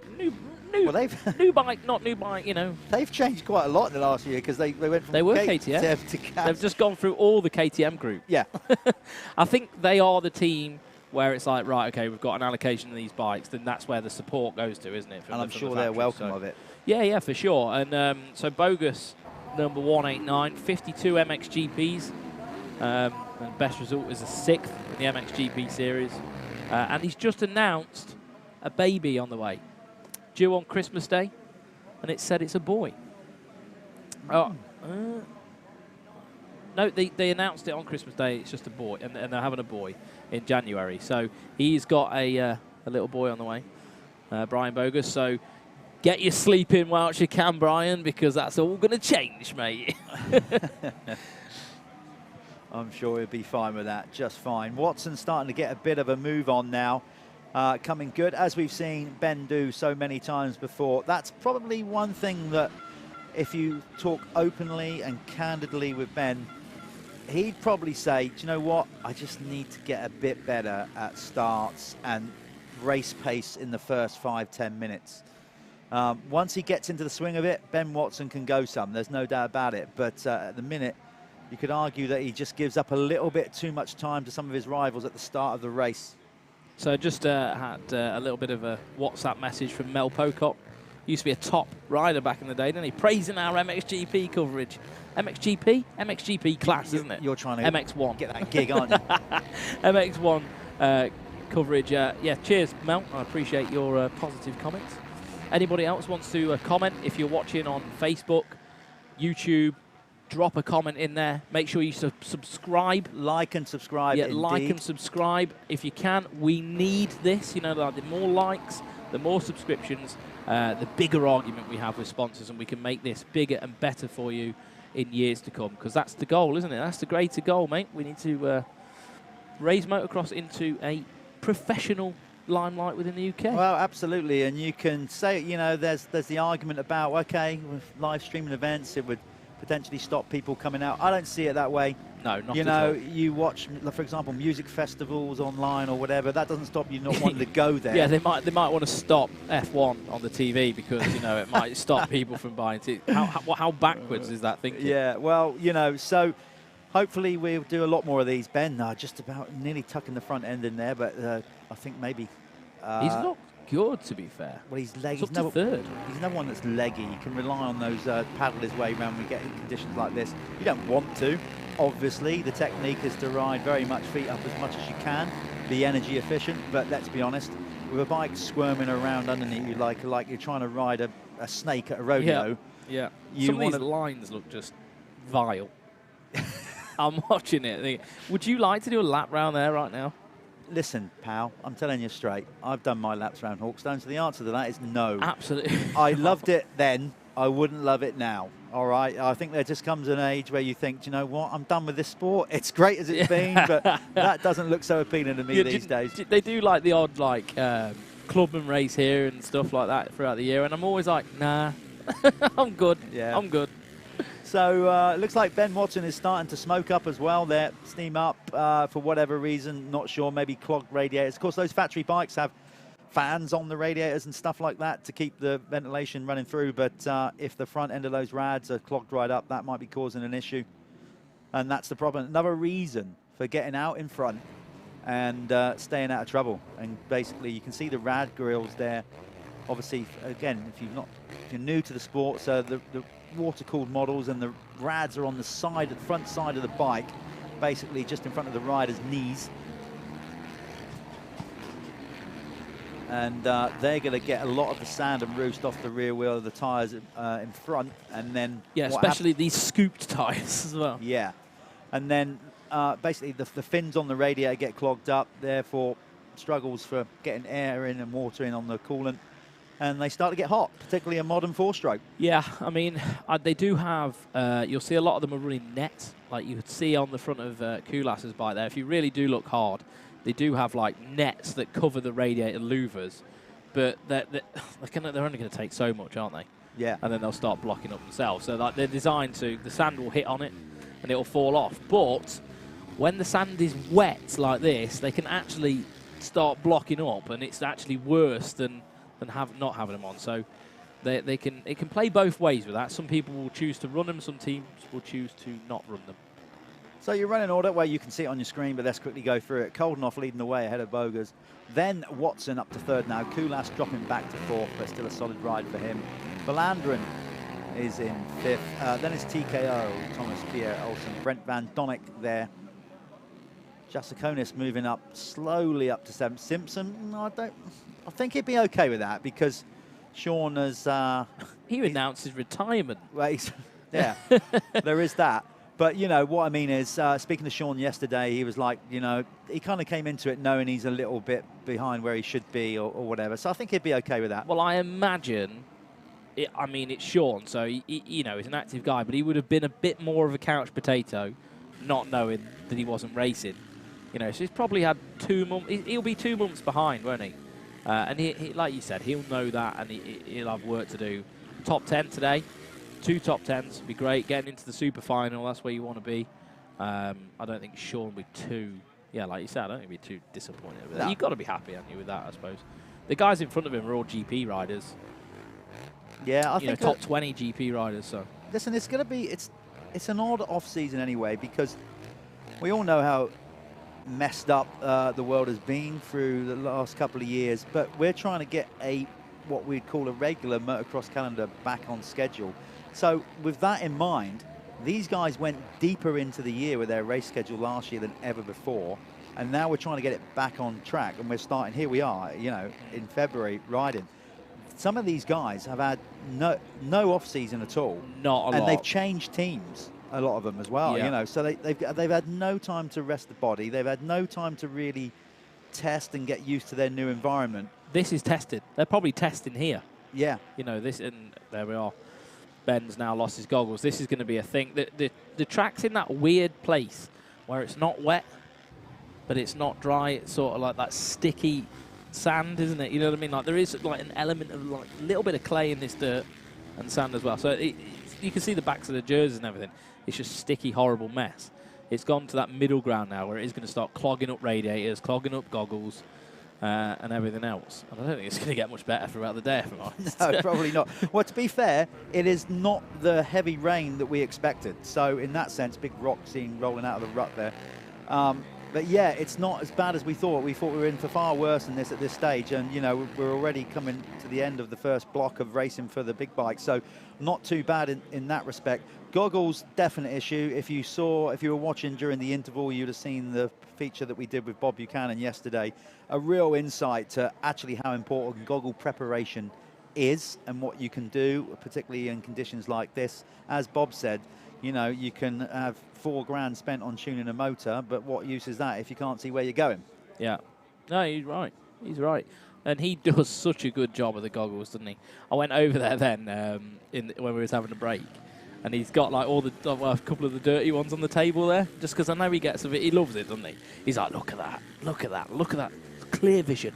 I'm like, yeah, mint, Bob, yeah, mint. But that's his thing. He loves it. So yeah, yeah. Do you know he actually wears them to bed? He probably wears his Oakley glasses to bed. Stuck Anyway. to his head, they are. So we're counting down this one. We can't be far from seeing the one-lap board coming out for your race leader, Koldenhoff, who, to be fair, has not checked out. But then, you know, what's he doing? There we go, 3:42 left to run, plus 1 lap. So Koldenhoff with a 1.3-second lead. Watson dropping back a little bit now after having to chuck his goggles off. I think he's become a bit too far detached from these top two. The only thing I can see really changing here is Kulas coming back at Ben Watson, really. Valanderen, though, could get a march on. Anywhere from 3 to 6 might change. Beyond that, I can't see too much happening. I've noticed something happening. Jake Nichols is up to 12th. He's another one, isn't he? Like, He's been picking away throughout Yeah. the race. I've just seen his name, you know, slowly picking away up the running order. So, you know, he's going to be a bit happier with that position, I think. From where he started, that's been quite a challenge to get up to there. Yeah, absolutely. There we go. 500. It's a bit of you in it, that, Jeff. I never raced them. I used to train on one when I was doing 250 GPs.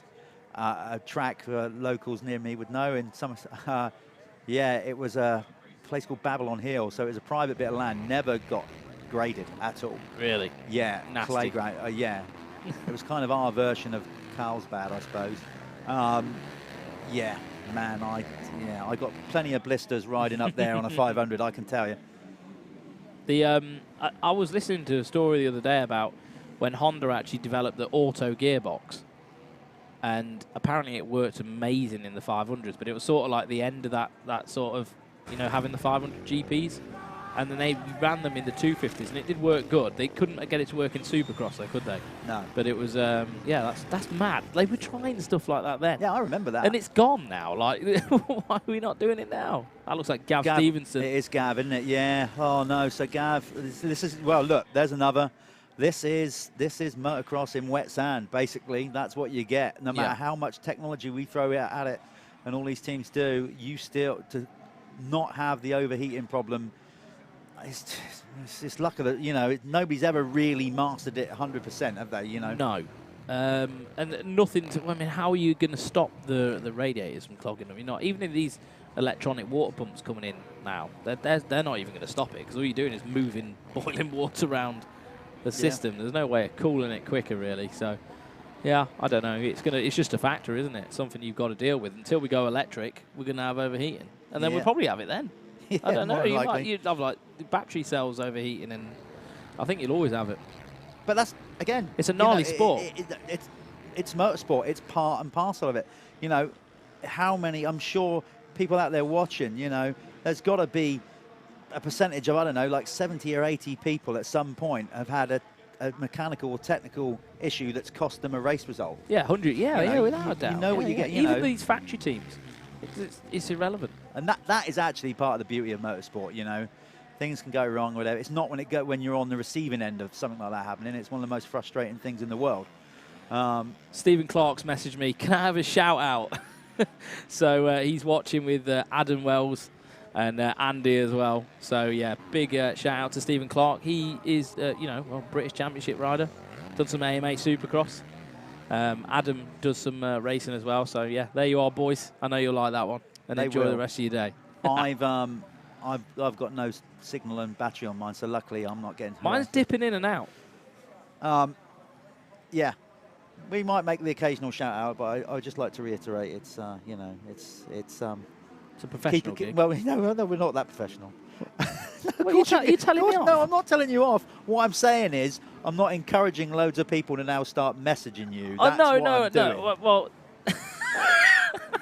talk of the devil. Yeah, you see, Stuart Edmonds, straight in there. What about my shout out? Right, yeah, boys, I'm done. Exactly. That's what I'm saying. Stuart's in Spain, in sunny Spain, enjoying Red Sands at the minute. Or at least they know they're watching. Yeah, right, that's it. Yeah, so if we're doing music, we're doing music requests as well later on. Yeah, well, let's do it. Let's get a DJ in, mate. We've got all this deck in front of us here. Come on, right? Let's get back focusing the races. We're probably on the last lap now. Not much longer to go. We can remain focused for another 2 or 3 minutes. Oh, we can. You know, listen, this is a pre-race, championship event. Again, shout out to the pop-ups coming up here. To Brian Bogus is leading. When did this happen? It's when you when you were taking requests. Oh, well. No, I think Koldenoff must have had some sort of... He has. There's no way Bogus has just gone 9 seconds ahead of him. So, yeah, basically Koldenoff has made some kind of mistake there while Stephen Clark was distracting us. Cheers, lads. That's it. We haven't got a job anymore. So, see you later. Yeah. So this will be good for Bogus. You know, he's... but, you know, again, it's a final run-in before it really gets down to the serious business next weekend at Matterley. He'll be pleased with it. The team will be pleased with it. Look, a race win at any event is a race win, no matter which way you take it. And he was in the right place at the right time because we're pretty certain that Koldenoff has made a mistake here because of the time. He's lost, he was in the lead and now he's nearly 10 seconds back. So impressive ride actually for Brian here. You know, if you look at the gap there, I know Glenn Koldenoff has just made a mistake on the on that factory Yamaha, monster back Yamaha, but they're quite a ways ahead. Kulas, another solid ride. Remember, 1 lap to go, so Kulas doesn't normally race GPs. He does the occasional one. That's Thomas Kjær-Olsen facing the wrong way. I know. Something's gone wrong there, and he's in 5th. I imagine he'd have lost that now to Ben, and then Jasikonis is not too far behind. What's Koldenoff not going to be able to do anything now, is he? I think he's in a pretty safe spot. Oh yeah, with 1 to go, he's dropped another 4 seconds on definitely on Brian, the fastest guy on the circulating right now. Yeah, Harry Kulas, mint ride, 3rd for Harry. Yeah, I've said cab screens, present Yamaha. Those guys had a fantastic year last year on the domestic scene. And I don't know what their exact plans are. I'll have to go and chat to them, see if they're going to potentially try and do some GPs this year, 1 or 2. But they definitely want to retain their Michelin MX Nationals crown and obviously go for the Revo Gulf Fuels British Championship as well, because he came up just a little bit short to Tommy Searle last year. That was brilliant. Went to the end. Yeah, great championship. All the way through last year in MX Nationals and the Revo British Championship was awesome. Yeah. You know, I urge you to get out and watch them. Go and do it. Absolutely. You know, obviously it looks like, look, there's still, you know, we're still hopefully, you know, just coming off the very back end of the pandemic. Hopefully it stays that way. But so far, it's all good. Look at that crowd. How awesome is that? A cold winter's day like this, and that crowd's come out to watch. Live stream definitely hasn't affected the... I don't think so. The numbers. Doesn't look like it, that's for sure. It looks better than past years. I mean, normally you don't get people on the fences in this whoop section either. You know, like in the Woodside. So, man, this is amazing. Really good to see. People have been gagging for live stuff to start again, though, haven't they? I'd like to think so, yeah. You know, and particularly just with race action, you know, as we said, being out at the races, it's just such a cool place to be. It's an accessible sport, which is what I've mentioned before. You can get out, meet and greet the riders. That was a nice line then of Bogus, right on the inside of that jump. Yeah, I've noticed a few doing that. He's going to bring it home then. So he's going to take the opening moto win here at the Hawkstone International MX1 class. I say that, and he's like footing his way through the rut, but he got it over the line. Little kind of half-hearted, yeah, got that one in the bag. Thank you very much. I'll go back, whack on some clean kit. Yeah, so get some sand out of my eyes and good go again. Good ride for the standing construct Husqvarna team. So I don't know whether he's been doing the other internationals. I imagine they've been in France doing them as well. So Bogus, was Bogus factory Honda? Yes, at some point. Yeah. He was. There's Glenn Koldenoff. I think he'd be okay with that. Yeah. Obviously, he'd probably put his hand up and Not say, ideal. Had that one in the bag, made a bit of a mistake. At least that's what we think it was. We didn't actually see it. Probably right in front of our eyes. We just missed it because of the whole Stephen Clark distraction. It's like Partygate, but just Stephen Gate. Kulas should be over the line in third. Indeed, he is. Verlanderen, a solid fourth. Ben Watson, fifth. I guess he's going to be happy with that. We're going to try and actually catch up with some of them very, very quickly if we can. Between motos, some of them are parked pretty close to where we actually are, so we might actually jump out of the booth and try and get some info on seeing how they're feeling. Jasikonis coming in sixth ahead of Sean Simpson for seventh on the SS24 machine. Thomas Kier Olsen, who we saw facing the wrong way, recovered to come in eighth ahead of Adam Sterry, who slowly but surely worked his way up there. That was, he kind of came into the top 10 unnoticed because he was way down. So well done to Adam for that, and Davey Puches comes in 10th. There you go. Right, we're going to go back now to some racing with the EMX 125s coming up next.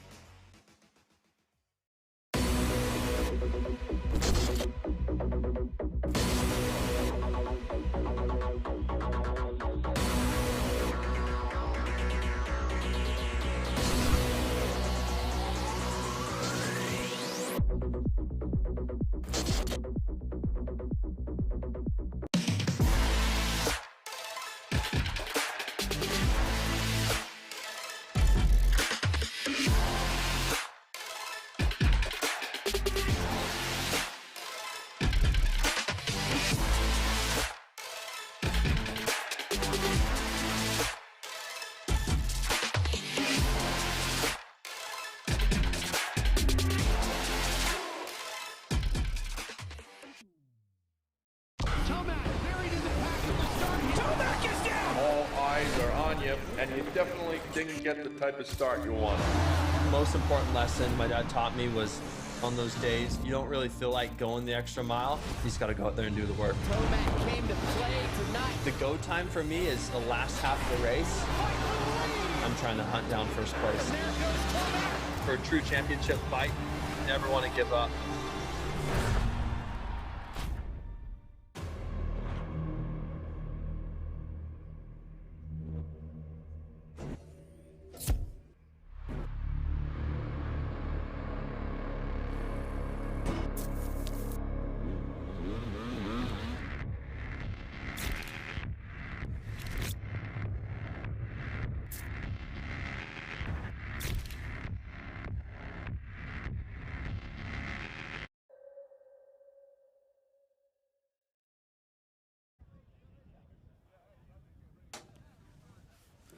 Okay, welcome back. As you can see, healthy crowd here at the Michelin. No, we're not at that one. We're at the Hawkstone International.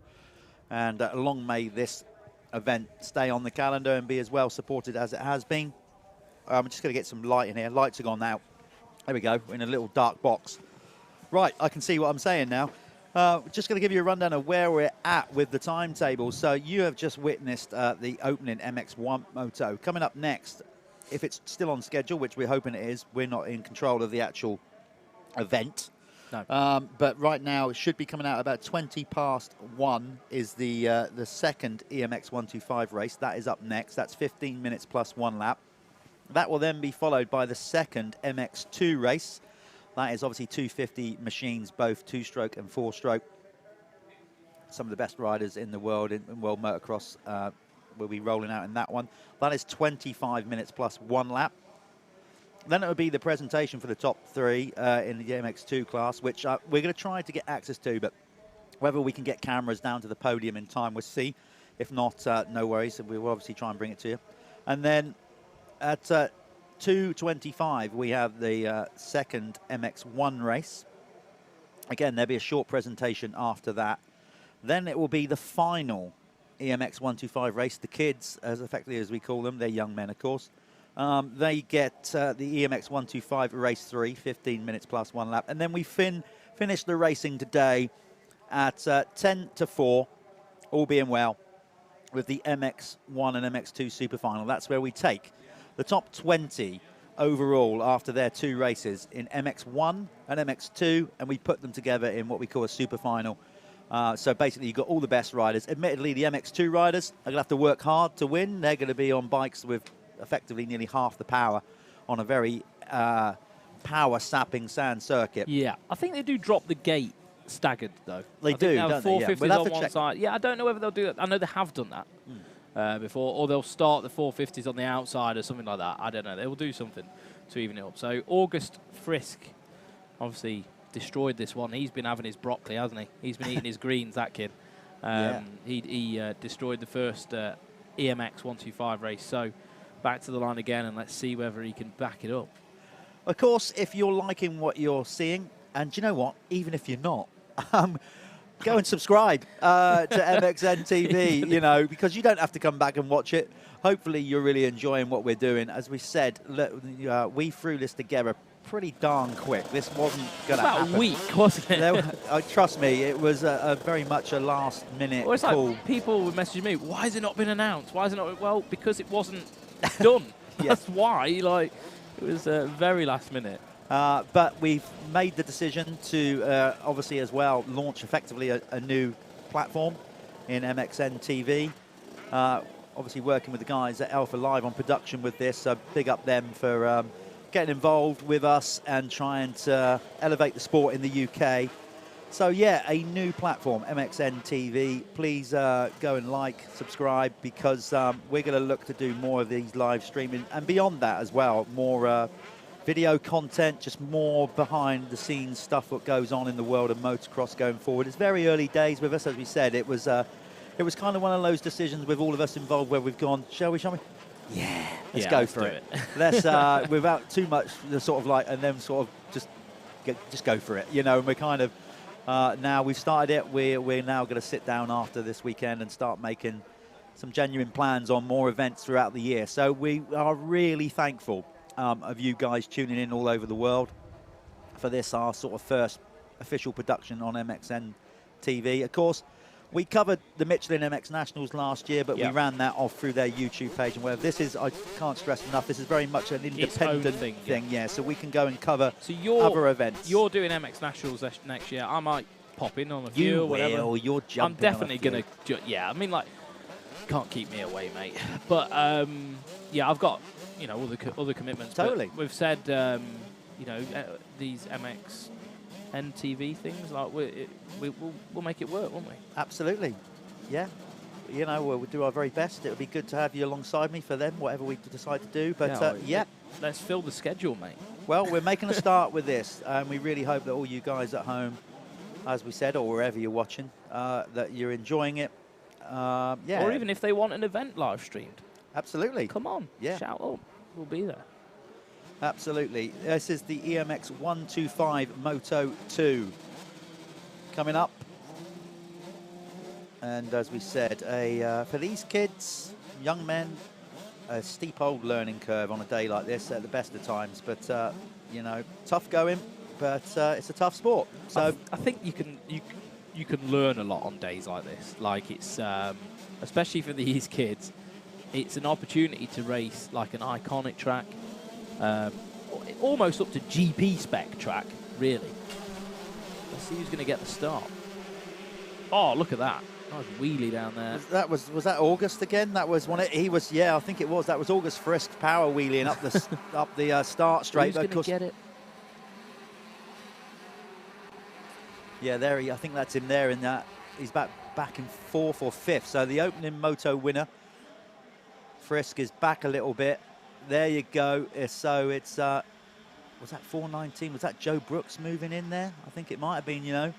Trying to get the numbers locked in. Sure, it was Brooks, because Brooks has made it's got a last-minute change, actually. You know, he was Yamaha last year, Crescent Yamaha. Then he was going to go and do his own thing for a little while. And, oh, is that August Frisk down there? I think it might be, you know. No, I think that is. No, there he is there, back in Looks like Ollie, is that Ollie Colmer out front? It could well be. No, I think it's Joe Brooks. That's what I was saying. Is it Joe? I think Joe has switched teams last minute. He was doing his own thing on a Yamaha, and he has now moved on to the GRT setup. It's either Colmer or Brooks. It's one of the two.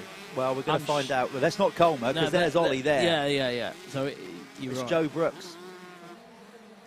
Yeah, he made a last minute. I was doubting. No, well, he's like I said, he's switched from Yamaha sort of last minute to go onto the GRT Impact team. So which we all know put a good program together. Yeah, they really do.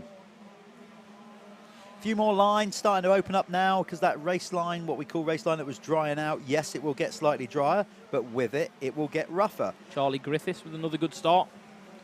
So, you know, as we get towards the end of the day, there'll be arguably much more line choice than there has been for the opening moto. You can see the difference Charlie in lost power. So much speed going up there. But, you know, I know this is almost a daft thing to say, but I'm going to say it anyway.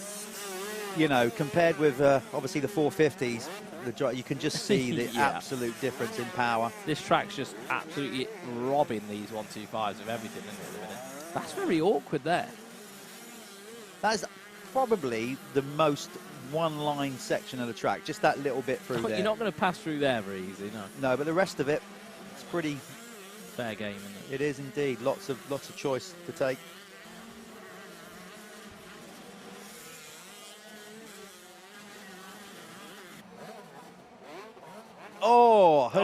Taking a classic front-end duck. It's Wal Beanie, isn't it? That was a 326. Yeah, it's Wal, who had a great first ride. Store 114. Yeah, riding for Jordan Booker's Store 1. What was it? Sorry, one. Store 114. Yeah, sorry. I need Jordan Booker's. I need it. Coffee. Yeah, he's all Troy Lee designed up. I think they're sort of backed by CI Sport, aren't they? Yeah, well, good on him for getting behind Wal, because Wal is a talent. Yes, he's just cool as well, isn't he? Yeah. He's just thrown it down the track. So there's me saying he's a talent, but he is. But mistakes are going to happen. The kid has definitely got the funk when it comes to cutting loose on a motocross bike. So Wal Beanie, I think it goes well with that image that Jordan tries to do with the shop. Yeah, they're a good fit. Yeah. So Brooks out in front, ahead of Ashton Bowden, who was in second. So good start for Ashton there. Then Griffiths having a solid ride, actually. I got to say, he's come on. He started pretty good this start of this year, I think. Looks like he's been working hard in the off-season. Look at that. We've got the Brits up the front this time. So Henderson and Frisk just outside the top three at the minute. They're going to. They didn't get the starts they quite got in the first moto. So we've got some British flags. This is going to be good then to see how they come through. Yeah. If they come through. Yeah, the 522 Ashton Bowden. Just have a look, see if we've got any sponsors on here. BCS MX. They're back in Bowden's program. So big shout out to those. Yeah, Henderson though already up to second. So Casimir Henderson, the rider from Finland, getting in there, and here comes August on that. Frisk as well, getting some good drive up that hill. Starting to close in on Bowden ahead of him. So August Frisk riding for Moto Exchange Yamaha team, EMX team. They've been around for quite a while, I think, a few years, the Moto Exchange team. Yeah, Bailey Johnson rode from a little while back. Yeah. A few others. But Brooks looking good on his new ride, but then, you know, he was solid last year on the Yamaha. A kid that I have to say, like, I wouldn't say come out of nowhere, but he hasn't been doing it very long, He really. wasn't massive in like the big wheel, small wheel scene, was he? No, but he's just, one thing I can see from watching him ride and seeing the environment in which he's in, I think he's, as I said before in the broadcast, I think he's got a like a wise head on young shoulders, and clearly putting the work in. And buried it there, though. Yeah, that's the thing. You need to keep the momentum going. That was Bowden, just came in and just buried the front wheel. But I would call Brooks, from what I know of him, a kind of methodical thinking type kid about his craft, you know. I think that shows in some of his riding. You're still getting loads of people pinging you messages, aren't you now? No, I'm not. Wanting to have just a name one check. guy who's a very good 125 rider in the, okay, you can mention them. British Nationals. His name Ash Hartland, and he said, I really don't want to read this out. This 125 class 100% missing a 32-year-old overweight dad with a can of Relentless and 20 fags on the start line. And that's Ash. But he's so fast. I don't get how he's a freak. He really is a freak. There's certain 125 classes at club level, yes. We'd let that slide. I don't think we need too many of them out in international. No, he's a good guy, though. Real good guy. Great 125 rider. He does the... which is the 125 series? Ace Abyss? Yeah. Ace Abyss 125 Championship. I think he's won it a few times. Yeah, real good rider. And that's the other thing that we love about this sport, the beauty of it. Look, I've always said this, you know, any level of sport, you're going to get people that work their way to the top and are naturally gifted or whatever. That's one Ash. one thing I would say about this sport, over many others that I've seen down the years or whatever, is that everybody that rides a motocross bike, you instantly have respect for anybody else that does. So you don't get many top riders or people that are good club riders regionally ridiculing and basically laughing at other people that are getting into the sport. There's none of this like airs and graces. No. It's like, we all know how tough it is. So anybody it's gnarly. It just is. Anybody that swings their leg over a motocross bike and goes riding almost instantly earns respect from everybody already in it. Yeah, for sure. It's like an instant way to be cool, isn't it? You know what I mean? If if you want to be cool, get on a dirt bike. No, but it's just got some certain. You have to have a level of respect for the discipline, really, because even like me, I was never amazing at it. So difficult. It's so difficult to be fast. You know, it's one of them weird sports. It's not like anybody can learn it to a degree, but there's tons and tons of elements that go into being a top level motocross rider. You have to respect it. Absolutely do. Again, shout out to our sponsors of Hawkstone International, obviously the Salop Motor Club, Goggle Tech. The guys are here, I think, on site doing all that, and God, they're going to be busy. Yeah. With the lenses and stuff. The guys at Leah as well, obviously, you know, pioneers of really the neck braces, and then they've moved into actual clothing, like knee race braces kit, as well. boots now, crash helmets or whatever. Yeah.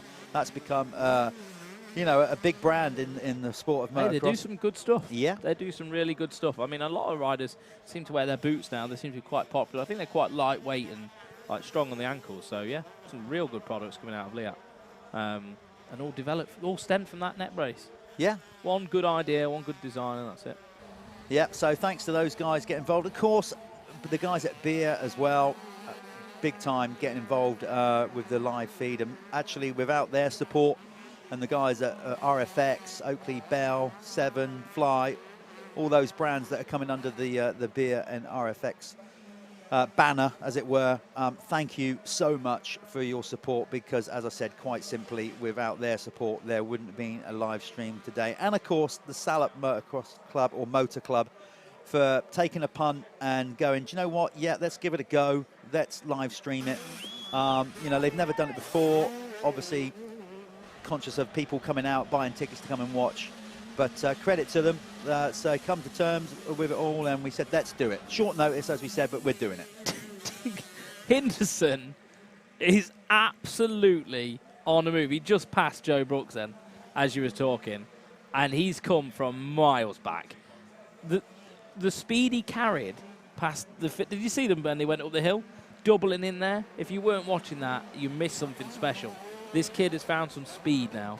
So eyes on Henderson, because Krasimir is flying. He's the kid right now. Look at it. He's actually I thought he tucked it in there. He stuck it in there. But like, if you can just visibly see the speed that he's been able to carry around the track, and everything is about momentum. If you watch that bike, he's not coming off the gas anywhere. Scrubbing now. Look through here.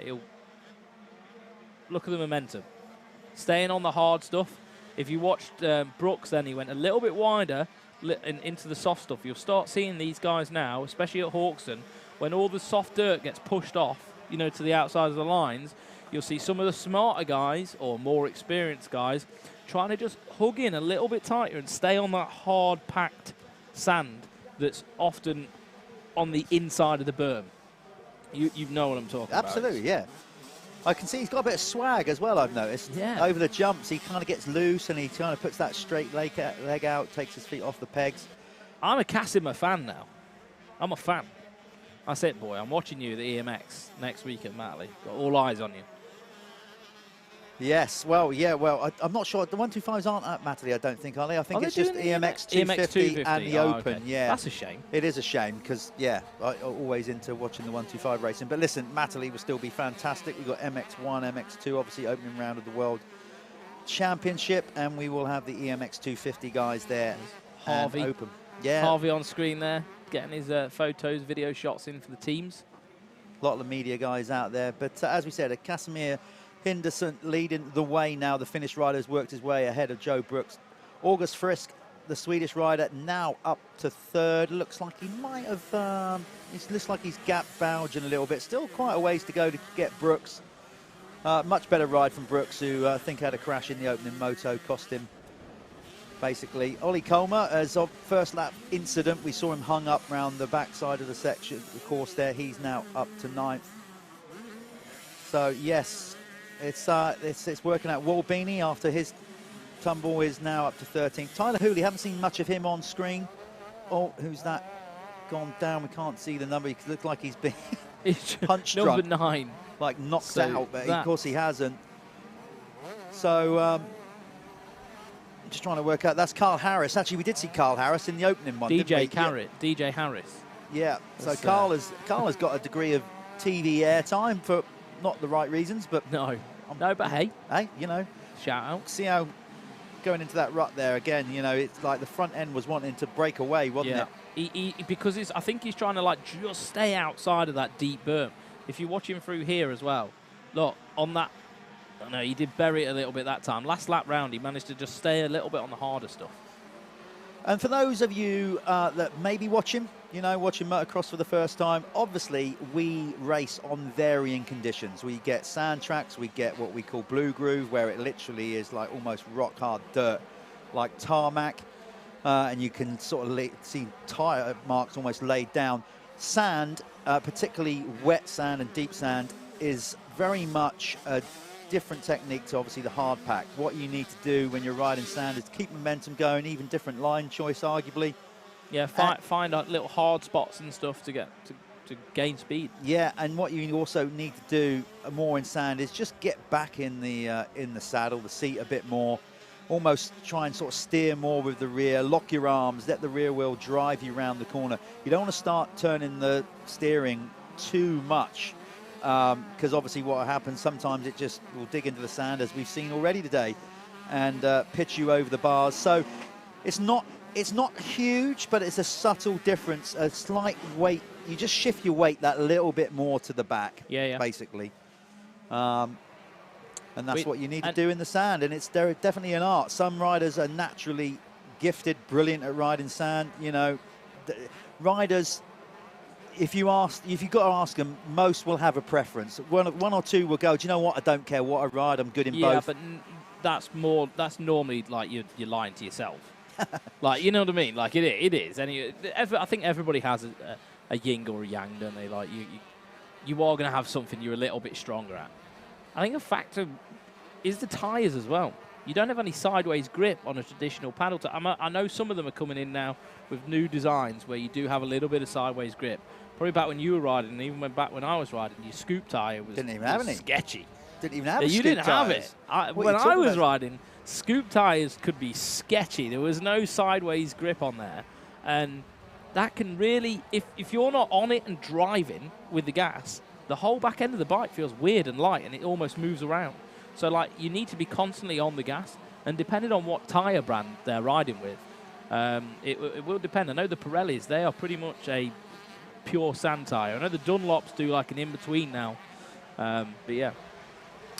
So, yeah, absolutely. There's different techniques to it and whatever, you know. And this is deep, heavy sand. So you want to keep the momentum going, get your weight back a bit further, particularly on a 1-2-5. So running order is Henderson, as you can see at the front.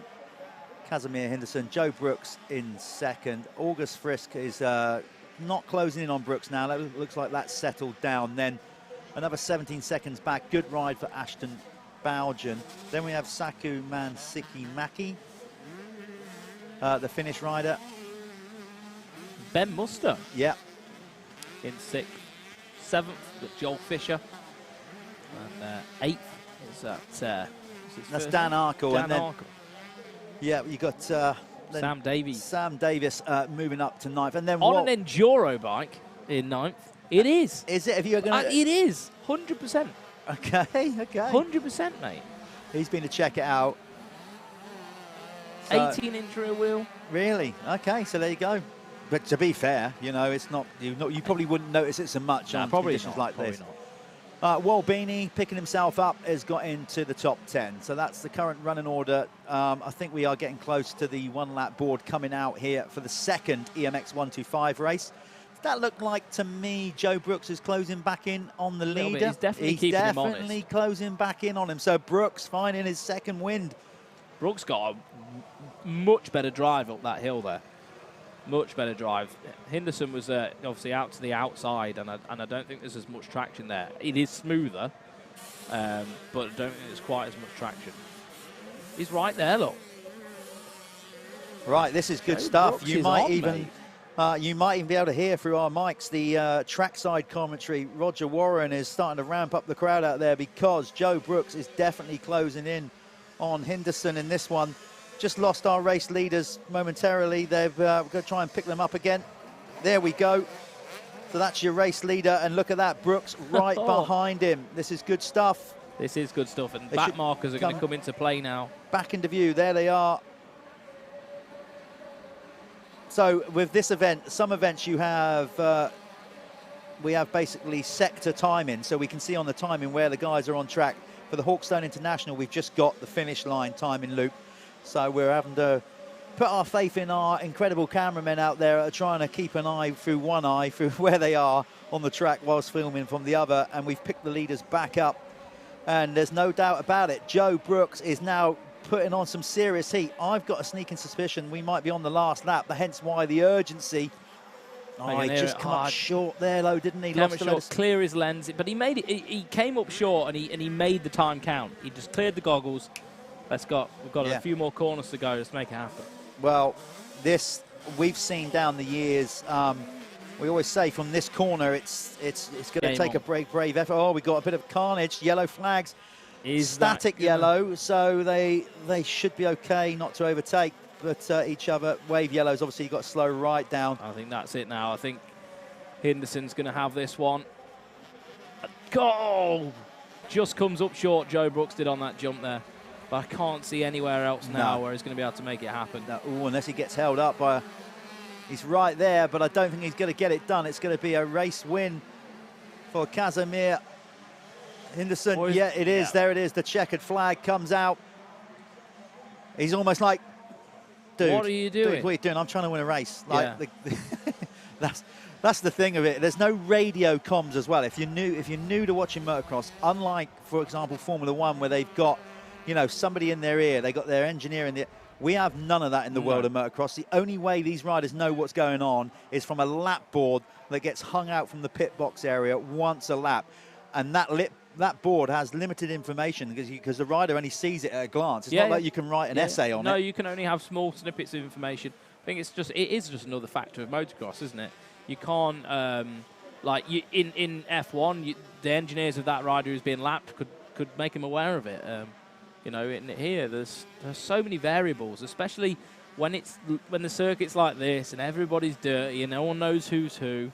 It does make it a little bit more difficult for back markers as well as, you know, leaders coming through. So that was EMX Race 2.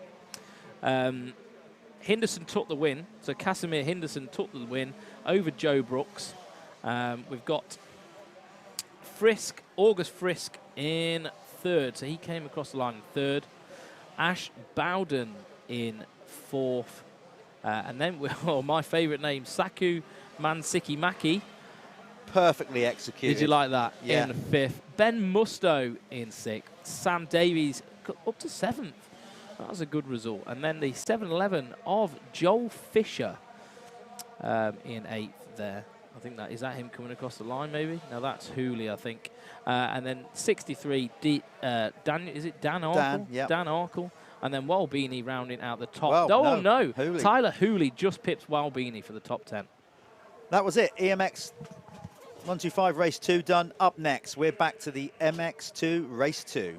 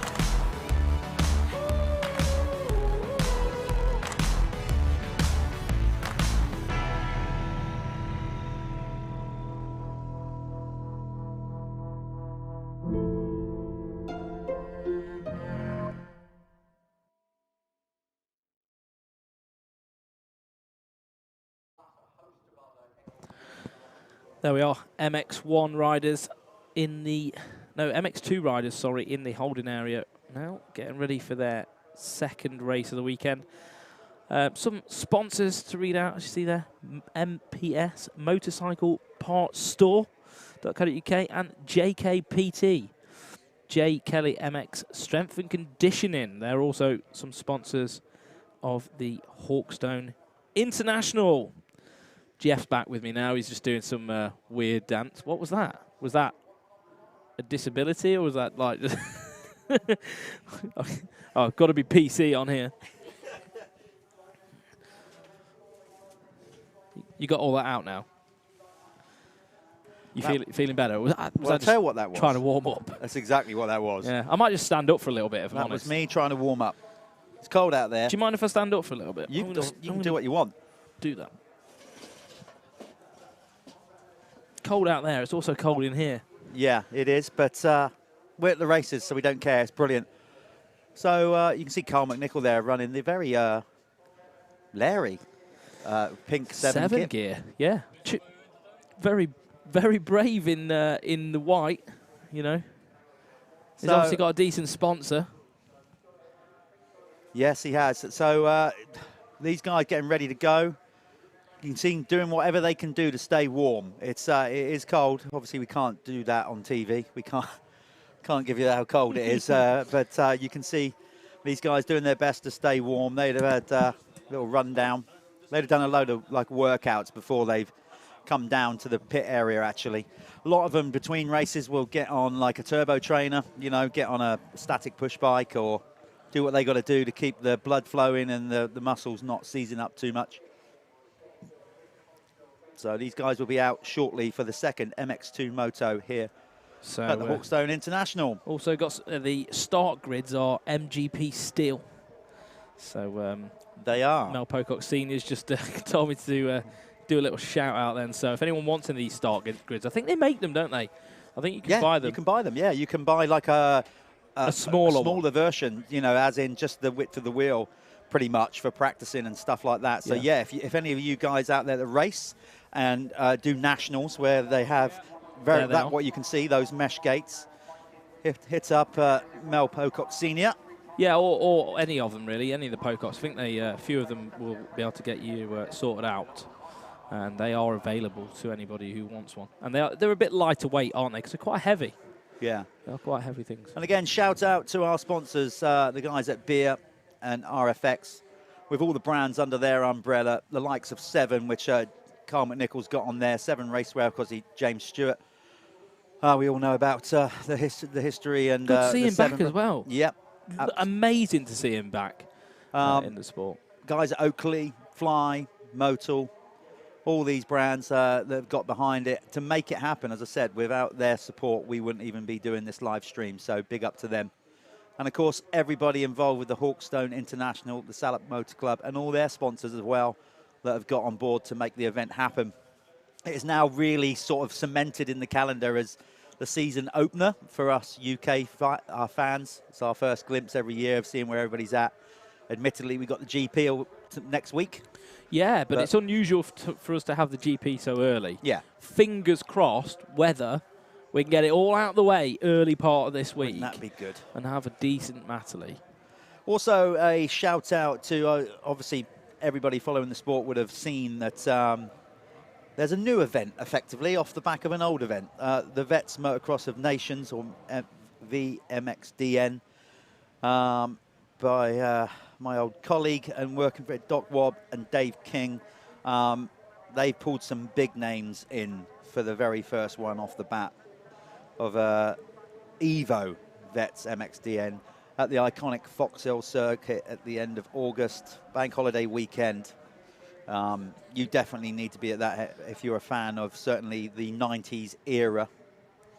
So Dale Grayton from Middleton MX, sponsor of Lewis Hall, has asked me to give a big shout out to the DE56 homeboy, Lewis Hall. So Derby lad. I'm also from the Midlands, from Derby as well. So I obviously want Lewis to do well. I don't think he did what he wanted to do in that first one, did he? I can tell you, he got run wide in the first corner, had an incident, went down, then got caught up midway through and got his legs stuck under the bike round here. Yeah, because he's better than that. Yeah, he is a lot better than that. Yeah, so well, he's speed. Running his own team, LHR Racing. The speed was there, so we'll see. Look at Gifford looking there. Yeah. Look All at Jamie serious. Law looking at far too rock and roll Flash. in like a Star Spangled Banner answer kit. Is that a USA flag or is that a kit? Well, I don't know, but either way, it's it looks like he should be riding for America at the Motocross of Nations. No, it looks cool. So there is Conrad Muse on his new ride. Stebbins Car Store, Superstore, sorry, KTM, powered by Bike Shore.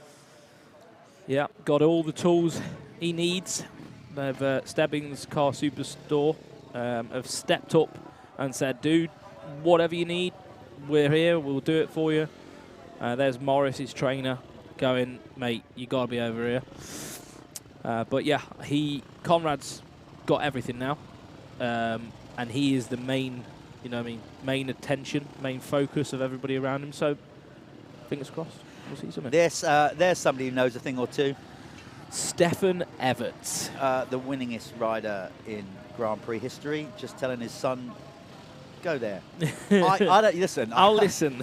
Most kids, whatever, don't we? You always think your parents are wrong. Let's be honest. Yeah, I wonder if I he wonder actually what the goes dynamic through. is. Yeah, I wonder if he actually ever goes, no, Dad, shut up.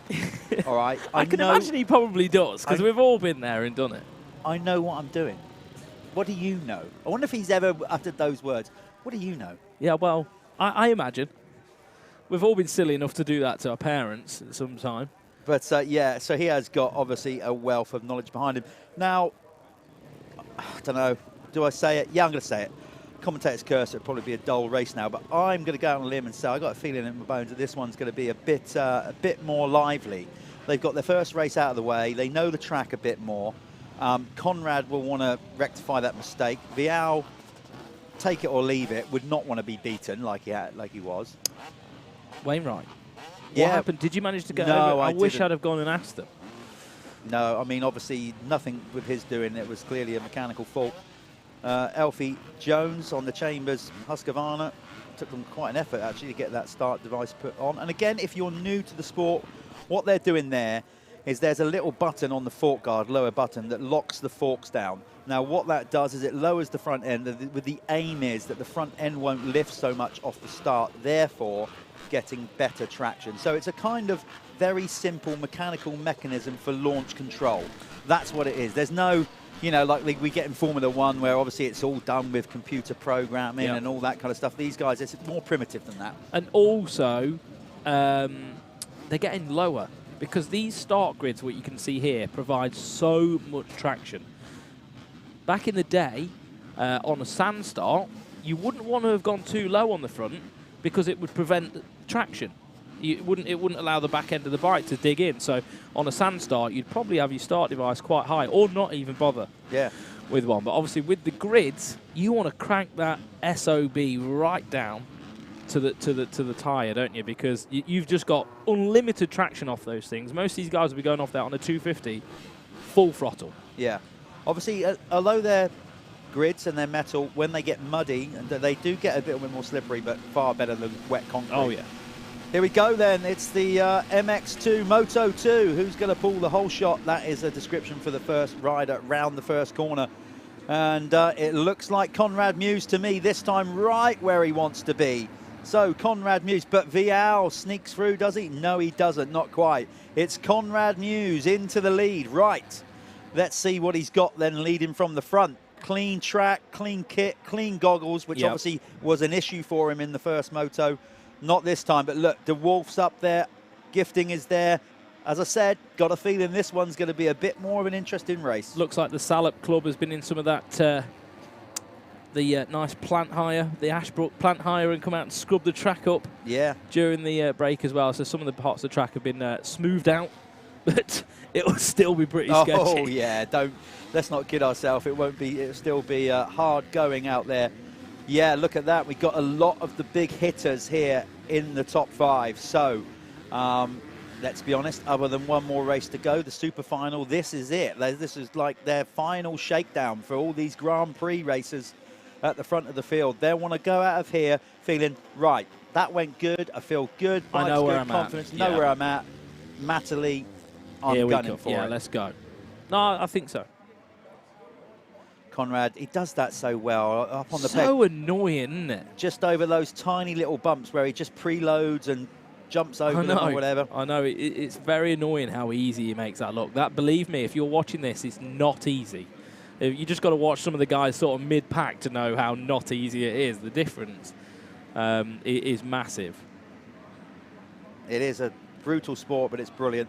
Yeah, so many things, as we said, that you got to take into account. It is not, as some of my school friends used to say back in the day when I told them what I did, it is not a case of you just sit on it and the bike does all the work. How infuriating is it when people say that? Oh, yeah, so you sit on something with a heart rate of 180 beats per minute and I'm not doing anything.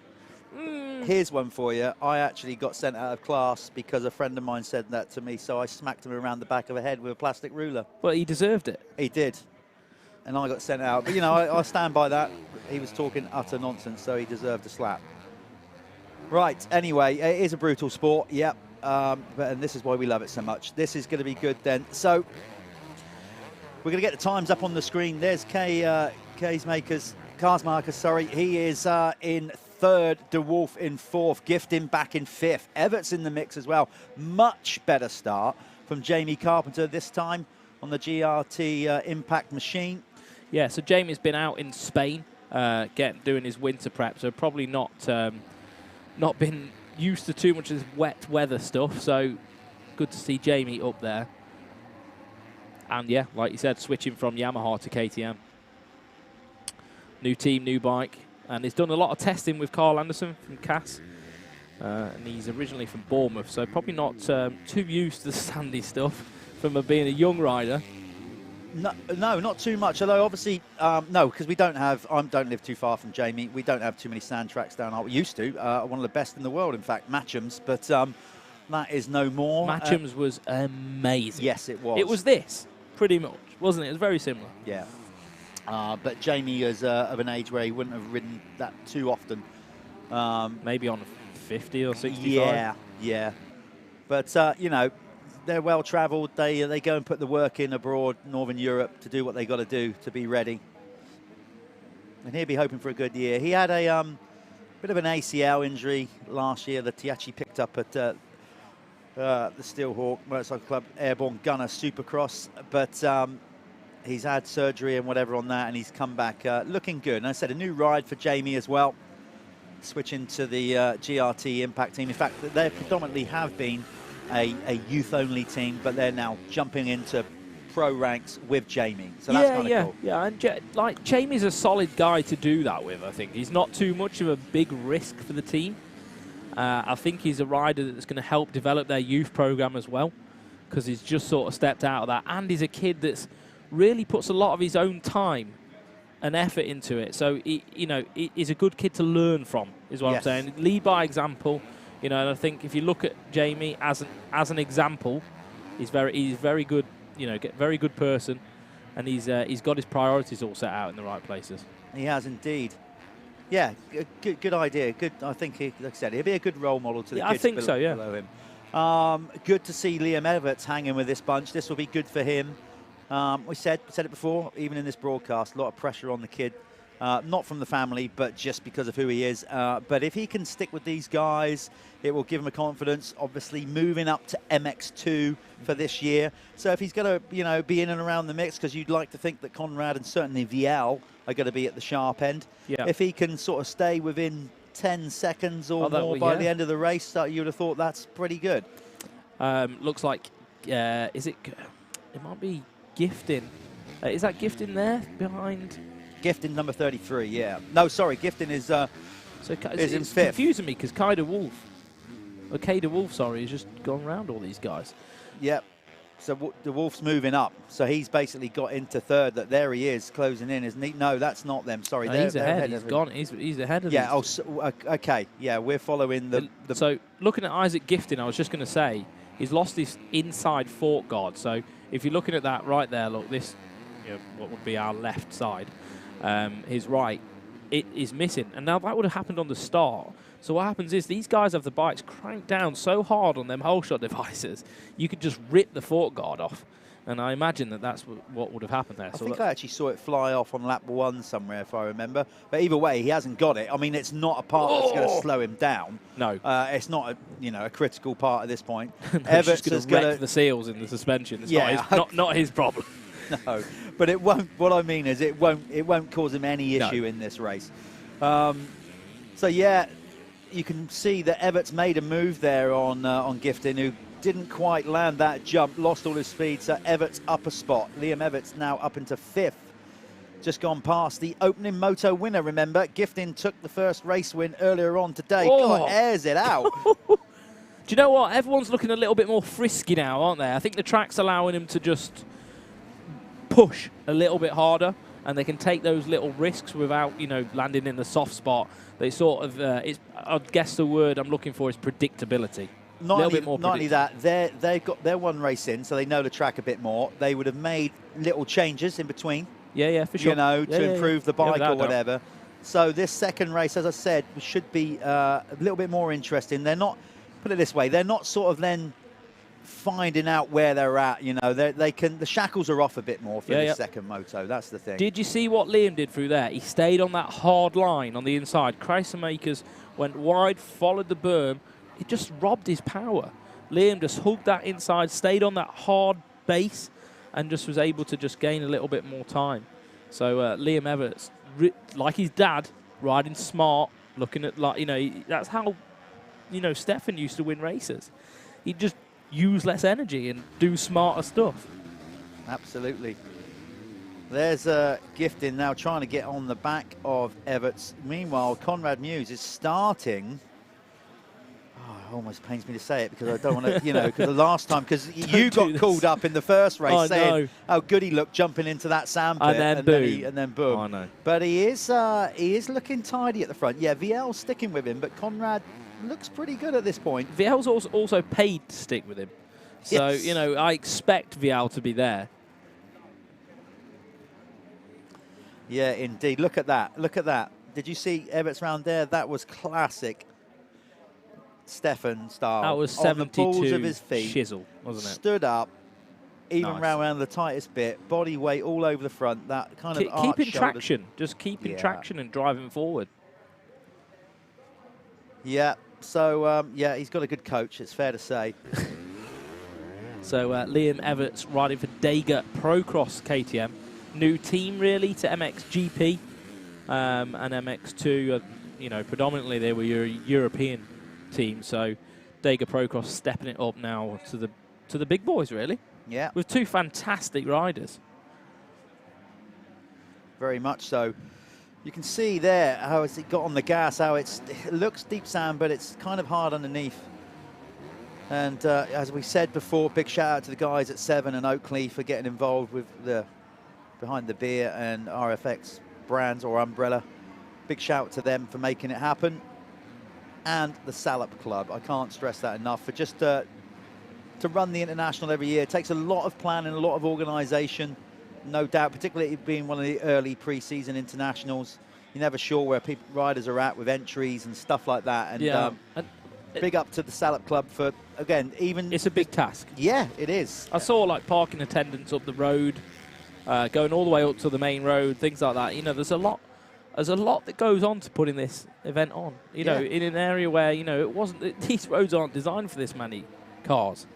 You know, and at this time of the year as well, you're just taking a punt. There's no doubt about it. You're taking a punt on the weather, and it's great to see this many people come out. You know, there's a lot of fans here today. Yeah, in these conditions, because it hasn't been great the last 2 or 3 days in the UK. K de Wolf just popping his way up there. He's not too far away, so K de Wolf is in this mix, isn't he? This is going to be good. I think the tail end of this race is going to be good. Yeah, because it's going to start closing up. K de Wolf, Vial, and Muse are all going to start bunching up together. Did you see Conrad just getting and jumping off that little? That's like Supercross stuff, because they're landing on something that's higher than the takeoff. Yeah. Smart riding. It's very. He does things like that, which is hard to understand how he makes it look so easy. It almost blags my mind. I don't get it. Well, sit back and watch and learn, and I expect you to be riding like that in a couple of weeks' time. Oh, well, no. Don't think that's ever going to happen, mate. This is I can dream. This is going to tighten up, I'm sure, because it looks to me, we haven't got obviously the times as in the lap times on the screen, but we don't need them. We've got a visual here that K de Wolf is definitely starting to pinch up the top 3 now. Okay, the gap between Muse and Vial hasn't really changed, but here comes K de Wolf. I would say K de Wolf is the fastest man on track. Yeah, he's going to make this a 3-way battle. Carsmakers is back in 4th, but they've been dropped. Look at the difference there. But Gifton, who took the opening moto win, is basically 20 seconds off the race lead now. And in the opening moto, he ended up closing in on the last few laps and taking the race win. But he's going to have to find 20 seconds from somewhere if he wants to win this one. Everett's tucked in behind him. Then it's Jamie Carpenter, as we mentioned, having a really good ride. Raf Muissen is in 8th. 9th, Jamie Law, that Pico 252 stroke. And then Sam Nunn having a good one, actually, just moving up ahead of him. So Grimshaw in 11th. Jamie Wainwright is keeping that Kawasaki going this time around. Yeah, he's going to want to edge himself up into the top 10, isn't he? Oh, somebody just went down. Who was that? That was De Wolf. Did I just see somebody crash in the corner? Yes, I did. I just saw the front end go out of the corner of my eye there, and yet De Wolf just tucked the front end. So what was a 3-way battle, or shaping up to be a 3-way battle, now becomes a 2-way battle. Back to a 2-way battle. Yeah, so he would have lost a load of time. Let the time refresh on the screen here. That should bring up to speed in a minute of the time that he's lost. Unless it is just those 3 seconds, but I think he lost more than that. Yeah, so Kai de Wolf on the factory Nestan Husqvarna team, backed in a big way by Jumbo as well. Jumbo Superstore. They're sharp, aren't they? It's like Asda. Yeah, it's like basically a Dutch equivalent. Yeah. They're a big. So it's good to see brands like that as well stepping into the space. I mean, I know Jumbo have been around doing it for a while, haven't they? So. Yeah, they've Jumbo been around a lot. But they're now like a title sponsor for that team, which is cool to see. Yeah, and Jackie Martin's team has always had support from them. Of course, they've been a private sponsor of Jeffrey Hurlin's for a number of years now as well. So there you go. You need to send your CV into Tesco's. By the way, if we got viewers around the world, Tesco's is one of the biggest supermarket chains in the UK. Just if you're wondering what the hell we're talking about.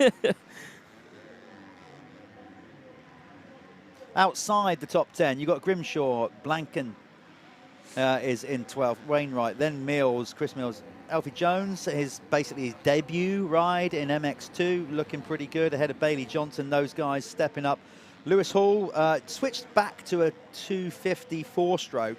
He has been riding a 252 stroke most of the off-season. Late on he did that, didn't he? I was a bit of a... Because he was looking really good on the 252 stroke, so I don't know the reasoning for that. But anyway, he's on a 4-stroke now. There's Harvey Cashmore riding for the Chambers Husqvarna team, coming through number 10. He's going to be lapped here by K de Wolf. A lot of people cheering over the fence for him as well. Yeah, and there's no embarrassment by being lapped by K de Wolf. I think Conrad's looking pretty good at the minute, isn't he? I mean, a couple of seconds, and when he came through that last time round, he just looked like he had that little bit of a zest. So De Wolf lost approximately 6 seconds on that little front end washout on that corner. He's just come round the lap. Let's see how much he's gained back, because look how, he's looking good. So once he comes through here, and if we give it a, well, he threw it into that berm there then, didn't he? But if we give it a few seconds, that should update, and we'll know the well, that is the gap. Now. He was 3 seconds behind, and then it's gone out to 9. So that's pretty much right. Let's see if he's pulled any of it back. Take a little time for the timing to refresh. Gifting still sat there in 5th now, just starting to edge away. No, he's gone up to 4th, past his teammate. So the two Hitachi powered by Milwaukee KTM riders running 4th and 5th. Gifting putting a move on his teammate there to move it into 4th. But that gap, 27 seconds off the race lead, you've got to say. I think they've probably been slowing each other down a little bit, though. They're all in like their own little sort of battle, which doesn't always help, does it? You know, when you're sort of chopping and diving each other, you're going to put a halt on forward progression. Yeah, well, obviously the top 20 overall from the combined 2 races. This is the second MX2 race, by the way. The combined top 20 for MX2 and MX1 will go into the Super Final at the end of the day, which will be at 10 to 4 coming off the line, scheduled to come out for the line at 10 to 4. That's where we put all the best riders from the meeting effectively in one race, 250s against 450s. So obviously these top hitters are going to clearly score enough points to make the Super Final, no problem there.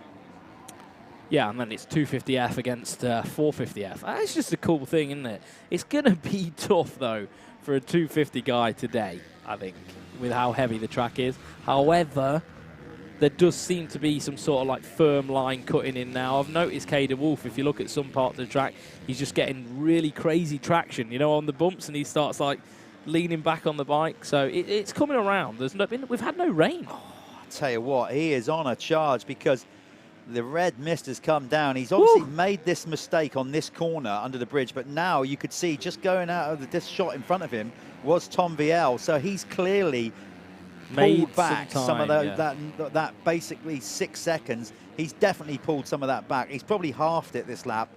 Well, obviously, imagine having that feeling that you've just chucked away a win, though.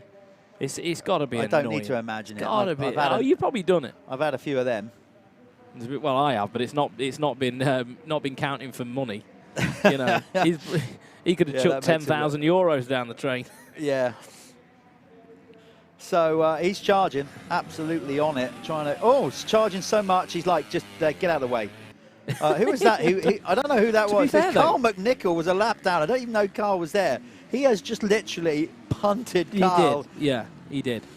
I'm coming through. Interestingly, he hasn't actually made time up on Conrad. No. He made time up on Vial. Conrad's actually gone faster. Yeah. Well, Conrad has got a nice lead now. It's out to nearly 6 seconds, as you can see on your screen. This is what we want from a British perspective. Being biased, we want Conrad Muse to come out of this weekend feeling confident, feeling good. I want him to go and win a world title on a privateer outfit. Imagine that. When is the last time that's happened? God knows. A long time. Sure, somebody will post a comment up and tell us. So please, I'd love to know. Yeah, let us know. The comments coming in. Keep liking and subscribing to MXN-TV, whether you're watching on Facebook or YouTube. We will get a chance to read all those comments at some point. But right now, obviously, we're focusing on the race here ahead of us. But yeah, Conrad looking good on the Stebbings car Superstore. McNichol there on the Verde. What is it? Verde Cilio KTM. Looking, you know what? He's had a good day. You know, he's not having the best time now. But I think McNichol, he's done well. He's rounding out the top 20 at the minute. Obviously had a few issues, but he started so well in that opening moto and definitely showed that he's got some speed. Wow. That is sketchy now. That is so sketchy now.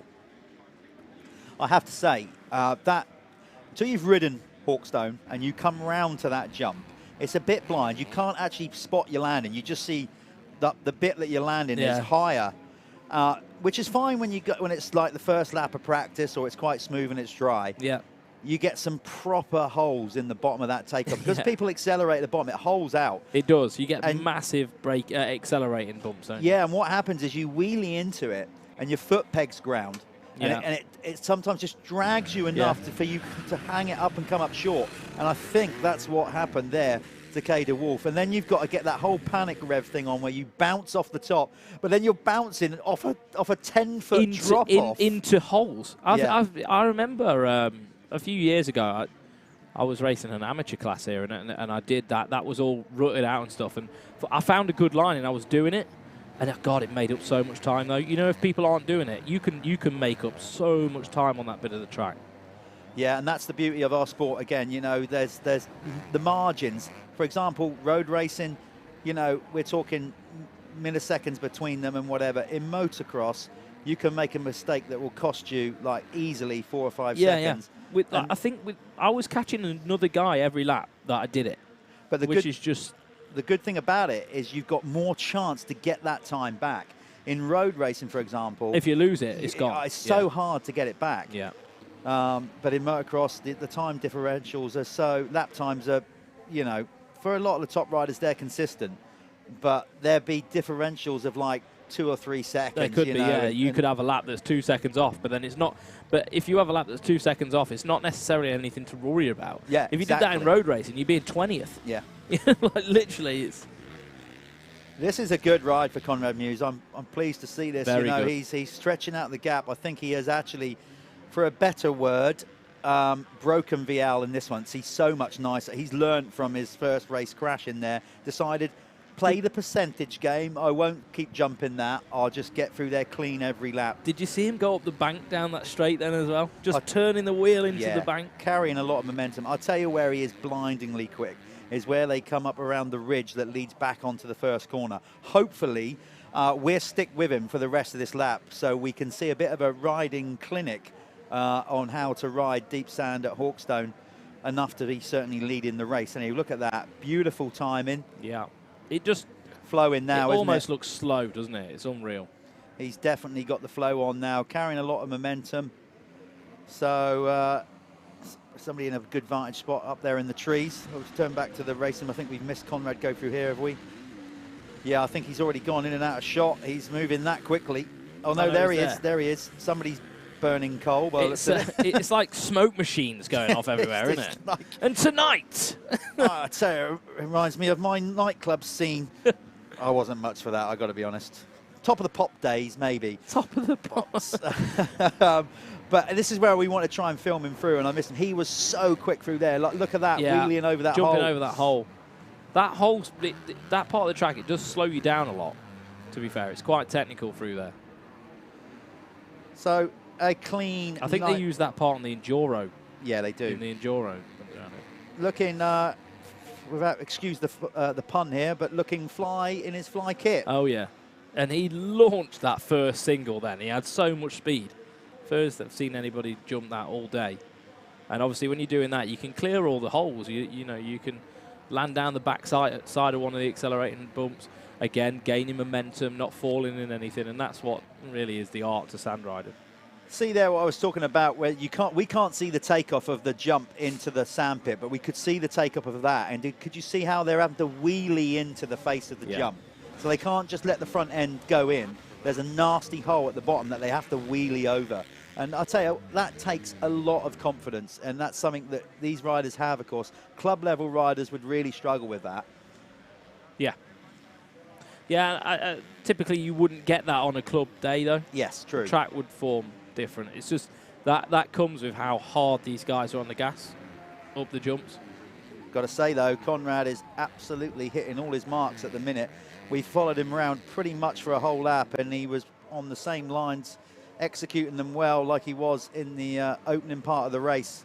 So he's feeling good in this one, Conrad Mewse. He has now gapped Tom Vial by nearly 10 seconds, and Kay de Wolf is coming back at Tom Vial. Here we go, race on, between number 28 and number 74. They got a back marker between them. I'm sure de Wolf will make light work of them. And then this is the race to follow, I think, now, to the flag, because Conrad is away on it on his Stebbins car Superstore. The only person that's going to beat Conrad is Conrad right now, so yes, he's got it.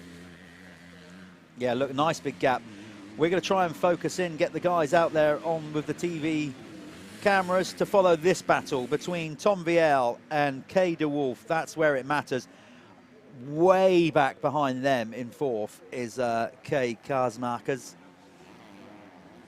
And then Liam Edowitz 3 seconds off the back of him. Isaac Gifton, the opening moto race winner, is nearly 1 minute now behind Conrad Muse. Yeah, so both these guys as well, Tom Viel and Kay DeWolf, both on the new platform for KTM.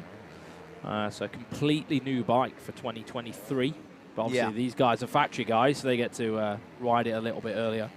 And they're obviously, I would say, in a developmental stage at the moment.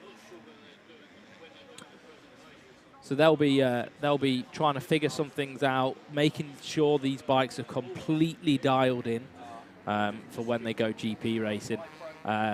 Look, this is KTM. They're no joke. They are definitely going to have this bike figured out by the time they go racing GPs. But both of them in the top 3 at the minute in this one. Obviously fighting for that second position. It's probably quite valuable as a overall perspective. I really are. Obviously, the guys are working hard to follow this battle. I hope we stick with it to the end. Conrad has maybe just backed it down a little bit, or these guys have picked up the pace, but nothing to worry about. He's got a healthy lead. Wow, look at that. So, yeah, Kay DeWolf up the inside. Has he got it? No, well, he's Harvey Cashmore is the meat in the sandwich. He's going to force him wide. Oh, Cashmore had the best view in the house of that one. Conrad looks like he just got held up. Hang on, did Conrad come off the bike? Yes, I think he has. So either Conrad stalled it or got hung up with a back marker there. He has lost time. He's still got a 5-second lead over they VL. Are on the last lap, though. But he definitely got held up. Grimshaw doesn't know either side. He's going to go left, go right. Oh, my God, where do you go? Tom Grimshaw having it from every angle then. Yes, indeed. Okay, we're going to try and follow these guys. Luckily, this time of year, the leaves here on the trees at Hawkstone have all fallen off, so we can see around the circuit better. But yes, Muse definitely hit the dirt, or something happened, because there he is. And then now only a few seconds back is Tom Viel. And then you got Kay DeWolf right there. I said it. I said the only person that can beat Conrad is Conrad. And what did he do? Well, he made a mistake. Possible task, commentating. It is. It is. You can never always put your foot in it. No matter what you say, somebody would go and make you look stupid. Okay. He's getting held up, Viao again. And, of course, you know, not so many blue flags around us at GPs. The guys are on it. Oh, they're on it, yeah. You know, so there we are. Kay DeWolf up the inside of Tom Vial. Now, I can bet your bottom dollar Tom Vial will be... screwing, I'd imagine. Well, he'll be definitely saying back markers or nasty words. Yeah, cost him in this one. Yeah. Because they did slow him down a little bit, but you've got to be, well, you've got to have your A game about you. And so both guys on factory outfits for the KTM group. Obviously, Husqvarna is Kay DeWolf there, so he is on the Nestan factory Husqvarna team. And they're both figuring out this new bike as well. Like I said earlier on, in a developmental stage, they need to get these race laps clicked off and make sure that thing's ready to go when the gate drops automatically. Not long to go. He is absolutely flying DeWolf. He's throwing everything at I think it's too late, mate. It is. It is too late. I know that. You and I know that. Listen, he's a racer. He's going to the flag. He wants to finish as close as he possibly can do to the back of Conrad, just to go, hey up, mate. Yeah. I'm here. Absolutely. He has thrown everything into this last lap, but it's going to be a race victory for Conrad Muse. He worked for it. He kind of throws his hand in the air as if to say, that was cool. Look, I think there was an incident with a back marker there, which is why he was kind of doing that. But yes, a race win for Conrad Muse. That will give him loads of confidence and a great shot in the arm going into Matterley next week. Congratulations to Conrad, and congratulations to Stebbins Car Superstore as well. KTM UK, and they're powered by Bike Shore, so big shout out to all their sponsors, and I'm sure everybody at that team is going to have a little bit of an uplift there, and I think that's Law saying he's sorry for getting in the way. Yeah. Yeah, he did. But Jamie's been around the block long enough to know that, you know, and he wouldn't have intentionally No, done it. no. You're just saying there, you know, it's cool, mate. It's cool. Don't worry. There's Big John Dennis, Conrad's new mechanic. Hey, when the track's like this, though, it looks like it. When you're in a line, you ain't moving out of it. No. Because there's ruts and everything. Like you Look what it means. Look what it means. It means so much to Justin and yeah. Yeah, they've got it. You know, feel the swag, Conrad. You walk with it, mate. There you go. I mean, Justin's happy. You know, they put the old team back together. You know, listen, these coaches, Justin, Morris there, and all the guys, you know, it means a lot to them as well. They put hours in with, you know, every MX coach does. So, you know, you go through the ringer with a rider. You go through all the emotions. So, you know, it means so much to the team. Listen, when you get out on track, it's an individual sport. As soon as that crash helmet goes on and you go to the line, you know, you can't program a bike. You can't do these pit stop strategies like they do in F1 and all that stuff to help you win a race. But everything other side of that, it's a team game. Oh, of course it is. You can't do it without a good team behind you. And if it's the right thing for Conrad to go back to basics, go back to that, you know, initial team where there was success, then that's what he needs to do. Right, we're going to throw some adverts now, guys, and we will be back shortly with MX1.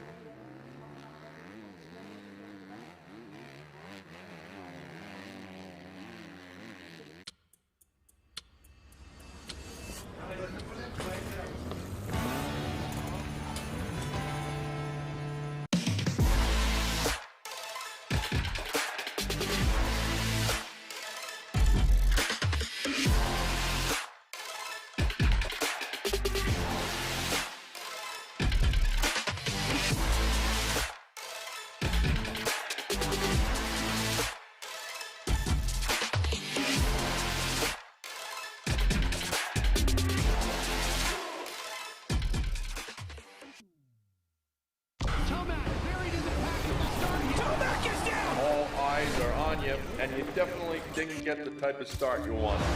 The most important lesson my dad taught me was on those days, you don't really feel like going the extra mile. You just got to go out there and do the work. Came to play tonight. The go time for me is the last half of the race. I'm trying to hunt down first place. For a true championship fight, you never want to give up.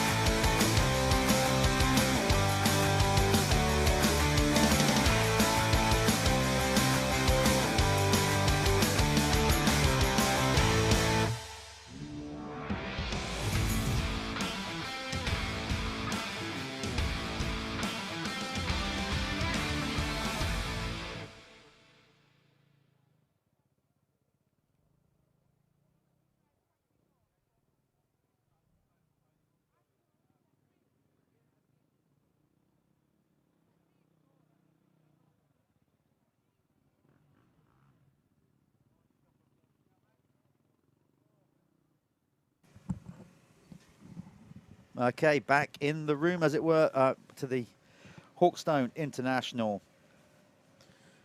Remember to like and subscribe, please. If you're watching us on YouTube, make sure you subscribe to the channel and you can see more of these events popping up throughout the year. Of course, free of charge. And if you're watching on Facebook, make sure you give the stream a little like. Comment away, you know. We will try and get back to you all, or at least somebody will. And also, make sure you like the Facebook page as well. Again, if you want to see some more of this, just watching Luke Burton getting his whole shot device put on there. Look how low that front end is. Well, you can see there, yeah, some of the bikes are being pushed right down. This is the MX1 class ready to come out. You can see at the dead center of the screen at the top, Thomas Kier Olsen on his new KTM ride. He had, what did he have, an 8th in the opening moto, something like that. Of course, he must have crashed in the whoops or something happened because we saw him, the last shot we saw him in the race was actually facing the wrong way. Yeah. So we can only assume he went end over end and had to, you know, ended up picking the bike up the wrong way around.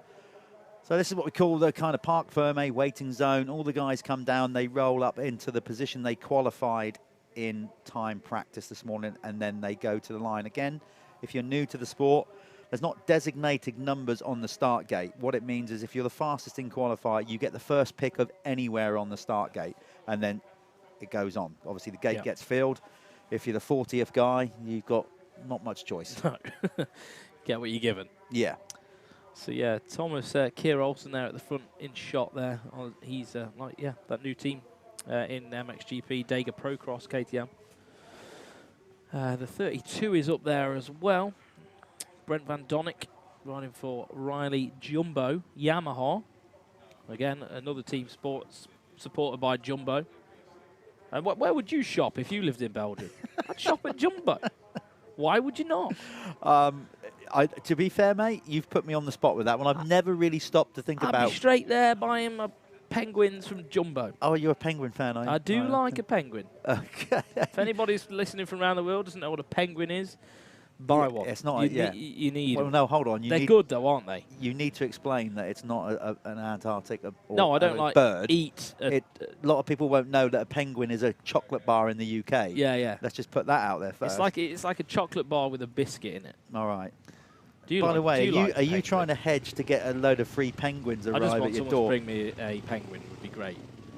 Right, enough of our eating habits and shopping habits. I'm always going down those routes. Yeah, well, I do too. Who cares? There is your opening moto winner, Brian Borgers. Yeah, on the standing construct. I mean, most of these top teams, obviously, just the setup always look cool. Graphics look good. Kit looks good. Yeah, I have to say, they're selling themselves. They look good though. I do like the white kit and the. Do you know what? You know the factory team as well, the MX2 team, Thomas Kier Olsen. Yeah. I like it without the Rockstar. I'm a fan. Right. Yeah. I think it looks more factory, mate. It's a bit like proper Husqvarna. There you know go. what I mean? Get rid of that drink. You know. I don't know. Look, I've got nothing against Rockstar. I just think it looks super professional and clean.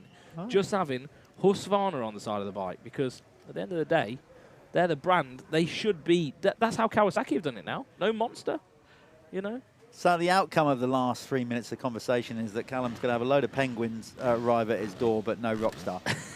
No, do you know what I mean? I think a brand, if you're a factory manufacturer, that on the side panel of your bike should say that manufacturer. End of story. Right, here we go. The guys are lining up for Moto 2 of the MX1 race here.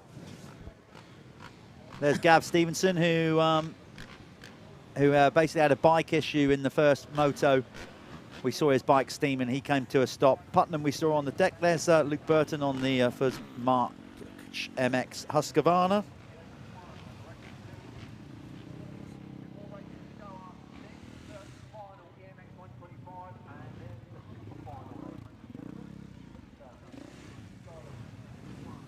There's the AJP gas rider coming right down the end, actually staying out of trouble. As you can see, MX1 Moto 2, yeah, is what we're on. So we're going to have a 125 race after this. Obviously, we've got to get through this first, 25 minutes plus 2 laps. Then it will be the third EMX 125 race. That should be coming off the line at 10 past 3. We might be running a little bit behind schedule here, not too much though.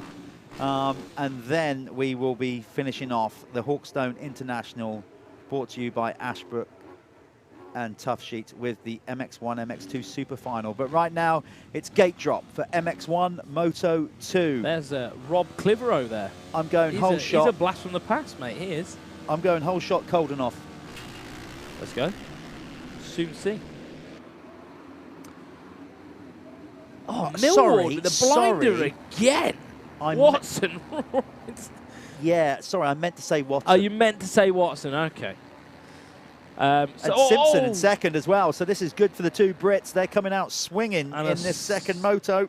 Millward got it pretty wrong there on that first ski jump.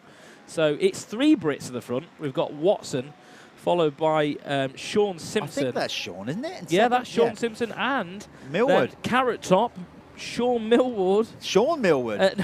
Jake Millward in third. I'm losing my mind. Look at that healthy crowd. There's a good picture right there. Yeah, it is. It's good to see, especially with the weather as it is. I thought it was going to put people off. It definitely has not. Keir Olsen looks like he's... Thomas Keir Olsen looks like he's made a move on Jake Millward for third there. Through, we call them, like I said, those whoops used to be longer, bigger. They were rollers, really. Yeah, they were these huge rollers. They've kind of just been mellowed out down the years, but we still call that the whoop section of the circuit. I think it's more to cater for the amateur racing, isn't it, as well? Like. Under the Ashbrook Bridge.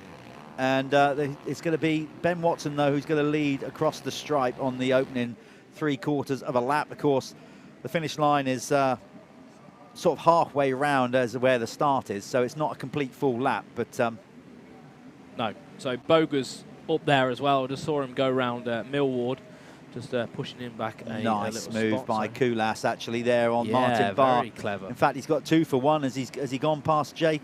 Knock, has he done it? He might get him up the hill. Has he gone past AJ? No, not quite. So what did James Stewart used to say? 2 for 1 special. That's what he said on it. All right. Back in the day. Simpson lovely up that section. You see he jumped up into that corner. Yeah. The only one so far that's done that. Doing Belgium stuff. Sean, obviously, great sand rider. Won GPs in sand, won a GP in Lommel, if my memory serves me right. 4 GPs. So Sean knows his way around the soft stuff. His practice track up in Scotland, very much sand-based. As Verlanderen also goes past Jake Millward on this opening lap. But right now it's Kawasaki factory racing. So Sean Simpson has 4 MXGP wins to his name, 7 race wins and 6 podiums. There we are. Good work. He's obviously on a new team this year. Same bike, new team. Is it Gabriel? Well, he's still kind of doing his thing, yeah, and the guys at Gabriel have got involved to help him out. And so they're involved with it as well. They're sort of the title sponsor, really, of what Sean's doing. You know, still very much running his own program with his dad, Willie, you know, and driving around and doing all that. But they've got some support from Simon Gabriel and the guys down there on the south coast, so big up them. Brian Boger's looking good. He'll have some confidence in that first race.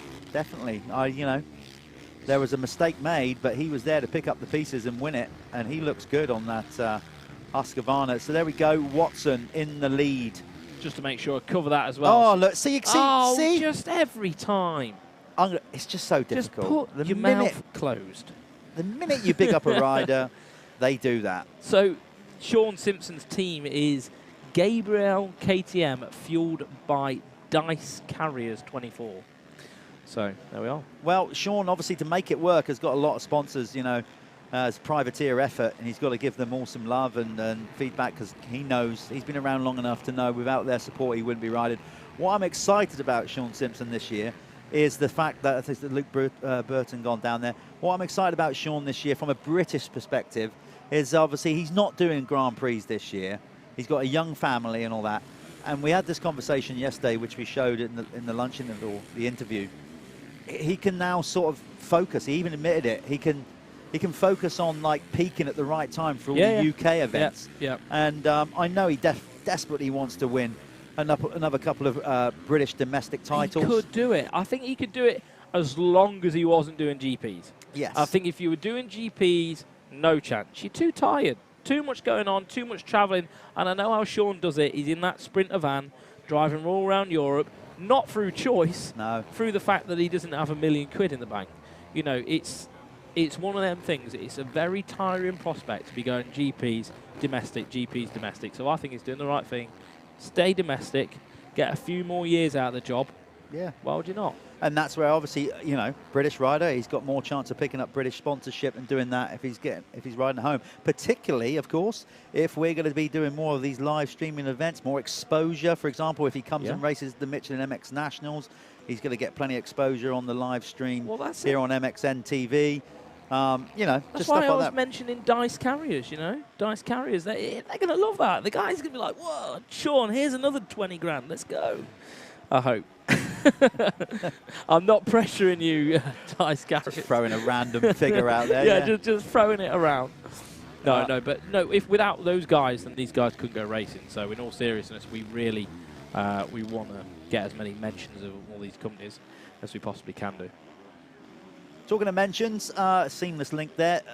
Big shout again, once again, to Beer and RFX. And look at that right on cue, the title sponsors of this event, Ashbrook and Tough Sheets Building Products. Thank you guys for making this event happen.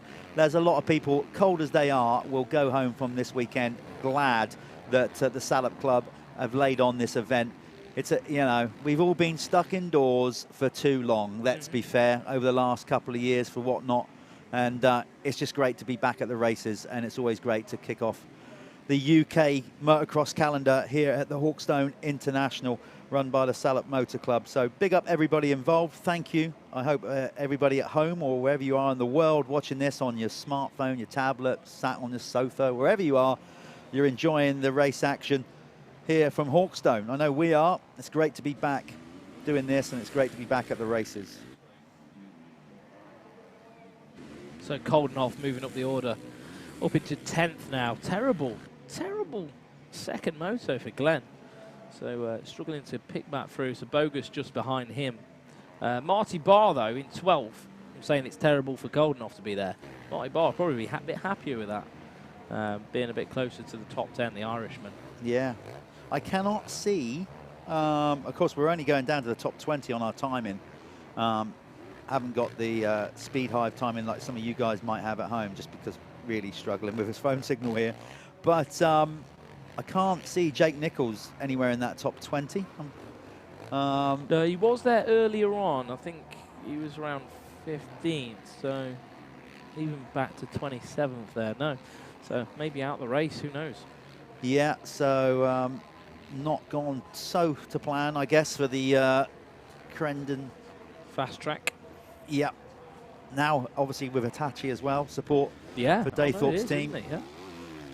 Yeah, Hitachi's spreading it all over the place. Yeah, so just Jake from that team opting to come and ride here at Hawkstone. Tommy Searle deciding to sit this one out. He's only concentrating on the domestic stuff. I think Jake just feels like he needs some ride time. Yeah, he's probably not going to be too bummed about it. He just wanted to get behind the gate, probably. He had a lot of time off, hasn't he? But hey, Ben's looking pretty good right now, isn't he?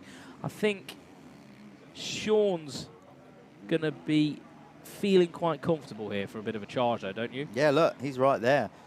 It's not like these guys haven't raced together before, but obviously you could argue that Ben Watson is not at the complete other spectrum end of his career, because he's not a youth rider, but you know, he's got the MX1 class all ahead of him to try and obviously stamp a name for himself with this factory racing team, Kawasaki team ride, whereas Sean has just announced, obviously, last year that he is no longer racing Grand Prix, so his GP career is over, whereas we'd like to think in MX1, Ben's is just starting. Well, it is really, because he only had 1 year last year in the class. Yeah, so Ben's 23.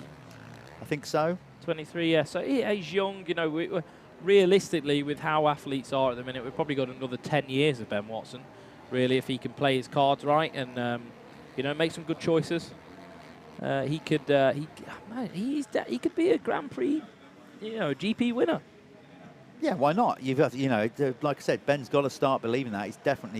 He's got the skill set, you know, to go on and be a world champion. That is Without always doubt. a massive ask, particularly in MX1. But it's one of those ones, isn't it? It's just confidence. There's so much to it. Ben Watson is definitely a confidence rider. Things are going well and he's feeling good.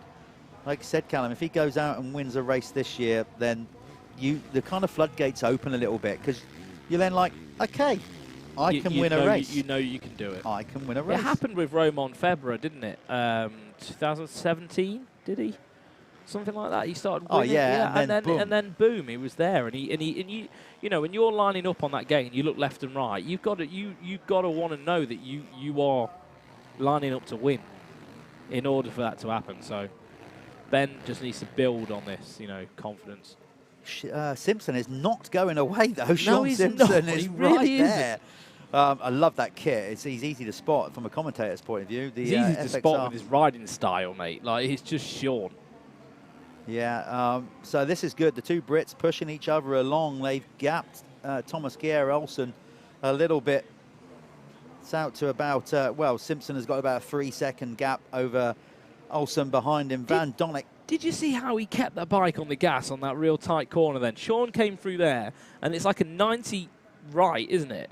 And he just kept it lit. I have not seen anybody do that so quick all day.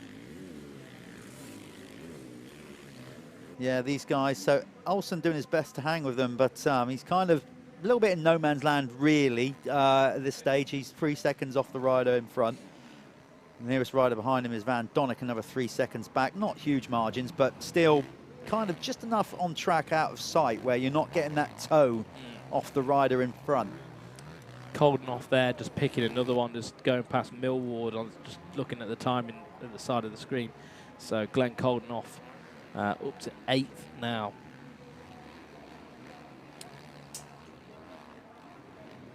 There's the Scotland flag, St Andrews. Well, basically, the Scots always come out and oh, there we go. A mistake. So Watson falls out of the lead, tucks the front end again, we're assuming, coming out of that, because the rear end was still in the berm, as it were. So I don't think the rear end stepped out. I think he just dug it in too deep, lost the front. So Ben Watson falls out of the lead. Sean Simpson is your new race leader. Yeah, Watson now falling back to, he'll be back in 3rd, won't he? I imagine Thomas Gehr-Olsen would have got through there. So Glenn Coldenoff, the Yamaha team name is Monster Energy Yamaha Factory MXGP. Trying to get these names right. Don't want people telling us off. Nice over there, Sean. Lovely, sticking right to the left and sweeping in nicely into that corner. Again, loads of experience riding in sand, particularly wet sand. Sean has put endless hours in riding in these kind of conditions. Opting to run the handguards, which is sometimes pretty good. It's, you know, obviously it stops all the roost going into the bars, but sometimes even when it's cold, it does make a difference, actually. You don't have the wind chill on your hand, believe it or not, so much. So Sean rocking the handguards, and there are actually buried in the Hawkstone dirt quite a few big sort of sandstone stones that occasionally fly out. We saw one fly out of a rut earlier on. He's looking good here, though. He's saying that, though. Thomas Gehr-Olsen is not too far behind. There he is.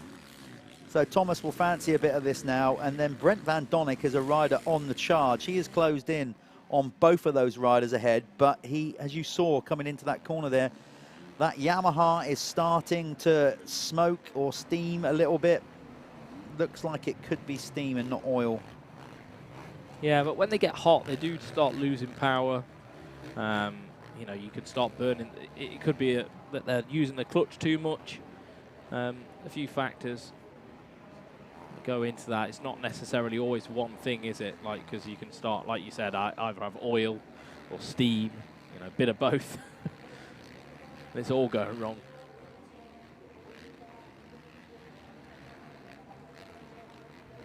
Yeah, this is going to be. It'll be interesting to see how Ben Watson reacts to his crash here, because towards the end of the opening moto, again he was good the latter part of the race, but he might have just lost a little bit of momentum with that crash, you know. And as you know, sometimes, Swanee, there's two ways a crash would go. Sometimes you crash, and you know you just don't think about anything thereafter. Yeah. We call it like red mist, but it's not and you suddenly you just ride amazing and charge through the pack. I think it's the adrenaline, isn't it? You know, you got that adrenaline spike again, or you know, you can be like, oh, it goes the other way. Exactly. I can't do it now. Like, depends how much energy is used at the start of the race. Well, how a Belgian man would say it, too much of the physical. Nice. But it can go either way sometimes, and no, definitely. I don't know where Ben's head is at after that crash. Big gap though back to Ben from these guys now. Yeah. So as you can see on your screen, Villander is there in 5th. AJ Arminus Jasikonis is there in 6th, ahead of Coldenhoff, who was not so good in this race.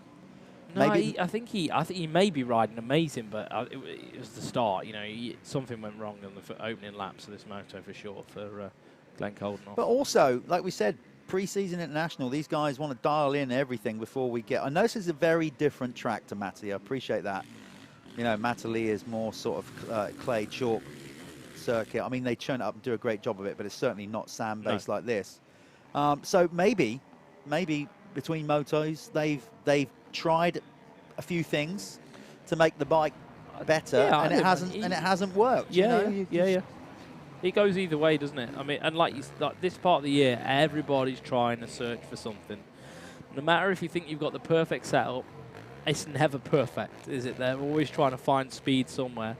If you don't keep with that attitude, then you'll never get better, will you? So that's what they're all trying to do. They're all out there trying to do a job at the end of the day, and their job is to win races. Sean Simpson, though. Looking behind you stay looking where you're going, Sean. Actually, don't worry about these boys behind you. You focus on you.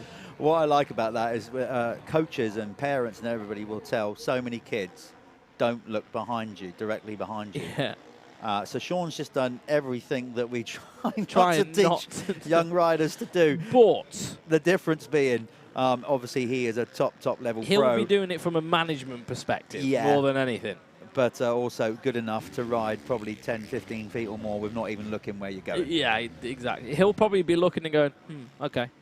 Oh, absolutely. I've got 4 seconds. I'm good. As we said earlier, if you're new to this sport, these guys are not in communication with their pit crew. It just doesn't happen in the sport of motocross. You'll see they're coming around to what we call the mechanics area, the pit signaling area. I think all the pit crew would hear is. Yeah, there'd be a lot of that. Why. Yeah. So these guys just have to, they literally get messages lap on lap every time they come round. And as we said, the pit board is not that big. They normally just, you should see it now. They normally just give them like their lap times or the differences between riders, maybe a short word of encouragement. You can just see the board to the left behind the timing screen, just getting pulled in there by Ben's mechanic. Yeah, that will normally have like, I don't know, lap times on, a few words of encouragement maybe. A lot of the riders will, forget to breathe, things like that, relax, so you'll have a little bit, just reminders really. Just gentle reminders. There's not a lot else that you can do, is there? No, it's knowing what to do as well. Like I can honestly and genuinely say, my brother was my mechanic for most of my career. Obviously, did an amazing job with us as a family. But every so often, I'd get the board put out, say like breathe, and I found it the most infuriating thing in the world. Yeah. For me, I'm like, what do you think I'm doing? Holding my breath the entire race. I get it. But I knew what he was coming from, but I just found it so like... He's trying to say chill. Yeah. So Simpson, good lap, that last lap around. He managed to just, he had that little look behind him, and I think he thought, right, I'm going to up the pace now, and it looks like he has somewhat. Oh no, take that all back, because whatever he gained when he crossed the line, Thomas Kier Olsen has now gained it all back in just half a lap. He's right on him now, Olsen. So there we go. We got 5 minutes. 6 minutes. Plus 1 lap to go in this 25-lap moto. Plus one lap, sorry. And Simpson's going to have to work hard here then to keep a hard charge in. Thomas Kier Olsen behind him. He is virtually alongside of him as they go round the far as bottom left-hand end of the circuit for those that have ever been to Hawkstone. Yeah, I think Olsen looks... Oh, but look at Van Donnick. Oh, God. He's just come from nowhere and he's going to go into the lead, isn't he? I thought Van Donnick had lost it then. That was so close. Yeah, he's done it. He's up the inside You of Sean. just talking about the 2-for-1 deal. He has literally just done that. He has launched into that sandpit and picked them both off in one sitting. Well, that's what we were talking about, isn't it? The difference with doing that and not doing it, it's got to be like, I mean, the speed that you can carry after it, it could be over a second. Oh, it's just doing that. definitely over a second gained, as proven there, because he entered. He's gone. He entered that section in third. Yeah. And just by jumping into that hole where the other two ahead of him wasn't, and now he's in front. It's a big advantage. He did nearly come off, though. Admittedly, but fortune come off.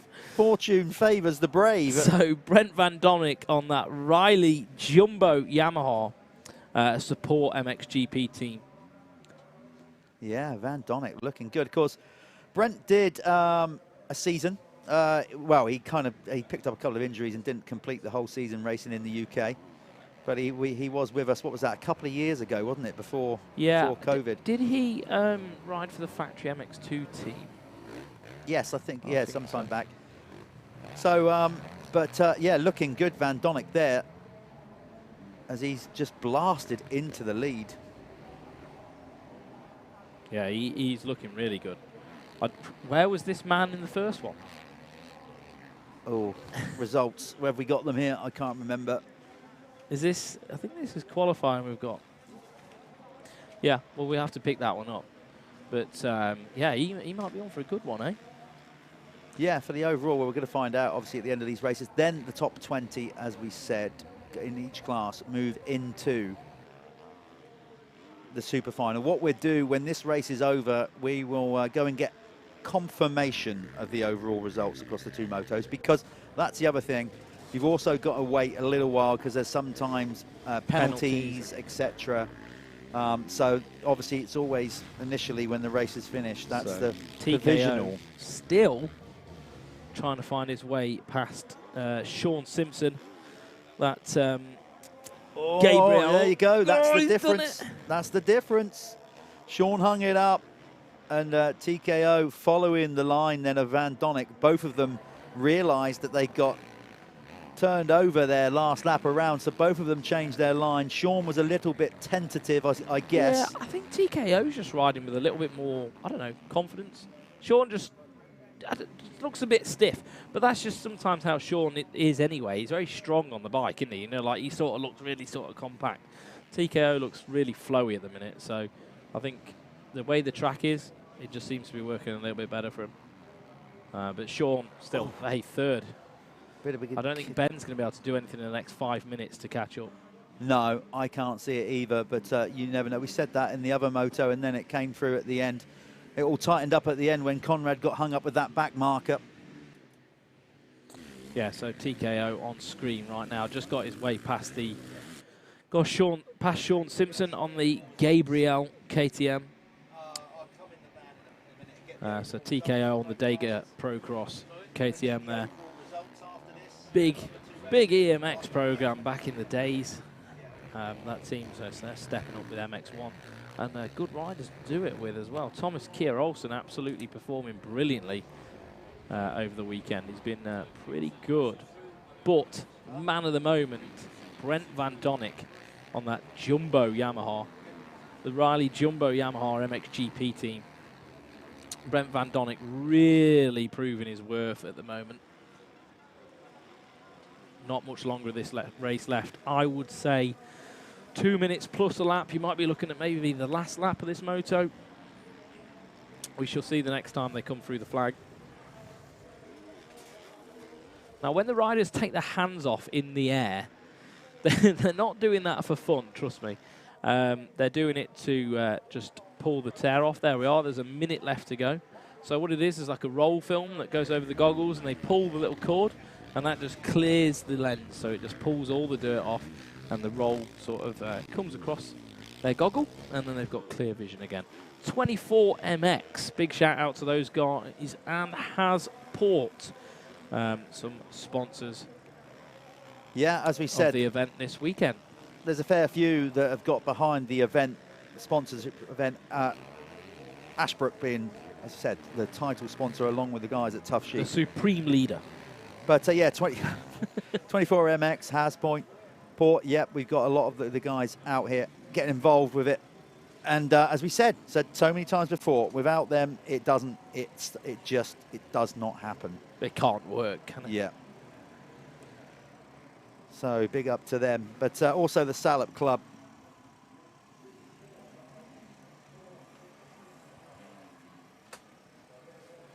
So Van Donnick 4.8 seconds ahead. Nice work. Chucking paperwork around in here like a petulant school kid. Like it.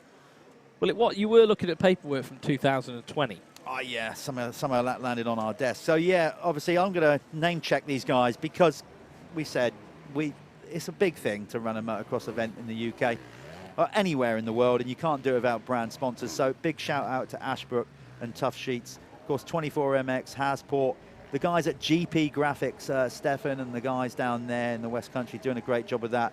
Muckoff, obviously they're down in the south as well.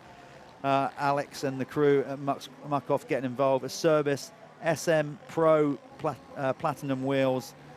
We got Tizers and then Braun Workwear. The guys at RFX, Metrics Engineering, NV Motocross Hubs. Goggle Tech, we've seen them. The guys at Liat, JK PT, that's Jay Kelly, MX Strength and Conditioning. MPS, that's Motorcycle Parts Store UK, and Valley Burner. Gumpo and the guys at Townsend. Just honestly, guys, on the behalf of Salop Motor Club, thank you so much for making it happen. Time has elapsed. There we are. One to go. One to go, and we're going to have a second winner of the MX1 class here at the famous Hawkstone Park. Brent Van Donnick looks like he's going to be the man for at the moment. Look at that through there. Absolutely so gnarly. You know, if you watch that, you can't even think that's easy, can you? No way. I hope not. I'd hope not. I'm sure there's some people out there that do you know what? Come and try it. Exactly. I was just going to say, if you think it is, swing your leg over a motocross bike in just a flat field, put some cones out, rip around for 20 minutes, and then let us know what you think. Yeah. Of course, some of these guys, certainly for maybe the EMX 125 riders, some of them, I know the British riders, this will be their first race of the year. They would have probably suffered a little bit with what was, the dreaded arm pump. Again, if you've never ridden a motocross bike, it's basically kryptonite. It's horrible. Yeah, I mean, maybe if you've ridden mountain bikes, you've felt it when you go down a trail, when it's cold, and you're hitting the tree roots and you're grabbing the brakes, that feeling in your arms where you just got no control over the grips.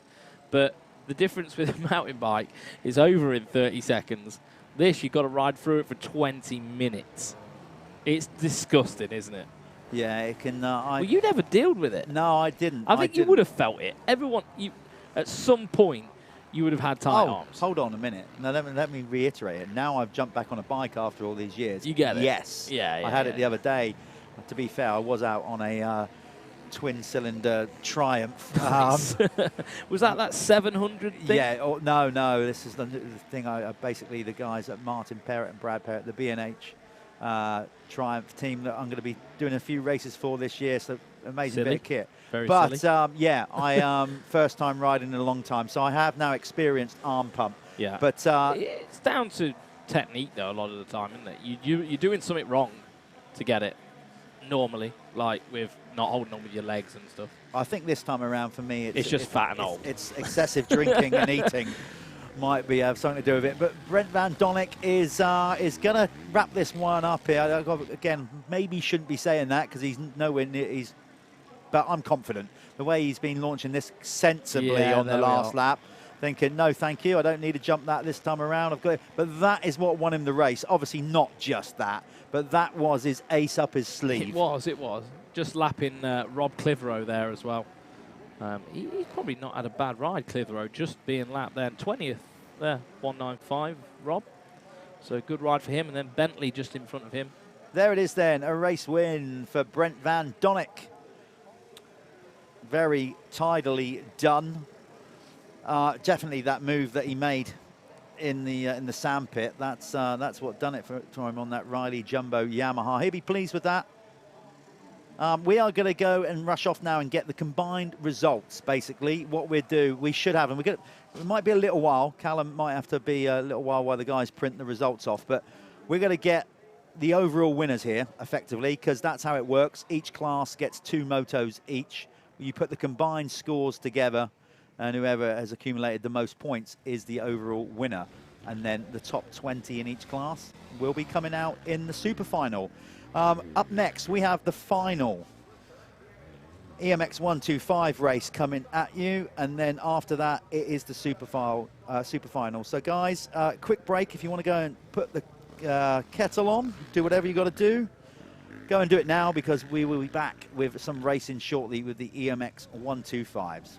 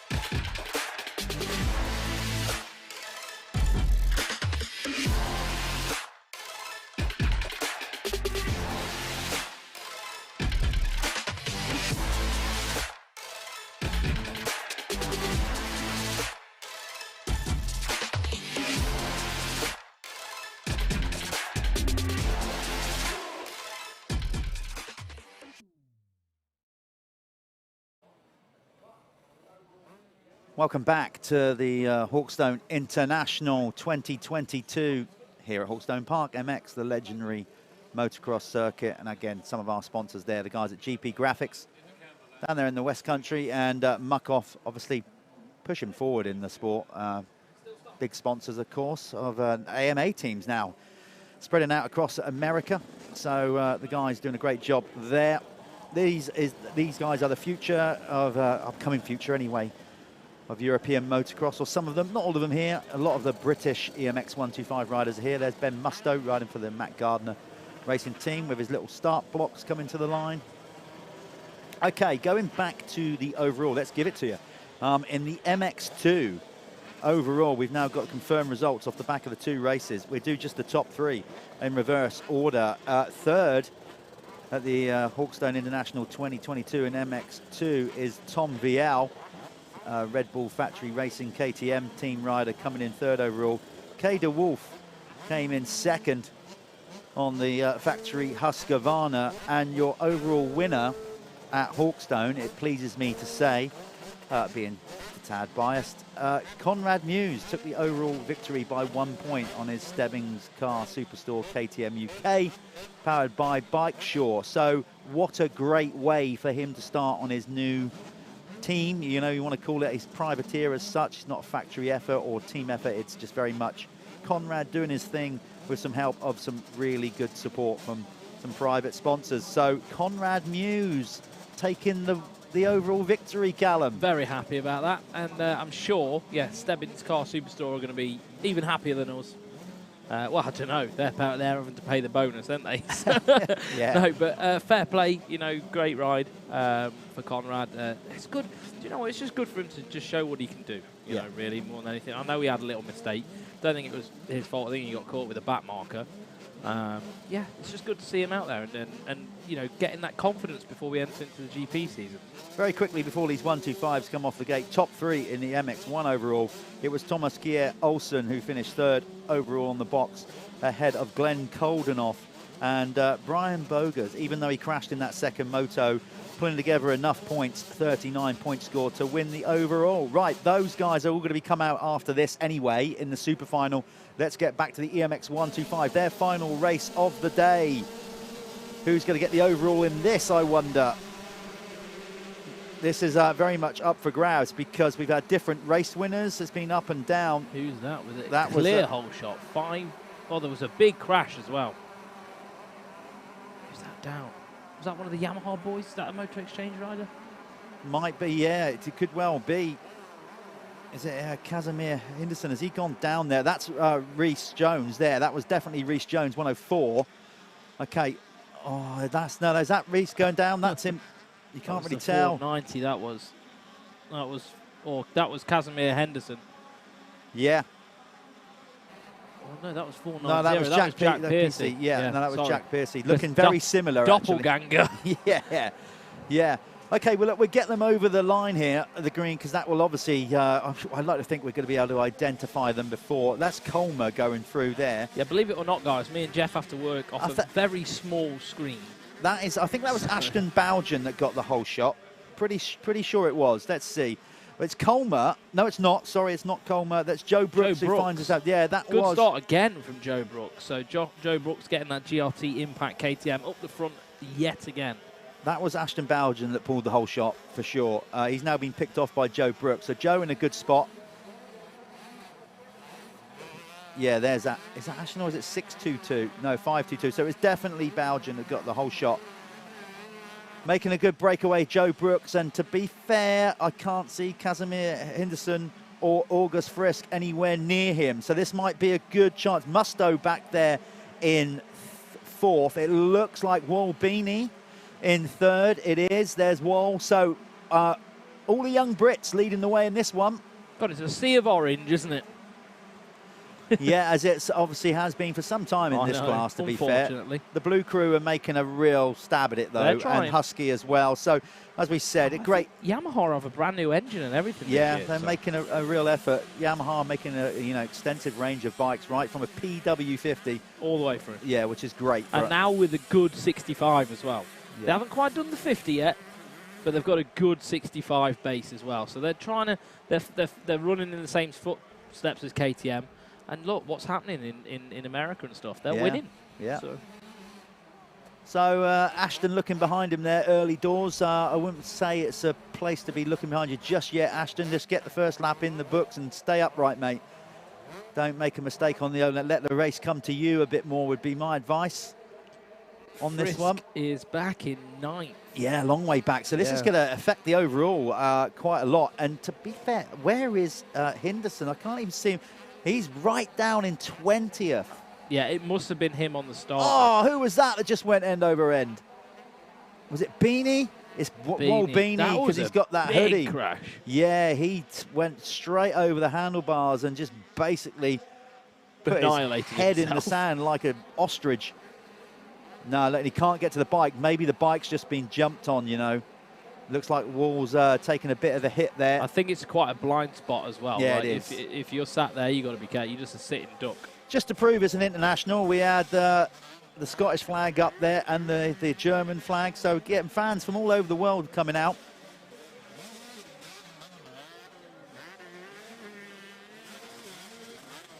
So Brooks leading by 1.8 seconds over Belgian. Beanie has dropped out of third. That's going to push Musto on the Matt Gardner KTM team up to third. Coleman, well, everybody will move up because Wall Beanie is clearly going to drop outside the top 10 or 20 at least now.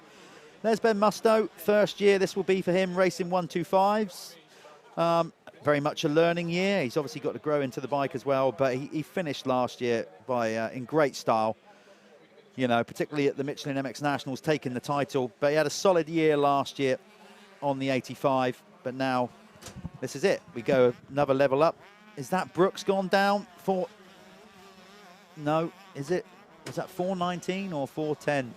Barker. 410. So, yeah, James Barker is putting on those aggressive moves in the first moto. Maybe got a little bit too aggressive there. Little bit. News. I've got some news, bit of info. Conrad Muse will not be lining up for the Super Final. Ah, okay. Because he's had a great day. Everything's gone right for him. And he doesn't, because he's a privateer, he doesn't have the budget to go and blow an engine or anything silly like that. So they want to just take this momentum into Matterley next week, all the positive vibes of a podium. And I don't blame him. No, you know, and apparently it's more down to a budget thing. It's like, look, we've got to look after the engine. We've got to look after the you know, like, I get it. I completely get it. So Conrad choosing to sit out of the Super Final, and he's happy with his MX2 overall, and so would I be. And hopefully he can take a little bit of that spice into Matterley next weekend.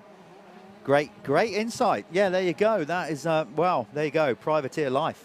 That's the difference. Literally, yeah, it is, yeah. Well, I can imagine these engines are thousands and thousands of pounds to keep on top of, so. You know they are. They are. Yeah, you imagine. You know. Yeah. You know, because if you want to get to that level, then this is where we're getting to the sharp end of motorsport. Really, they do 5 hours max. A GP spec engine, you're at like 2 hours. I think the KTMs can do a little bit more than the Japs, but not. They still need looking after. They do indeed. These little 125s equally as much, but of course, you know, 125s more regular piston changes. Certainly back in the day.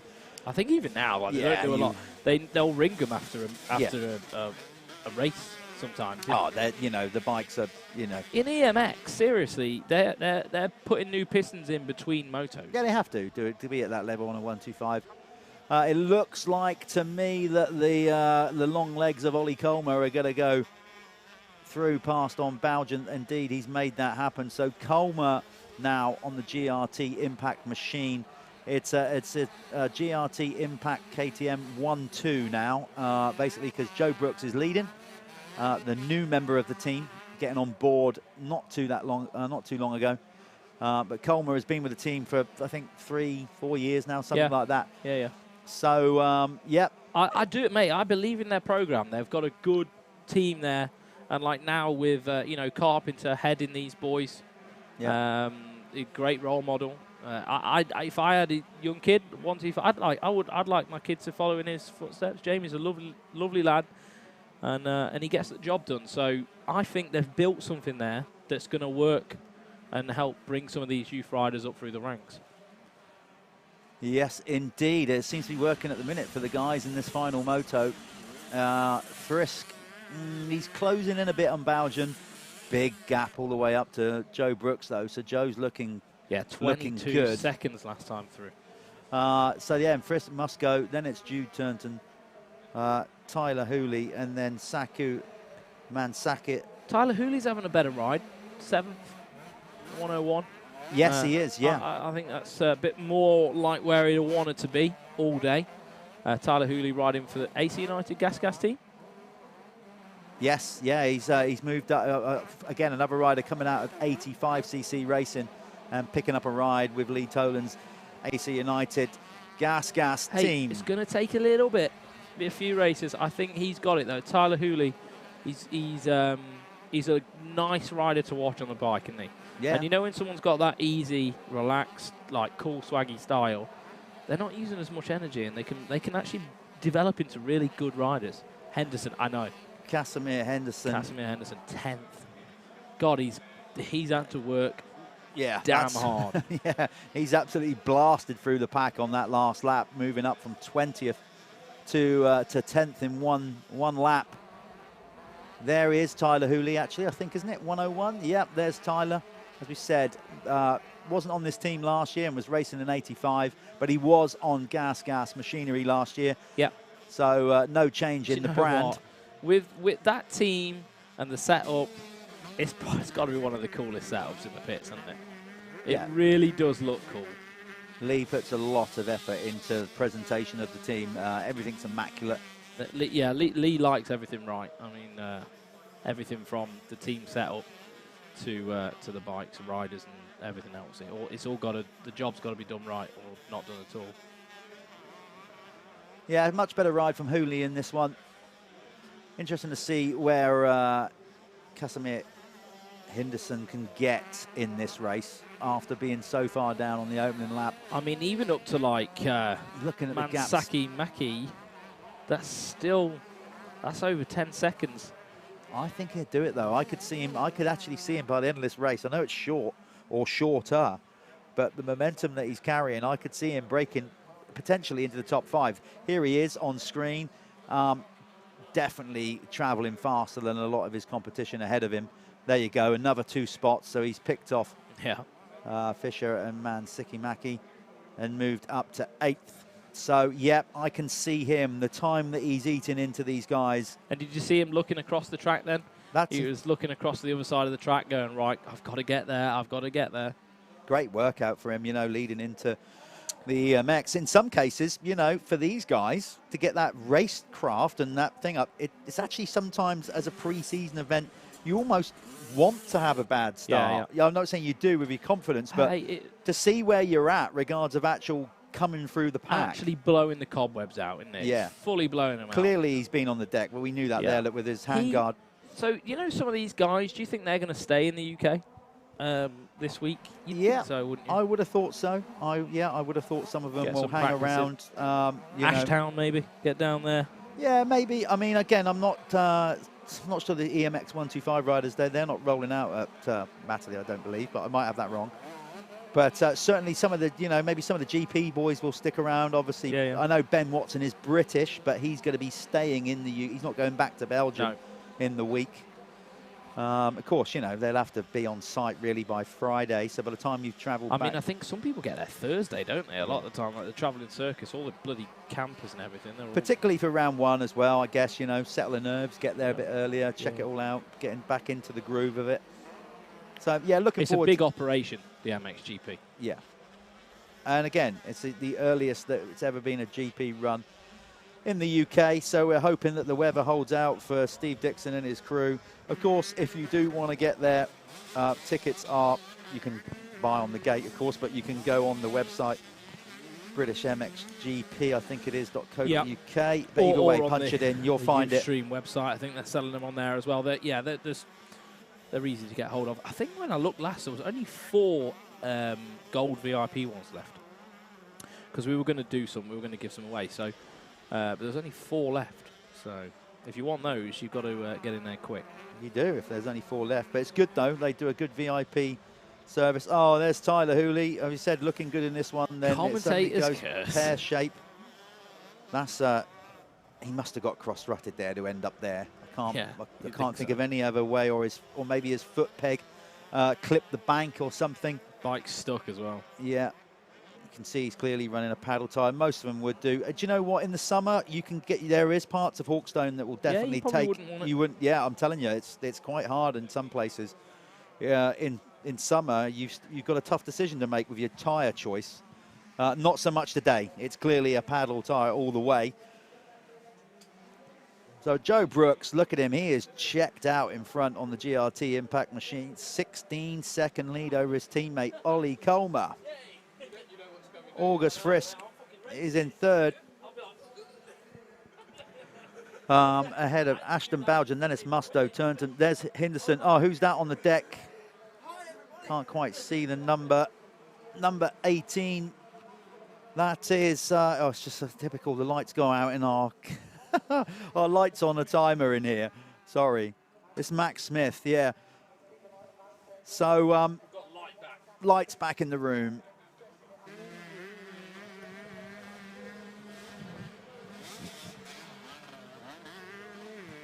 So, right. So, Joe Brooks has got this in the bag. Oh, you've gone and said it. I've said it, but 16 seconds. You're going to have to do something pretty gnarly to throw that away. I'm not saying anything. I'm going to give it, well, for now, he's looking in a good spot. Ollie Colmer, what a ride as well. Great ride. They're going to be really happy with Ollie, I imagine. Well, yeah, I mean, for them, it's a 1-2 at the minute. I noticed Colmer has got his goggles off. He's riding around in third, but he's got, he's got a 7-second gap over Frisk. There's Bowden going through, Ashton looking good. Next looks really clean as well. Yeah, should be Musto. There was Musto, somebody right alongside him, so maybe Musto. Yeah, Musto had Jude Turnton right alongside him as they came into the whoop, so it looks like a tight battle for 5th and 6th at the minute. There's your race leader looking very good, young Joe Brooks. He almost looks like he's cruising round, doesn't it? It's making it look easy. Yeah, but like I said, he puts the work in. He's a quiet, reserved kid. I think he's just one of those... His character, he's just one of life's sort of thinkers, I think. You know, I think he really is like he thinks about technique and what he's doing, and he has a strategy, and doesn't just go running in blind with no like. Of course, he wants a game plan. He's got a good team behind him as well. Gary Finch, his mechanic, has got a lot of experience. Gazza will be in his ear Works as well. with Jordan Booker, I think. Yeah. Gary. Yeah, Adam Chatfield. Yeah. So all those guys from down riders. the southwest area. See Joe through there, not overriding. He was just backing it off a little bit, getting the wheel down, sort of almost timing it. It keeps the wheel turning, dude. Yeah. Keeps the wheel turning, no spinning, no mental dramatics. You know what I mean? If you look at him, it's like watching Conrad. It's like watching that efficiency. There's no wasted energy. You know what I mean? Like that's where I'd like to go with that. Yeah, he's looking good. He's looking very good. So we got Henderson up to 6th. Looking at the times here, I think he's going to break the top 4 because he is now very, very close to the 2 riders in front of him. In fact, has he already gone by them? I think he's already gone by them. I'd say he's already. I think that's him there. Yeah, he's blown straight by those guys. Look, they were having their own battle, and Can he catch Frisk? So ignore that. I think this is close for overall. Potentially, I would say so. So Casimir Henderson has blown past. Forget the timing on your screen to the left. He is not in 6th. He has blown past Turnton and Bowden and is now up to 4th. Who is that off the side of the track? And bear with us as well, because it's pre-season for us as well. New riders, new team, new kit. Quite difficult. I'd love to say that we know every rider in the paddock from youth all the way up, but sometimes, it takes a little while to get used to in the start of a new season. 89 to get used to all 88. The riders. So 88. Who we got there? Just trying to find here. You can have a look on the list. Not sure. No. Either way, maybe a different number on his transponder. Yeah, that's the thing as well. That could be something as well, because we've had a few people pull out on the entry, and a few people enter at the last minute to get a ride here at Hawkstone, so that's cool. So some of our starting list is not quite where it should be. Yellow flags in the sand pit. Who's that? Yeah, these EMX riders starting to feel, 125 riders starting to feel the brutality of Hawkstone Park. I think that was number 490, wasn't it? Just pulling away. I think that was Jack Piercy again. He crashed at the start. He was the guy that we confused with Casimir Henderson. That part of the circuit now looks absolutely disgusting. You could not pay me money to do that. Oh, I bet I could. Not enough. Okay, we've got the timers a lap, so we're on our last lap here. I cannot see any Henderson moving up much more than that. Maybe with an amazing last lap charge here, might be able to stick a move on Ashton Belgium, but it's going to take mistakes from the other guys. Here's your race leader, Joe Brooks, looking very calm, relaxed, no stress at all. He's I'm going to stop talking. There can't be much longer of this race to go now. He's got a nice lead over Colmer. He doesn't need to do anything. Callum, stop. No, but he doesn't need to do anything daft, does he? No, he knows he just got to bring it home. But even then, you see, that's that balance. You can switch off too much mentally. You think you got it in the bag. Yeah. You relax a little bit mentally too much, and you suddenly, what you've been doing all race at a pace, and your timing goes a little bit out of sync, and then you go and throw it away because you've actually taken your foot off the gas, so to speak, too much. And especially when the track's like this, because you have to attack. You can't like not attack this track, especially on a 125, where you haven't got that extra power that you can just find out of anywhere. Because on a 450, let's be fair, you're not full throttle, are you? Majority of the time. So as soon as we say that, I thought he was off. It is that you have to keep pushing forward, and because this track will just bite you. Oh, definitely. It's one of the toughest in the world, and any top racer that has raced here will tell you so. That's not just us telling you that. Especially season opener. Yeah. Like, wow. Yeah, it's a very physical. It's track. a proper motocross track, but it's a very impressive race win for Joe Brooks on the GRT Impact KTM. Again, we will run off to the timing and scoring, and once all the riders are over the line, we will then grab the results and let you know who won the overall here at Hawkstone International for the EMX 125. Right now, we'll tee up some adverts. Again, if you need to go and make yourself a nice brew, grab something to eat, and then join us in a short while for the final race of the day here at Hawkstone, which will be the MX1 and MX2 Super Final.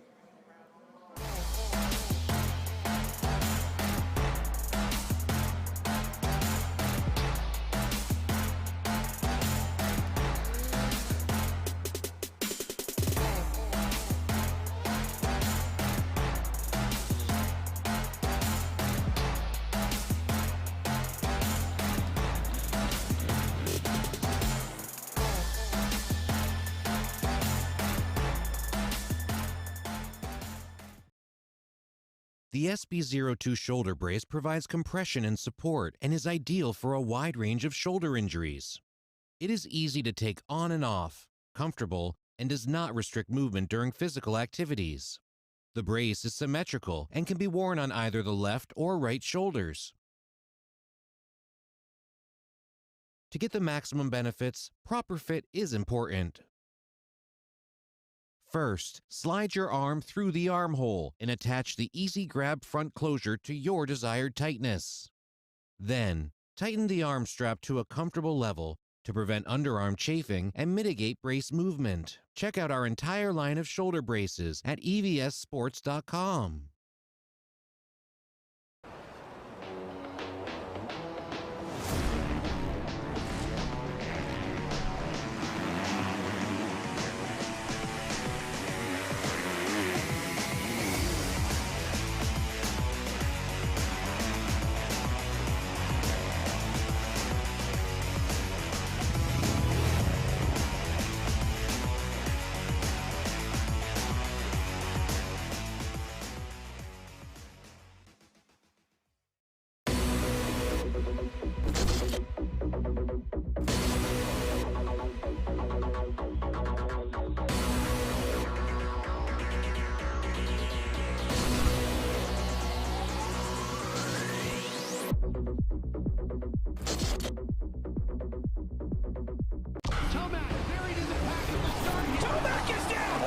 eyes are on you, and you definitely didn't get the type of start you wanted. The most important lesson my dad taught me was on those days, you don't really feel like going the extra mile. You just got to go out there and do the work. Tomac came to play tonight. The go time for me is the last half of the race. I'm trying to hunt down first place. For a true championship fight, never want to give up.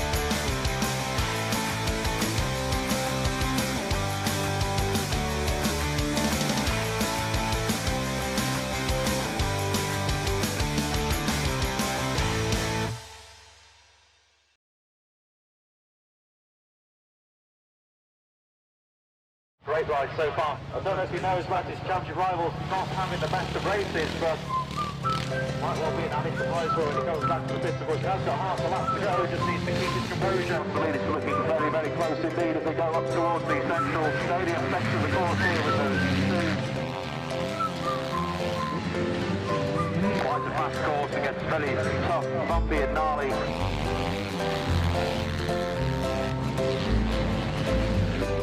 So now closing stages, and at the moment closing on victory.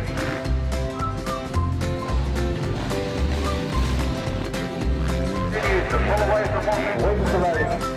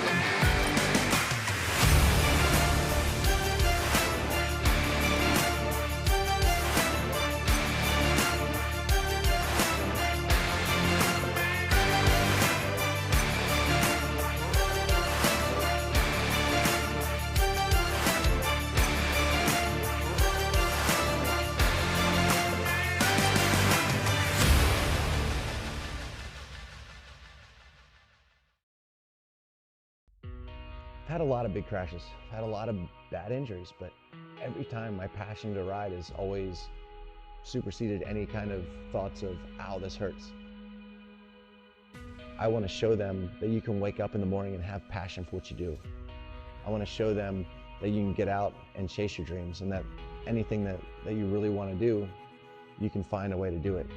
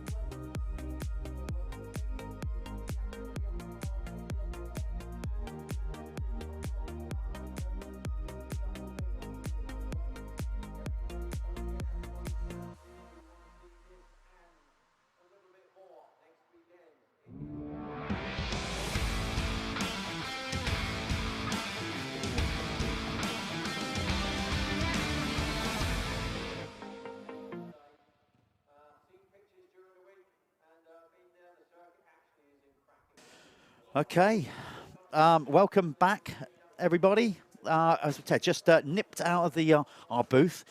We call it a booth. It's actually a back of a van at the minute, but needs must here as this Hawkstone International. Yeah, we just went down there. What you can see there is the Parc Ferme, the waiting zone. Just went in there. Me and Callum have just quickly been in there to try and get some lowdown, some of the riders. So basically, we mentioned before, Conrad Muse is decided to sit this one out. He's not injured, nothing wrong with that. If you missed that, what Callum mentioned earlier, privateer team, you know, obviously with good support from Stebbins Car Superstore, KTM UK, powered by Bikeshaw. But Conrad feels great. He's got the opening round of the World Championship next week. Basically said, save the motor, save myself. I'm feeling good. I've just gone out there and beat a world champion or an ex-world champion. Yeah. Park it up there for the day, and I don't blame him really. No, I don't. Got some info from the Revo 17 as well. Yeah. So all the development really has been developed around Supercross. So they're actually going out there today on a Supercross engine. And obviously with how heavy the track is, Supercross bikes, you know, they're a little bit, they can get away with being a bit more powerful. Stuff like that. So they've gone out there on that setup and they've realised, you know, hang on, we need to probably back this off a little bit or get some bigger radiators on there, work on the cooling. So they're going to, this was a valuable exercise for them as a team to go, right, okay, Jamie's good. Jamie's going well. Yeah. Nothing wrong with Jamie.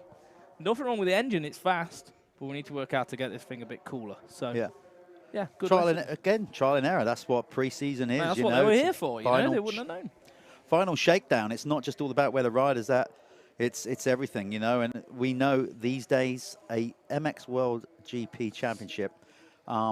It's a long old affair these days. I mean, you know, I was fortunate enough to race GPs back in my day, without sounding like I'm swinging in a rocking chair. You know, we had like 12 GPs a year, you know, maybe, you know, I caught the tail end of where they started to ramp them up. But like, was it like 22 yeah, or it's a something lot. now? 21, That's maybe. a lot of racing. And, you know, there's a lot of development. And as we said, a lot of these teams are behind the ball a little bit just purely because the race season rolled in deep into 2020. Yeah, you know, and we're trying to get everything back on schedule.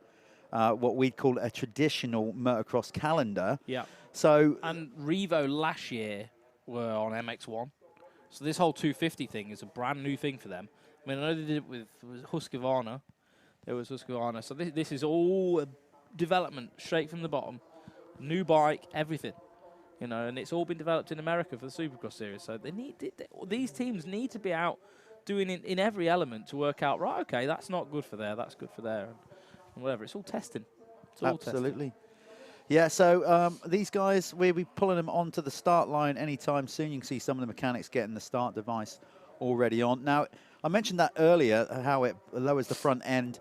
Didn't mention, for those new to the sport, how that actually works regards of disengaging. So what it is, they set it to varying heights. Obviously, the lower down, the harder it is. That's why you see the mechanics pulling really hard to pull it down. And it just clips and holds the forks down. It automatically, or should automatically, disengage when they hit a big enough bump where it obviously goes, the forks even go lower, and then it just pings off and drops back off.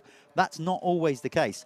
Jeffrey Hurlings is a notable, last season, his start device did not come unclip, and then before he knew it, he had a Monticelli literally as a neck brace. Yeah, I mean, that's the risk with running it real low down. Yeah, I think you do get benefit especially on the grids, dry grids, with cranking it right down. But there are risks involved. You know, if you can't get on the brakes hard enough into the first turn or something like that, then you're running the risk of then going and hitting a jump with the forks already compressed. It's all going to be a bit weird. Yeah. So there is a sweet spot. Definitely is. And some riders prefer, you know, it's rider preference as well. So that's more about the start device. You'll see these guys, particularly the 450s. And as we said, the sport's moved on with the grids, the metal grids. You know, they've kind of come into motocross now, you know, off the back of Supercross. And I imagine when you were riding, was whole shot device a thing? Maybe it certainly was just not. No, it would have just been starting, wouldn't it? Yeah, no blocks. No. And God, I needed them. No, but looking at wishing back now, I can't believe I didn't think about it. But in like the Supercross and stuff, it was probably just started. You know, like AMA side, maybe. Yeah, around that time, but certainly when I was It wasn't fortunate enough to race GPs, mainstream it was thing that basically your everybody's- start technique was off the back of just having good throttle control, clutch control, and away you go type thing. It was you know, early 2000s probably, wasn't it? yeah, and of course, you know, then, but then it evolved. Then it started becoming like some tracks obviously started having concrete launch pads, and of course now we've evolved, like everything does, into these mesh pads. So they do genuinely offer grip, and you know there was a lot of. But it's the same. It's consistent. Well, this is grip. the thing. There was some people said, "Oh, it's going to ruin it." You know, you got to be able to learn how to pull away out of a rut and all that kind of stuff. But you know, if you're then making the start platform same every time for everybody, then I think it's improved the sport personally. Having the grids. It's fair for everybody. Yeah. And you'll be amazed how much grip they offer as well, by the way. So much. Yeah, like literally, you can even stall the bike easy off one of them because it just goes, bleh. Yeah. You know, if you're not got enough gas. Well, you can see these guys coming out. So the 250s all coming to the line first. So they are going to get the first pick. And let's just see how they line up, because if they put them all to one side, then potentially we're going to have like a staggered gate drop here. I actually didn't get that information out there. So I imagine they're going to line the 250s up on the inside of the gate. But then all the starts have been coming from the outside. I know. So maybe these guys are going to they're going to line up to the left, yeah. And all the 450s will then be down the inside, which actually the way over the last 2 or 3 years now, Hawkstone, they've moved the start forward a little bit from where it used to be, but it definitely favours, or it seems to favour, the left-hand side of the start as you're looking down the start straight to be, that's where most of the starts come from that side these days. Yeah. Yeah, it didn't used to be that way at all. Absolutely, no. It used to be the other way. Inside was more favourable. Look at the size of Jasakonis. I mean, he literally, it looks like he's on a pit bike. Doesn't it? He's Look. a big guy. Yeah, he really is.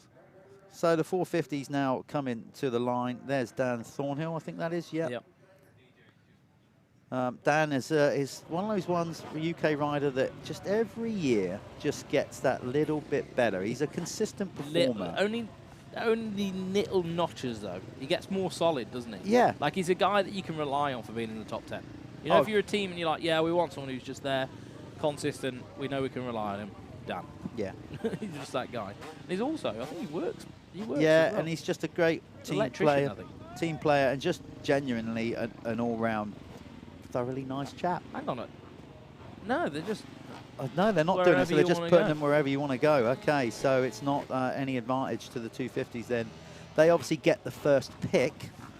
The 250s have had the first pick. But yeah, we're not kind of doing one side of the gate and the other, so it's going to be a straight-up gate drop then. I think Glenn didn't get the memo. There'll be a few riders light in this. We know, as we've already mentioned, Conrad Muse deciding to sit it out. Some of the others will as well. The EMX 125 riders won't be in it. Maybe that's something they should look for the future. Yeah, get them all Mind in. you, Fill the gate. But they've had 3 races already. Yeah, so they'll be done. Yeah, maybe not such a good idea. There's Thornhill pulling in on the cab screens, Crescent, Yamaha. Ben Edwards there on the Kanagi Fuel bike. MX Nationals last year's expert MX1 champion. He will be moving up to the fastest 40 pro ranks in the Michelin MX Nationals this year.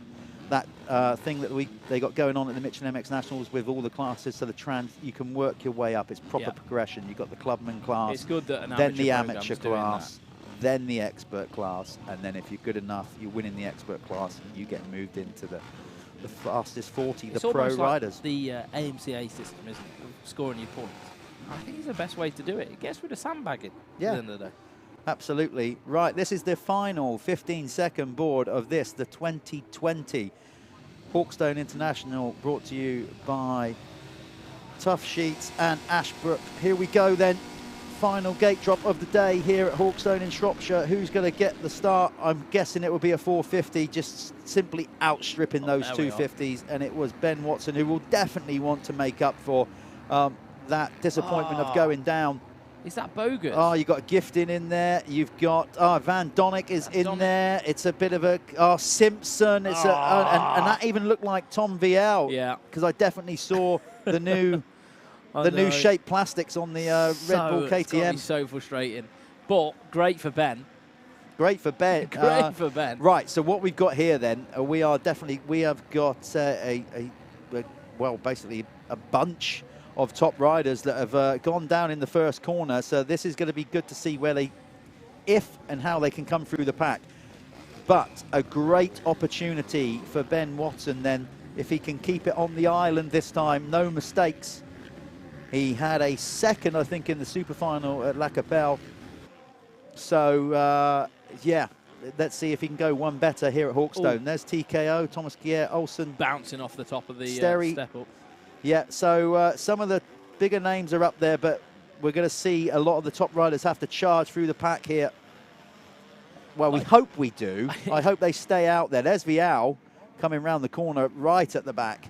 I know. You know when you see some of the guys at the back, I mean, I don't need, like Rob Clitheroe.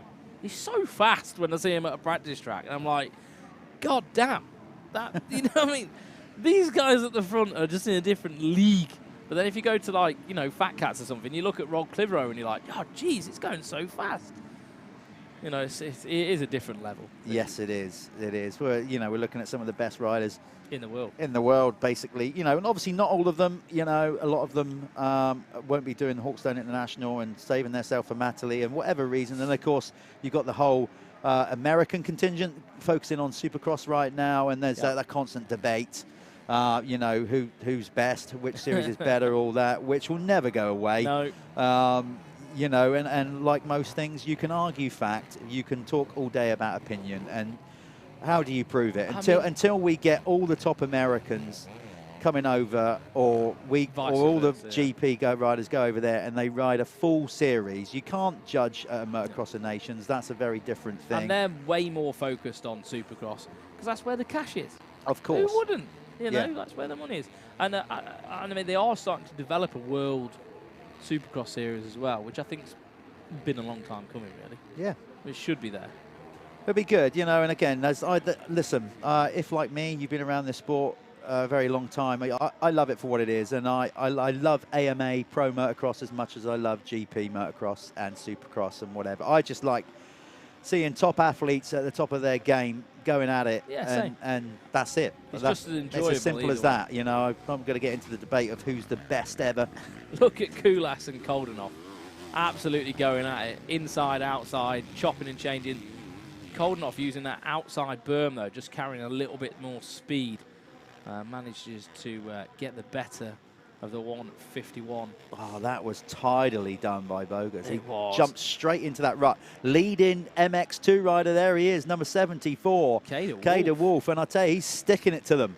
Whether he's got the minerals and the power and the bike and everything to go the distance. But right now, he is right there in the mix, putting pressure on who was that in front of him?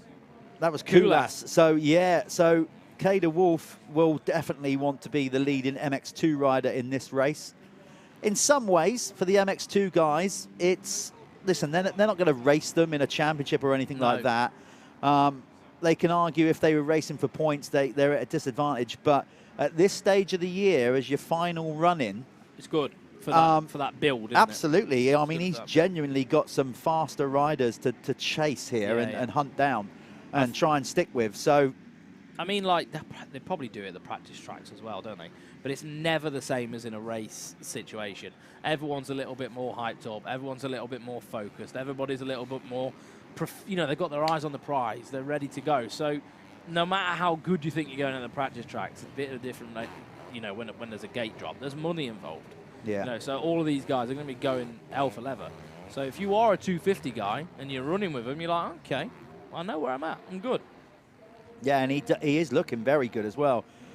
I have to say, straight up, I'm impressed with Brian Bogus, actually. You know, I mean, he's there. He's been there, isn't he? He's been like a factory Honda rider. Yeah. He's had good rides, but, you know, over a season, I know this is just a one-off event at the minute, and we have to judge it over the season. But right now, I have to say that this is probably the tidiest I've seen him. Yeah. Regards of an off-season and where he's good. at. And I think I was just looking at the bikes, you know, as they go into the line. I got a good look at that standing construct Husqvarna, and one thing I noticed is they've got a lot of the factory stuff now. So a lot of the factory stuff that is, you know, like would have been on the MXGP team last year on the factory KTM team, they've now got a lot of it. I noticed he's running the black factory shock, stuff like that. So he's probably got access to some better parts as well. Now they've retired that model of bike. Yeah. But that's what I would say, you know, like looking on the outside, because I don't think they were running the actual factory stuff before. So, yeah, maybe it helps. Looked like Thomas Kjær Olsen made a move there on Harry Kulas jumping into that sand pit. Indeed, he did. So, yeah, Kulas deciding not to jump into that sand pit again. Don't blame him if I'm honest. Yes, we've seen Conrad had a crash there. Van Donnick made the move there, but just about held on to it. Harry playing the percentage game, deciding to not jump into that, but it's cost him as TK Olsen goes by him up a spot into 5th. Kader Wolf, your leading MX2 rider, looking good. Just 7 seconds off the lead. Haven't seen much of Ben Watson in this one. He was leading the second MX1 moto. Threw it away. There he is, right on cue. Good work, cameraman. Coldenhoff is coming, though. He's coming really quickly at the minute. He's definitely eating time away out of Ben Watson. So hopefully, Ben can stay focused, though, on this one. Get a win today. I think it'd be great. I think it'd be great for him. This is going to be, listen, all I want from this one, which of course commentators curse, we've mentioned it time and time again, I would just want these guys, these 3 guys to just all stay upright and let's just give us a really good super final. You know, a good way to sign off the Hawkstone International 2022. It's been, I have to say, you know, yesterday, I'm not pessimistic. I'm not a pessimistic kind of guy. But honestly, with the weather like it was in the forecast, I was like, okay, it's going to be a real war of attrition, battle of attrition, particularly after what we saw in 2020. Well, when I drove in, Jeff, the water that was down on the road, I was like, wow, okay, room for a wet one. Can't believe how good the track is. Yeah, it's brilliant. So the Salop Club and all their staff and everybody, you know, with the help of obviously Ashbrook and all the machinery and everything, they've sealed this circuit up. They've been here enough times to keep an eye on the weather and know what to do. And I have to say, with the weather that we've had, the track is riding exceptionally well. None of the top 3 choosing to do that jump. I have to say, though, man of the match for me at the minute is Bogus. I think Bogus is looking a little bit better than the 2 guys in front of him. He's using different lines. If you look at him, he's working the very outsides, very insides of the track, where Glenn and Ben seem to be, you know, in the same part of the track. Again, look, see how we just moved out a little bit wider? I don't know, just observation. It's easy to sit here and observe if you're actually looking for it. That's what we mentioned earlier on, mate. You know, for me, he's there. You know, he's looking the best I've ever seen. Look at that. That was nice, yeah.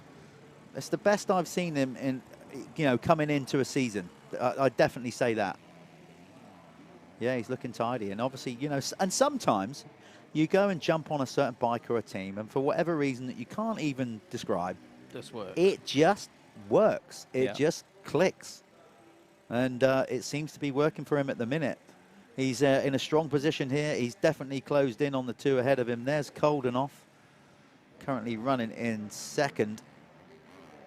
So again, like Glenn on his day, we saw it. Redbud, Motocross of Nations. Yeah, it seems to be good in this side. Was just amazing. I was there that day. You know, he honestly, like, that wasn't a fluke win. No way. No. You don't fluke a Motocross of Nations one, you know, double victory. Did you? He was clearly the best rider on the day. Yeah, I mean, even better than Hurlins. It just made him all look silly. Did you see Pastrana backflip the tabletop? I did. Yeah. Oh my God! I was just in the right place at the right time to be mind blown by that. I mean, what a guy.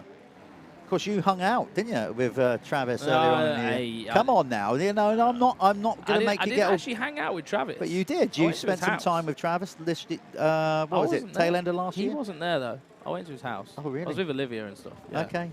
Yeah, his wife was there and stuff, and a few of the other guys like Greg Duffy and people like that. But Travis was, I think he was rally driving at the time.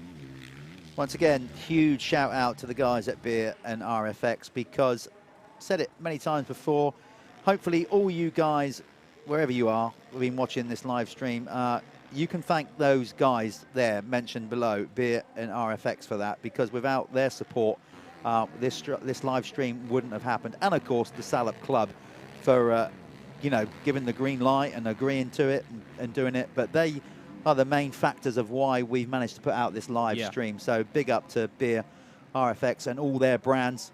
Thank you so much. Got to say, I've seen a absolute ton of the Jude Morris 101 beanies flying around today.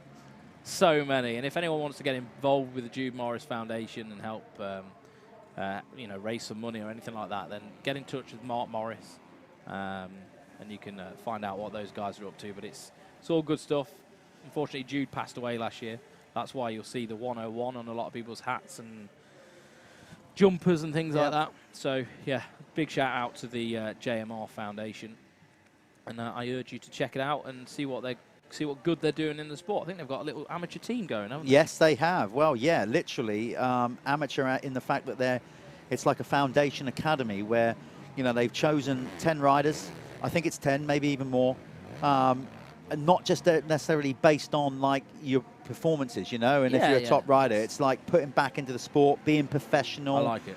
Doing your social media, all that. So yeah, go and find them on Facebook, wherever, you know, you'll find them. Just Jude Morris, JMR Foundation, and Mark Morris and Lucy, Jude's mum and dad, obviously putting back into the sport that gave Jude so much. So big up to them. It's getting pretty racy up the front here, isn't it? It is, yeah. Of course, these two teammates last year, so they. Well, and they're going to be at it all year, I imagine. Ben needs to know at least he can head up Coldenhoff, like, because that's where he wants to be. I imagine goal-wise for Ben will be love that top fives. You know, you see some British fans getting into it. We're getting into it. I can hear Roger Warren out of our back of the van here screaming and hollering. Everyone's got their cameras going. Look. Yeah, ramping it up. Smartphones are filming everything. Ben obviously looks immaculate because he got the whole shot, and let's be honest, he's in pretty bright Just One kit there as well. Pretty Larry, but Coldenhoff's that outside line there is working so well. Yeah, that's what Bogus is doing. He's using that outside, and I think you're just able to carry so much more speed. You just saw it then. Yeah, it was a whole second. Yeah, you get a better run into that corner there. So okay, let's see what Ben's got. He's got to now fight back. Again, 25 minutes plus 1 lap. They've clearly dropped Kay DeWolf now. No real surprise. No. Kay is riding around on a bike that's effectively half the power. So you got to think here. Oh, bogus! Oh, that was nasty. That's what I mean about that hard base. Well, we've said that jump. Underneath, it's so hard. That jump is one of the most trickiest on the circuit. It really is. It's hard underneath. You're kind of hitting on an angle. There's sandstone under there. Well, you could see he slid on the sandstone. Yeah. Tell you what. He was very lucky there. Factory suspension and a bit of luck. Yeah. Because if he'd caught the top of that rut just a couple more game over inches to the right, that would have definitely high-sided him, and it would have been good night Vienna from that point of view. I've got to say, like, from Ben's perspective, okay, you've got Glenn Coldenhoff in front of you, who's a podium guy in MXGP. You know, Ben's aware of that. Bogus is also, he's had some top GP rides. He's been factory Honda. You know, even if Bogus gets around him, he's not done bad. You know what I mean? Ben's in a good spot here. He's in a very good spot. Let's go into Matterley knowing that you can be with these guys. You belong at the front of the MXGP class because these guys are going to be at the front. Yeah, as I said, the MX1 class in GPs, MX2 as well. You know, we are talking the you know, World Motocross Championship here. So, you know, it's always fun to make predictions going into any championship. We've all done it with AMA Supercross, and we're seeing that now starting to take shape. Yeah. And it will be like this at round one. We all know the saying, classic saying goes, look, you can go to round one, you can't win a championship round one. You've heard this phrase many times over. You can't win a championship round one, but you can definitely put yourself on the back foot and pretty much not throw it away, but you know, you can make it difficult for yourself, can't you? Yeah, 22 rounds or whatever it is. You know, you've got good means to catch up. So we've seen it. Did you see that? Yeah. Ben's learned and gone, okay, that inside line's working. Let's use it. which is good. Yeah. That's, you know, like, you've got to see that stuff. Bogus looking super clean at the minute. He carries a lot of speed. Yeah, he does look good. To be fair, I do. Cool. Again, maybe it's an old school thing, but I just kind of like his setup at the minute. Just, you know, the classic cool. black and white look. That's you know, what I'm just saying. I like it. Yeah, less is more. Less is more. The and if anyone wants to get behind Ben, obviously he's leading the way for the Brits. Anyone wants to get fully behind Ben, he has launched his merch. I'm going to give him another plug again. So he has launched his merch, 919 Clothing. Head over to his Instagram account, have a look at it. It looks really coul. He's put, you know, a good bit of effort in with it. So Ben, if you're selling out with this gear, I want some commish. All right. You know, I'm on 15% mint. Look at you getting all street talk. Merch, commish. Is commish even a word? Commission. Thank you. You're like my nephews. I have to make. I'm just shortening things. I make them text me back in full English because I can't be handling it. Yeah, that's an old school thing. I'm just saying, I want some commish from this. If he's selling out, I want an XXL shirt and all. Let's go. I can only assume his brother Ryan would have done all the design work. Yeah, looks great. Looks great. Yeah, absolutely. But anyway, he's looking good in this as well. Currently in second. So Kader Wolf is your leading MX2 rider in fourth, as you can see on the screen. 3 seconds, just under 3 seconds ahead of Thomas Kier Olsen. Harry Kudas on the cabs, Greens, Crescent, Yamahas in sixth. Then it's Adam Sterry. Best rider of the day for Adam? Yeah. So far. Yeah, absolutely getting more with it. Sean Simpson is in eighth. Tom Vial after crashing. Of course, all these guys went down on the first corner, so that's some comeback. So actually, it's Simpson that's probably charged through the pack the most. He was down on the first corner. He's got himself up to eighth. Some ride from Tom Vial, because he was definitely on the deck with him. And a strong ride from Dan Thornhill in the Super Final, currently holding down a top 10 position. Yeah, actually, Dan's going to be pretty pumped with that, I imagine. MX2 and MX1 together and managing to pull a 10th. That's solid. You know, battling with people like Tom Vial. Tom Vial's won MX2 GP races. I'm not sure if the timing is up to speed regards to the lower end. You know, it looks like Gifting and Brent Van Donnick have not really gained any time. So I've got a sneaking suspicion that they might actually have been out of the race. But then it would show, wouldn't it? Maybe they are still circulating, but I can't believe that they're still way down there circulating. No, you think not. I think they... Who's that? Top of the hill, can't quite see. But definitely Koldenhoff looking good in this one. Watson, well, he's got to find some way of fighting back in this MX1, MX2 Super Final at the Hawkstone International. At the top of the hill? No, I don't think it was. I don't think it was. There's Kader Wolf, leading MX2 rider by some margin, actually. He's way ahead of... It was. Good spot, mate. No, was that Dan? Very good. Or is that Dan? One of them. That's Dan. That's Dan with the plain white lid. Yeah, so Thornhill, it's a bike issue, is it? He's riding it in anyway. He's got it rolling. No, he hasn't. He's just rolling downhill. So Dan Thornhill, see you again. No matter, you know, people say, "Oh, you got a great job. You got a great job. Oh, yeah, love what you're doing." Ruining people's races. Yeah, just ruin it by mentioning them. Well, you know, we're bigging up Dan Thornhill, and then that goes and happens. It looked like a bike, didn't it? Should we be on the track? Possibly not, but I'm not going to call them out. Yeah, meant to be, obviously, any kind of signalling or coaching is meant to be from behind the pit signalling area. Well, but anyway, I don't know what the rules are on we didn't see it. No, we didn't see it. What never happened. Nothing to do with Kader Wolf. So Koldenhoff looking good. It's definitely we're starting to lose a bit of light here at Hawkstone Park, but then you know that we are.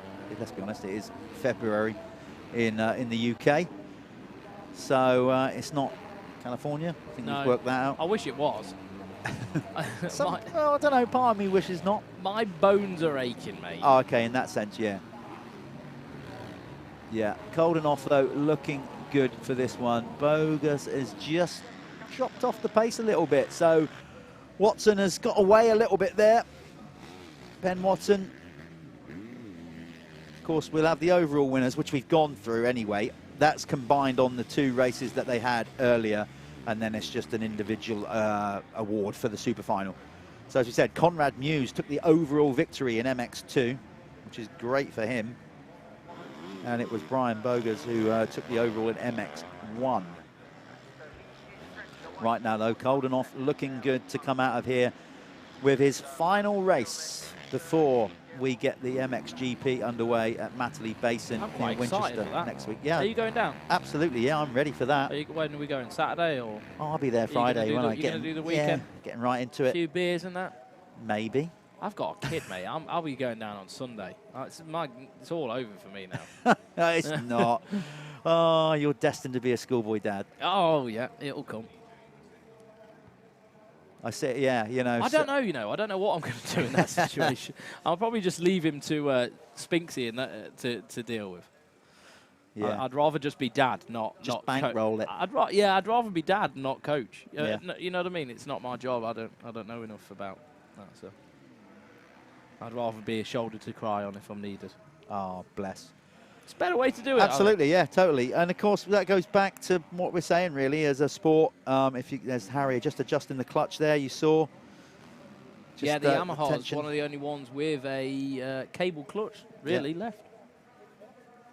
But going back to that, about the family side of it, yep, this sport, you need a great deal of support to get anywhere in it. But of course, what I've always loved about this sport is it's so family orientated.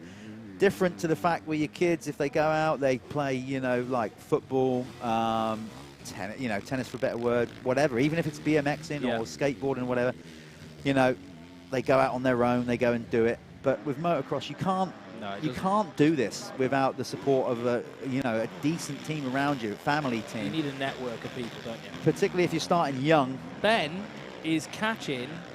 He's got pushed a bit over there, though. Look, and so is he just to get a pinch Bogus off Bogus just enough? is there as well. So Bogus is putting the pressure on Here we go. which is driving Ben forward into Koldenoff. We're not going to get the last lap yet, so we've got probably 2 or 3 more laps to go. People are getting excited. I know we are. I am. Yeah. I'm going to need a new pair of underpants. So soon in the season, blimey. Kex. Careful, you've only got a few pairs.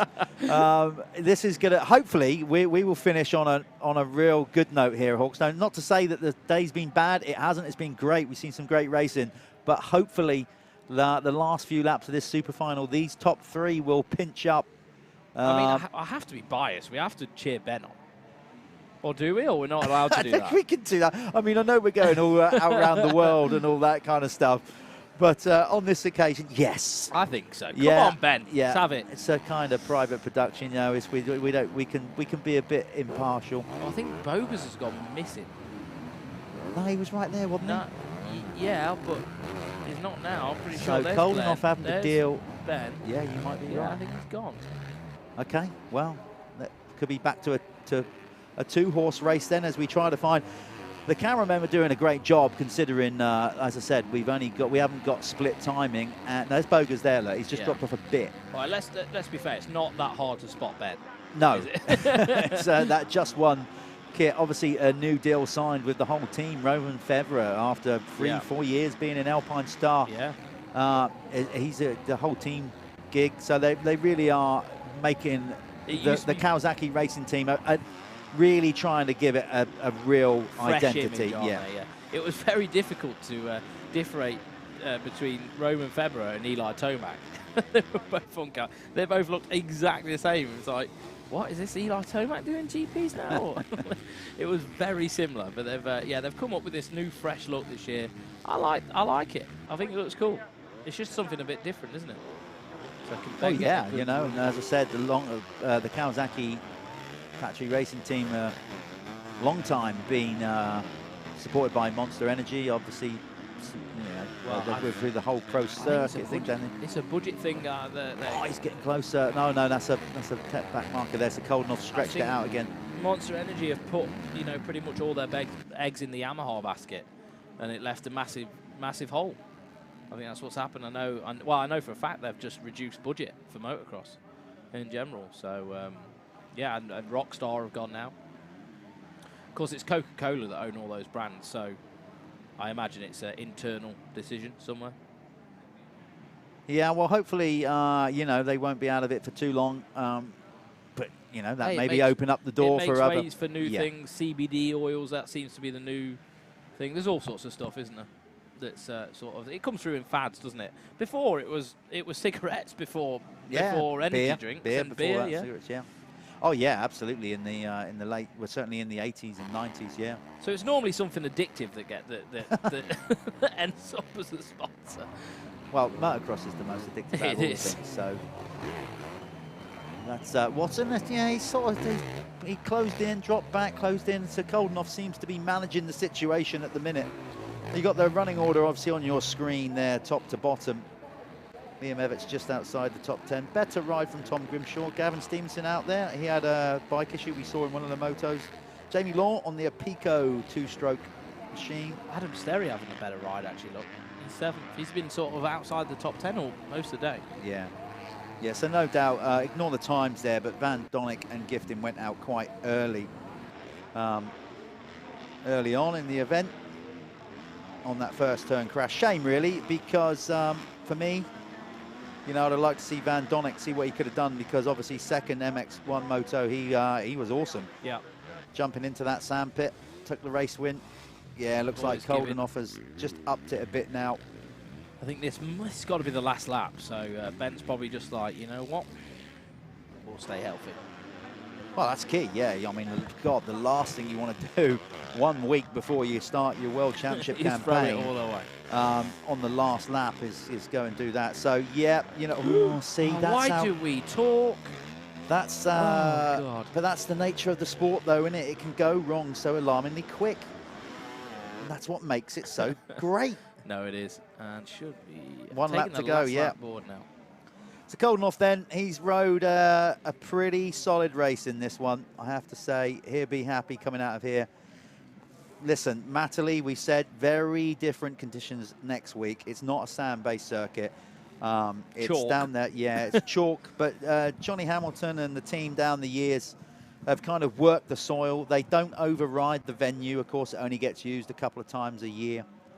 They'll have that soil in good nick. Do you know what? They do such a good job at that track, because it's not, you know, the easiest place to take care of. And people always go, well, why did they not do more riding there? Why did they not do more race? Well, because it's such a massive job to keep that place in tip-top condition. They let the grass all settle over it, don't they? It is groomed literally to perfection. I'm surprised Steve Dixon doesn't walk around with a pair of scissors trimming stuff. Oh, did you not know he does that? No. It wouldn't surprise me, because the place just looks immaculate. So, yeah, massive shout out to those guys. And please, head out there, go and watch it. Get yourself to a GP. Yeah, I mean, why wouldn't you? It's the opening GP of the year. You know, it's obviously awesome. There's others in mainland Europe that you guys can get to, but support the British GP. Yeah. You know, Steve, you know, and obviously, you know, the ACU and everybody involved with running the British GP. Steve has to work, working with in front, you know, I get it, but anybody running a GP, there's still a lot of work the promoter has to do. Oh, God, you know. yeah. So, and the promoter also relies on you guys walking through those gates. That's how, you know, that's how the money's earned. Like, you know, if that doesn't happen, then we will lose the GP. Yeah. So get behind it. Yeah, and then everybody will be moaning about that. And then everyone will be moaning because we don't have one. So, you know, please get behind it. Do you know what? That's not even... Yeah, definitely the GP next week. But beyond that, just go and support UK motocross. Yeah, for sure. You know, we have got a load of people that ride bikes in the UK. The industry's relatively healthy with all the parts, the aftermarket and all that. A lot of people are riding bikes now. Yeah, let's You know, keep it there's rolling. people riding. Okay, this is it. The last corner, pretty much, apart from that sort of 45 dogleg. It's going to be the super final win for Glenn Koldenoff on the Monster Energy Factory Yamaha. Was that 2 laps to go? Of course, you know, maybe they got a 2-lap board, and yeah, not one. God, they just held a board up, though. Didn't the guy hold a board up? I saw a board. It must be 2 laps. Either way, he's not stopping. No. So it's either the race is finished and yeah, Glenn Koldenoff is on some sort of madman charge. Just to, he's like, let's make it half an hour. Yeah. We might as well keep practicing, haven't we? Yeah. Because Ben, where's Ben? There he is. Oh, so, yeah. So, ooh. I was... Ooh. Okay, so we're not quite on the last lap yet. It Apologies. looks like Bogus has caught back up to the back of Ben now. Yeah, our bad. Apologies. We haven't actually got the running time on the race here in our booth. So our information comes from the exact same screen that you're watching. yeah, there's Ben's bike starting to smoke up a little bit, but I think he's good at this point. Sterry now worked his way up to 8th. Caden Wolf is still your leading MX2 rider, comfortably there, holding down 5th.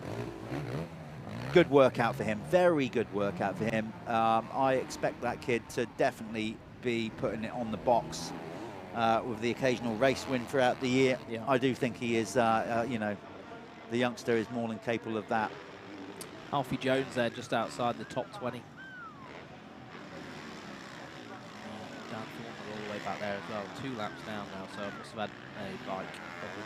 Now, I wonder, look, with a lot of these riders, you know, they break down the event. It's clearly, you know, conversations will be had, breaking it down on Monday, what was good, what was bad, where they felt they could have improved, you know, what needs to be worked on. I'd like to be a passenger in the Everts car on the way home, just to, you know, just to see where they're at with it and what, you know, what Stefan would have thought of that, where Liam thinks it's at, as I said. You know, all that experience, wealth of experience. It'd be interesting to hear fly-on-the-wall conversations in the Everts household. Liam did really well at the Italian MX Nations. He was good. He did Team Belgium very proud. I really do think he's on the right path. So, just as we're talking about that, Bogas has closed right back in, but I think it is too little too late. I think this is it this time. Please say it is. There it is, the checkered flag. Oh. So just right on the flag, Watson has to lay it down to hold off Brian Bogas, but it's a second for him. It's a race win for Glenn Koldenoff. Bogas comes in 3rd. TK, Thomas Kier Olsen, will get 4th. And if it all goes to plan on the last lap, Caden Wolf will bring it home as the leading MX2 rider. Yeah. These guys are going to get cleaned up and go to the podium presentation. The podium presentation is something we won't be showing you guys just because of basically cabling and other issues. Logistics. Yeah.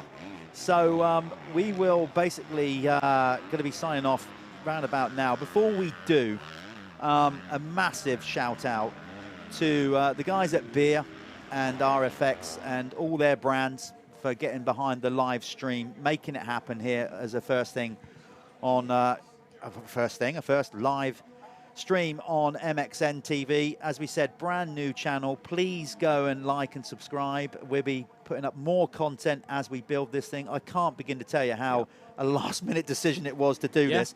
It was always on the cards to do mxn-tv, but it all got rushed forward. I was confirmed this week. Yeah, So yeah, get involved with all the brands as well. Everybody that sponsors the series, like all their Facebook pages, you know, Beer, RFX, you know, the Hawkstone page.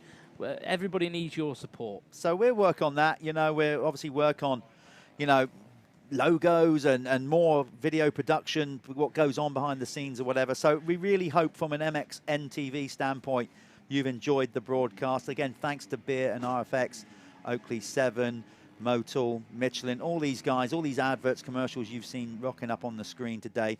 And also, thank you big time to Salop Motor Club for agreeing for us to come in and do the live stream. And obviously another successful running of the Hawkstone International. They've got a bunch of sponsors that we're now going to name check as well that made it happen. Do you want to just 1, 2, 1, 2? Yeah, we can do that. So a big shout out to Ashbrook. And Tough Sheet Building Supplies. Yeah, also 24MX. Hassport.com. The guys at GP Graphics, thank you for your involvement. Yeah, and Muck Off as well, probably the leading bike cleaner in the UK. Well, globally now they're doing stuff in America as well. Supercross with obviously the new Yamaha team over there. Thank you to Acerbis, Win, and all the guys there. Yep, SM Pro Platinum Wheels. Yeah, we got the guys from Tizer, a regional firm, getting involved. Yeah, Braun Workwear as well. So check out those guys, and you can head over to their website at braunwear.co.uk. The guys at RFX as well, of course, that not only supported the stream, but also supported the event. So big up to you. Yeah, we've got NVMX hubs as well. So metricsengineering.co.uk. The guys at goggletech.com, Goggletech Lenses. I think I saw some of those guys walking around today supporting the event as well. Yeah, Liat gear as well. Obviously, they do the neck braces, knee braces, helmets, and everything else. Yeah, the guys at J. Kelly, MX Strength and Conditioning, thank you. Personal trainers, getting involved with some riders as well, helping them out. Great. And also MPS, Motorcycle Parts Store.co.uk. Yeah, and we got the guys at Valley Burner as well. Go and check them out. They've got involved. That's like, I think, a local mountain bike centre. Cool. From pretty much what I can make out. I wouldn't mind going down that hill on a mountain bike. You could, you could remember that? Remember the hillbilly thing? Gee. Do you know what? We should have signed off with that. Yeah, we should have done. You should go and watch that. So Gumpo as well, gumpo.co.uk. And last but not least, the guys at Townsend as well for getting involved. It's getting very dingy light in here. Our light's gone again. Got a job to see what we're reading. But anyway, folks, we really hope you've enjoyed this live stream production. Shout out to the guys at Alpha Live, the production team. Darren here has been directing us through as well, and all the cameramen for sticking with it as they learn the sport as well. So just thanks to all the track marshals, medical crew, and just basically everybody that made the Hawkstone International 2022 a good one. And it will be back next year, hopefully, with even a stronger lineup, potentially if it's not so close to the opening GP, etc. But another great effort. And we'll see you soon. We will see you soon. Just keep subscribing and liking and tuning into mxn-tv. We're going to be hopefully announcing some more events and what we're doing. What I can definitely say before we sign off is we will be obviously live streaming the Michelin MX Nationals powered by Milwaukee. So keep an eye on that. We're not very far away from that series getting up and running. But that's it, folks. We can now go and warm our feet up. I cannot wait to get the heating on in the van. Mate. You actually do look like comfortably numb. I'm really cold. Yeah. Really cold. So I'm off, guys. Thanks very much. Thanks for putting up with my voice. This is Callum Swan, and I am signing off. Actually, yeah, you can follow Callum on Instagram. He's Lord Callum Swan. Yeah, the one and only. It is a joke. It's not like I've got a ridiculous ego that needs massaging. Trust me. You can follow me at the Jeff Perrott on Instagram, but obviously, please, we'll be doing a lot more stuff with mxn-tv. It sucks, but it's work. Get through it, and hopefully we'll see loads of you at Matterley next week for the GP. Thanks, folks. We'll see you again soon. All the best.